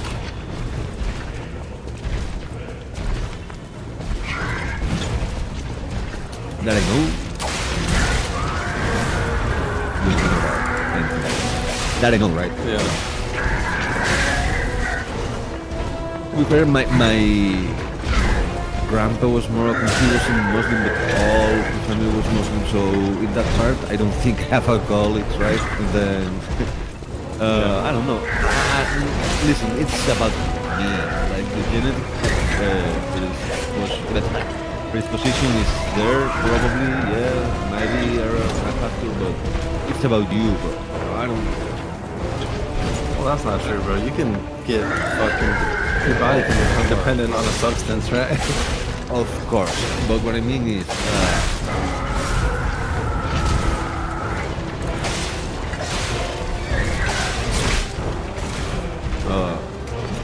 go different ways with the same substance use. You know what I'm saying? Like, not because you have like this predisposition, I guess. You're gonna be a fucking alcoholic. That's not. I don't believe it.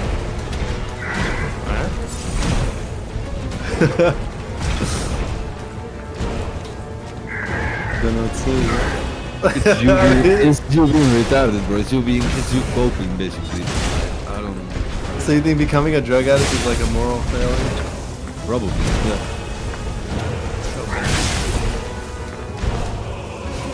Are you red pilled?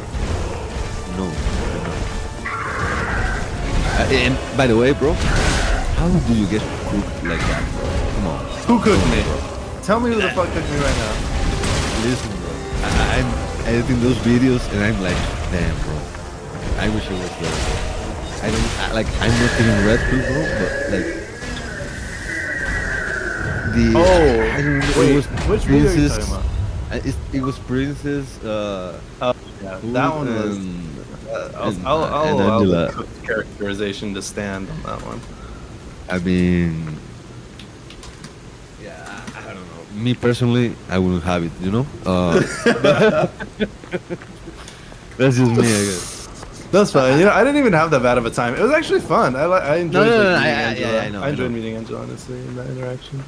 It allowed him to form connections, right? In an extremely ambushy manner, right? I honestly view that as like a positive experience. Like every time I look back at it. No, mate, look. Food is mad right now because she tried to ambush you, right? Yeah. And then you turn the shit into a good thing, bro. That's right. I'm telling you. No, I think she genuinely feels bad. I think she feels bad. No, I actually felt. No, I genuinely felt bad for like. No. Again, I didn't expect Angela to come in there. I only wanted Princess to come in there. Like. Dude, do you want me to leak the spreadsheet names, bro, for the videos? Wait, yeah, no, you can do that. Like. Nah, I'm playing. Wait, no, I'm confused. like I named them like for the sake of convenience or whatever the fuck. No. Or me. Sometimes you could say that, but this time when you call the video, wait, let me check it, bro. When you call the video, What did I call the video? Me, Princess, and Angela talk shit about the Red Pill while Gary sits silently in contempt. Yeah, that was. That's not for convenience, bro. Yeah, but originally I wasn't planning on like for Angela to come in there or whatever the fuck, right? Like it was only supposed to be Princess. Okay. I mean, stop taking like 99% of the shit I say is memes, bro. Like stop. How am I supposed to know your stupid ass Moroccan accent, motherfucker? What you mean, stupid ass Moroccan? No, if I had a Moroccan accent, it would be like this. You're like, this is what you sound like. That's what you sound like. Usually, in the game. How am I supposed to know? In the game. In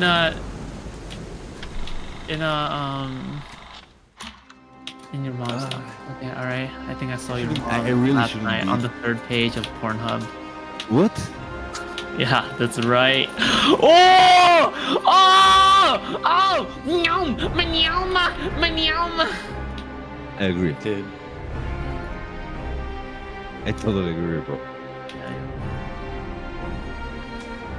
Yo, be right back.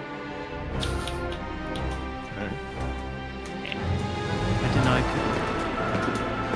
This is a sickness!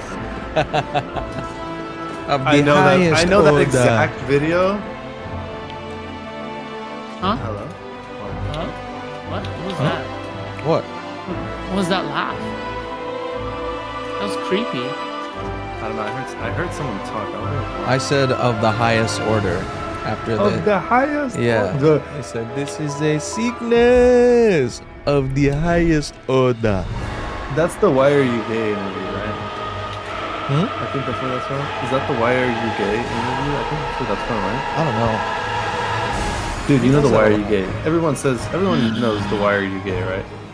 Why are Oh, you gay? oh yeah. Yes. Dude, yeah. I promise totally you- misheard what promise you said. Do yourself a fucking favor.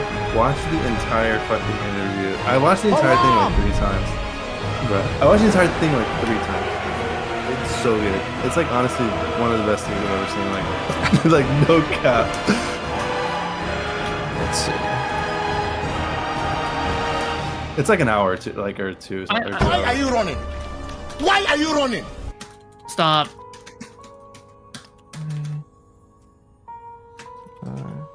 Do you know did you know the actual backstory of like the interviewee of that one? I'm pretty certain, right? They're transgender man.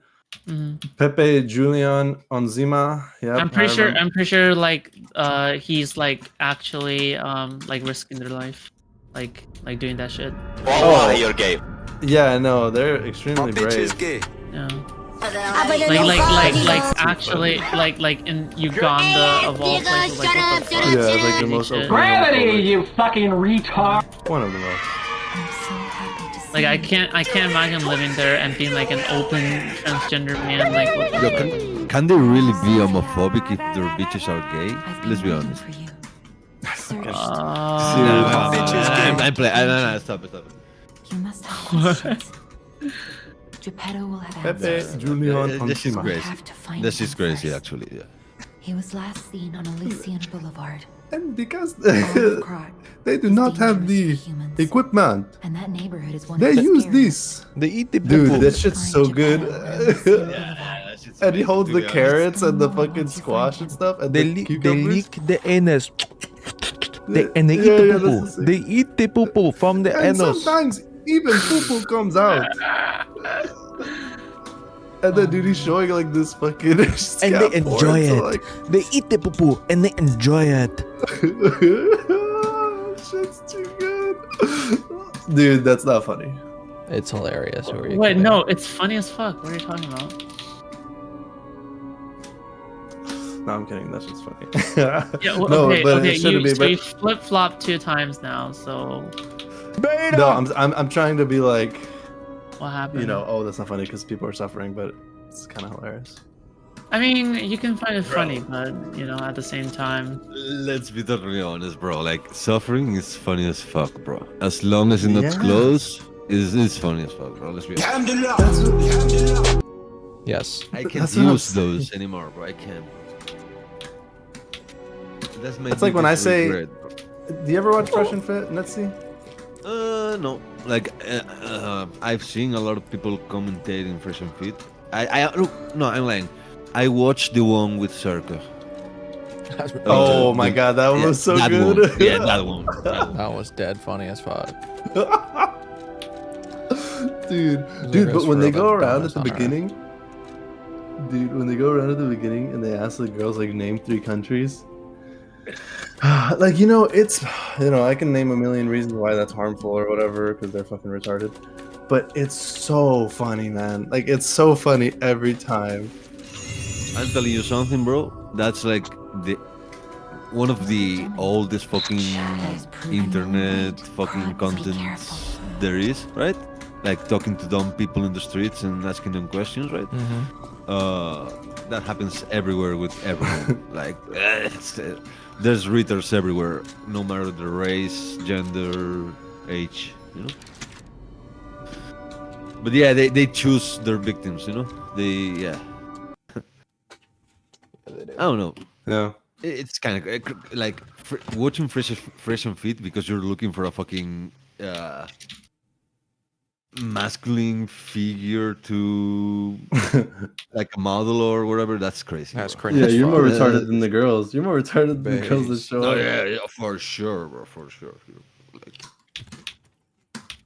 it's not even about retarded because I can understand that. Not like you looking for a model and shit. I can understand it, right? At some age, bro. At 16, if you're like 25 watching Fresh and Fit, like you might as well ask for some welfare or like probably the government has some economic help for retards. You can, I have access to. I have a buddy who was watching them, but not like I don't think he was like fully seriously watching them, but like I heard like he was chilling on my couch.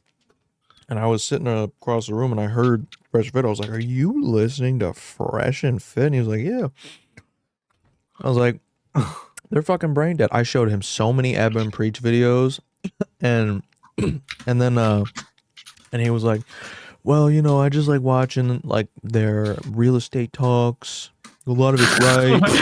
Real estate Yeah, talks? he's like a finance guy in like a real estate firm, but he doesn't realize that he's watching people that are legitimate like scammers, like Grant Cardone and shit. And then he was like, "Well, a lot of the things they say about women are true," and I was like, "No, it's not. It absolutely is not true." I was like, buddy, you might be better looking than me, but I've got way more experience. All right. I love when Destiny goes there because it makes them seem the way they makes it the girls seem. Yep. Yes. I love it. I'm gonna miss that arc. I mean, there's gonna eventually there's gonna a new wave of retarded people will spawn, and I don't know. Maybe not red pill. Maybe this time it's about fucking. I don't know, bro. But, like the religion shit was cringe, and I think humanity as a whole. Nah. I was gonna say some retarded shit. I was gonna say like we're over it, but nah, we're not, bro. Shit's crazy. Like, how can you be here in 2023 and ironically calling for the death of people who doesn't believe the same shit you do, bro? That's wild. Mega cringe. Listen, the civilized parts of the world are over it, bro. That's what you mean. Human. I think I'm not a human, bro. Like, and ironically, I think I'm not meant to be here, bro. I'm not a human, bro. I don't identify as a human, bro. Yeah, we're all fucked. You don't identify as a human? Now, you know how I think it's about representation, right? Because you know how all the fucking I don't know, left representatives on media are retarded, and that makes the left look retarded, I guess. The human representation right now is the USA, and that's making us look retarded, I guess. The what representation was the word? The humor? human, the human, the Oh. human being, the humankind. I guess. No, we're pretty based. Oh, come on. As far as like being leaders, bro, we're fucking epic. No, Who's you're better than not. us? China? No, you're not, bro. Germany? No, Israel is better than you guys. The guys are moving you guys. Let's Are not better get than into us fucking by JQ. displacing people? Bro, we did our displacement of people like 200, 300 years ago. Okay, we got that out of the way. It's kind of cringe they're still doing that, you know? And we didn't fuck around. We exterminated them. Yeah. These people are like, oh, let me just relocate you here and maybe kill a few people here and there. But it's like, bro, either go all out or fucking don't do it at all, you know? Listen, one of my biggest issues with the fucking not an issue, but I guess it's like seems contradictory, right? Spain legally back then didn't allow slaves, right? When we first got into America, right? And that shit is exactly why South America is a shithole right now, which is ironic. Like, if you think about it, if in South America they had built like a structure of society based on slavery, like you guys did, they would be massive now. They would be spooky. Wait, you're saying they got rid of it too early? Yeah, unironically. That's interesting. Like, it's the good thing to do, right? Like morally, obviously, but I think it might be like on the long term, like a burden. Like, it's of course you can build a great country if you don't have to worry about fucking paying labor. What do you mean? Yeah. Imagine like you have this hypothesis, right? And then like you want somebody to research this. No one would ever even attempt to fucking prove or disprove this. Like that you're saying. Yeah, I know. It's just a thought, you know. Like, it's not like. No. I'm not saying you're wrong. I'm just saying like. I just think it's nobody kind of will funny, ironically. That's Like, it's the good thing to do, right? Like morally. How did you even, right? Obviously. Like, how do you even do that? I think it I'm sure might there's a be way. There like has to be a way. on the long term, like a burden. You could compare the success, Right? Like morally, obviously. adjust for But geographic. I think it factors, might shit be that, you like know? on the long term, like I mean, a burden. to be fair, they all arrived. All Like, the it's not- slave boats and shit used to arrive in fucking South America or Central America, like Cuba and shit. It used to arrive. They all think it. North America was trash. Like, they didn't want it, bro. Like, it's on the long term, but I think it might be like on the long term, like. But also, to be honest, we like got all the fucking gold, and that shit isn't like I don't know. That's so cringe. I don't want to get into it, to be honest. Like, I get tilted, bro. You get tilted. What could have been? What could have been for the Spain, bro? Oh man. Yeah, bro. It's sad. It's just sad, bro. They just would have kept slavery out a little longer. We lost a lot in Cuba, bro. You know what I'm saying? Like, Jesus Christ, what are you saying right now, bro? Yeah, it's true. It's true. Like, listen, I'm happy that's the way it is. But if you think about it, Jesus Christ. What do you think about that, Yoon? What? This is my bad. I wasn't listening. I honestly thought you were gone this whole. I honestly thought you went was to sleep. gone. But then I heard typing. Oh, okay, you were gone. Okay. I just got back. Interesting. I'm eating chili. Pause. Shit, what time is it? Wait, why is that a pause? I don't. Sorry. It's What time is it in there? It's 1:35 a.m. Okay, that's okay. I don't even keep doing it, right? I don't care what you do, but that one I just called it out because it didn't make sense. Wait, what was Nessie justifying? No, it wasn't justifying shit.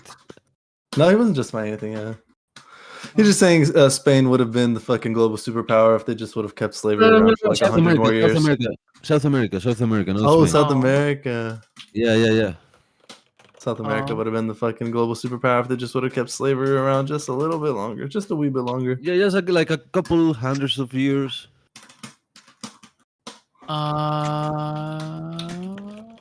Maybe. And then I said the soy institutions would never even look into that. They'd be like, wait, that's not soy. There's two factors, like Anglos or like English when they came into America. They fucking swiped the native population shit. That's a factor. We intertwined, and then yeah, the slavery thing.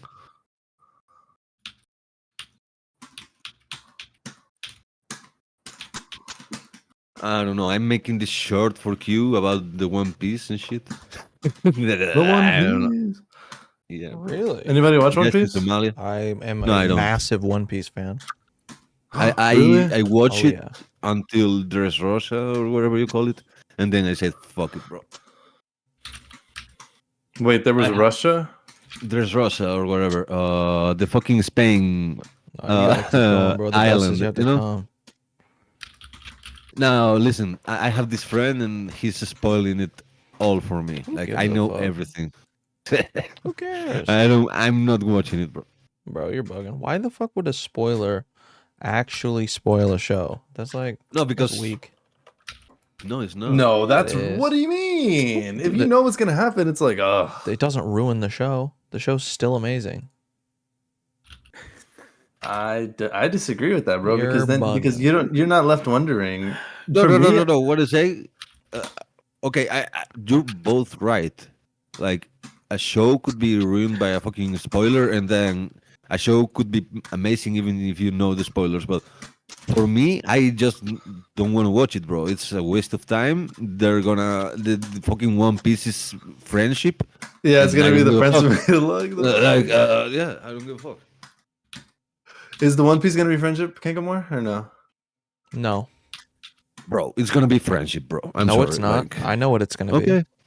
Okay. Wait, bro, you know what okay. it's gonna be? I know exactly what it's gonna be. Say it. Say it. Say So it. Yeah, say it, say it. I think that what's going to happen is the One Piece is going to be all four of the oceans combining when Luffy destroys the Red Line, because that would fulfill the One Piece, that would fulfill Sanji's dream, and it would fulfill Brook's dream. Because that would create the All Blue. It would make Laboon just able to see Brook whenever the fuck he wanted, and it would literally make Luffy the freest person on Earth because he has access to all four seas all at once. And it would free the world because Marijois would be gone, wiped out. That's the treasure. The Red Line gets a massive punch by a massive fist, gets destroyed, and connects the world again. And everyone is free. Okay, well, you just said a whole bunch of shit. I didn't know any other characters or. But you know I what? know something, That but, sounds yeah, convincing. something is, but- yeah, sounds good. Sounds about right. Sounds about Japanese, bro. And plus, Oda, he already said it's not going to be a friendship, right? Yeah, he Yeah, said but it's- I don't trust the guy. I can't trust any mangaka, bro. He said it's gonna be a tangible thing, like, but it doesn't necessarily need to be like an object, you know? Yeah, so freedom is a tangible thing, right? Freedom is tangible. Okay. Well, no, the Red Line being crumbled would be the tangible thing. I mean, yeah. That's kind of tangible. Yeah. But there could still be treasure at the bottom of, like under the Red Line, where Marijois is. That could be like the way that they can get to what it. the fuck is Marijois or whatever? Marijois is like the land of the ancestral dragons, which is where Oh, those people yeah, live. I know. Yeah, it's like holy land basically. So where Sanji's from, right? No, No, where or where- Sanji's dad or wherever. I don't know. no, I don't know everything. think- I know from spoilers. Okay, I don't know shit. Actually, no. No, Sanji's dad wasn't from there. But what's his name was from there. Don Quixote Doflamingo. He was from there. Oh, Yeah, Doflamingo was originally. Nice pronunciation. He was Don Quixote del Flamenco was originally a ancestral dragon. But then his dad decided that they were gonna live as normal people, but then they got shit on, they got strung up to a wall with fires lit under them. It was the dad and like two 10-year-old boys. They just fucking hung them on a brick wall and lit a fire under them and started shooting arrows at them. Somehow the fucking kids escaped. Or no, I think they all escaped. They all escaped somehow. And then Doflamingo just murdered his dad for fucking bringing them into a life of peasantry. Yeah. Then should I watch One Piece? It was bad. One Piece? Yeah, you should watch One Piece. Or just read it. Honestly. Reading it is way faster. Like you could probably read all of it in like a couple months. My brother's caught up. Yeah. He's always telling me to watch that shit. It is unironically my favorite piece of fiction ever created. It's so good. The world building is amazing. One Piece is your favorite? I don't know, bro. I don't Yeah. know about that. No, I love it. It's good up until Dressrosa, but it just continuously gets better. Nah, then you're gonna love what I'm cooking for Q, bro. Oh, really? Yeah. What You seen Dragon Ball? What is it? Oh, I've seen little bits. I haven't watched much of it. Like the first season and a half, I think. But yeah, what are you doing for Q exactly? I'm trying to I have like this fucking vision, right? You could call it. Kyun is like a fucking, what do you call it, bro? Like a fucking gimmick, I guess. He needs to brand himself. He's not doing shit about that. Yeah. I want him to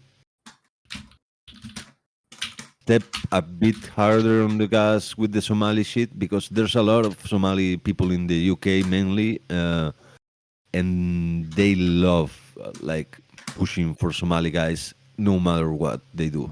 You know, the only reason why Chunks is up is that reason. The only reason why Johnny Somali has any relevance is that reason.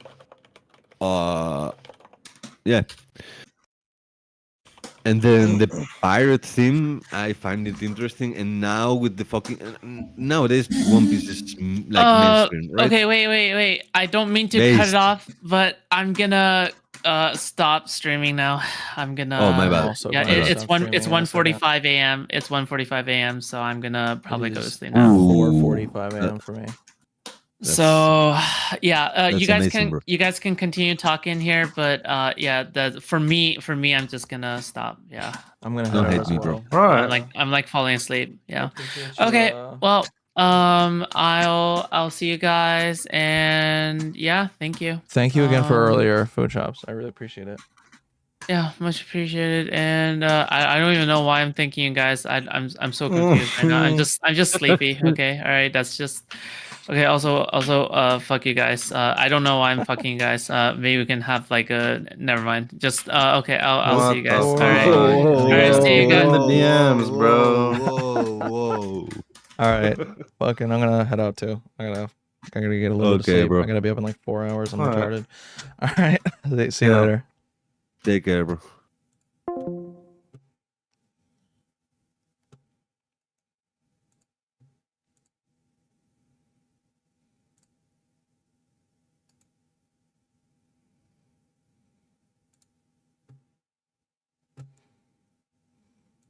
All right, see you guys. Bye. Okay. All right. I'll see. I'll catch you guys on the. I'll catch you guys on the flip side. Okay. You guys have a good night, and This is the part where I end stream, okay? I'll see you guys. Bye-bye. Good night. Holy shit. Whoa, that started coming up. Damn.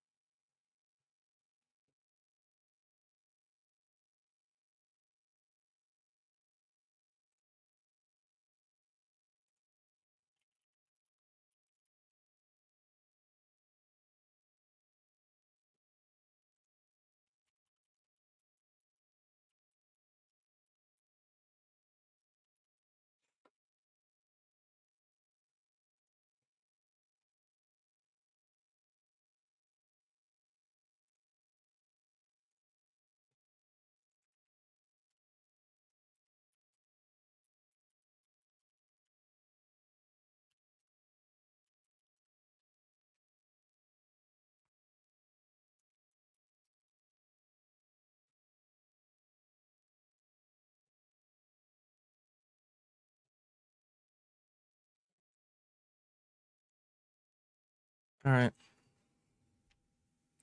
Later.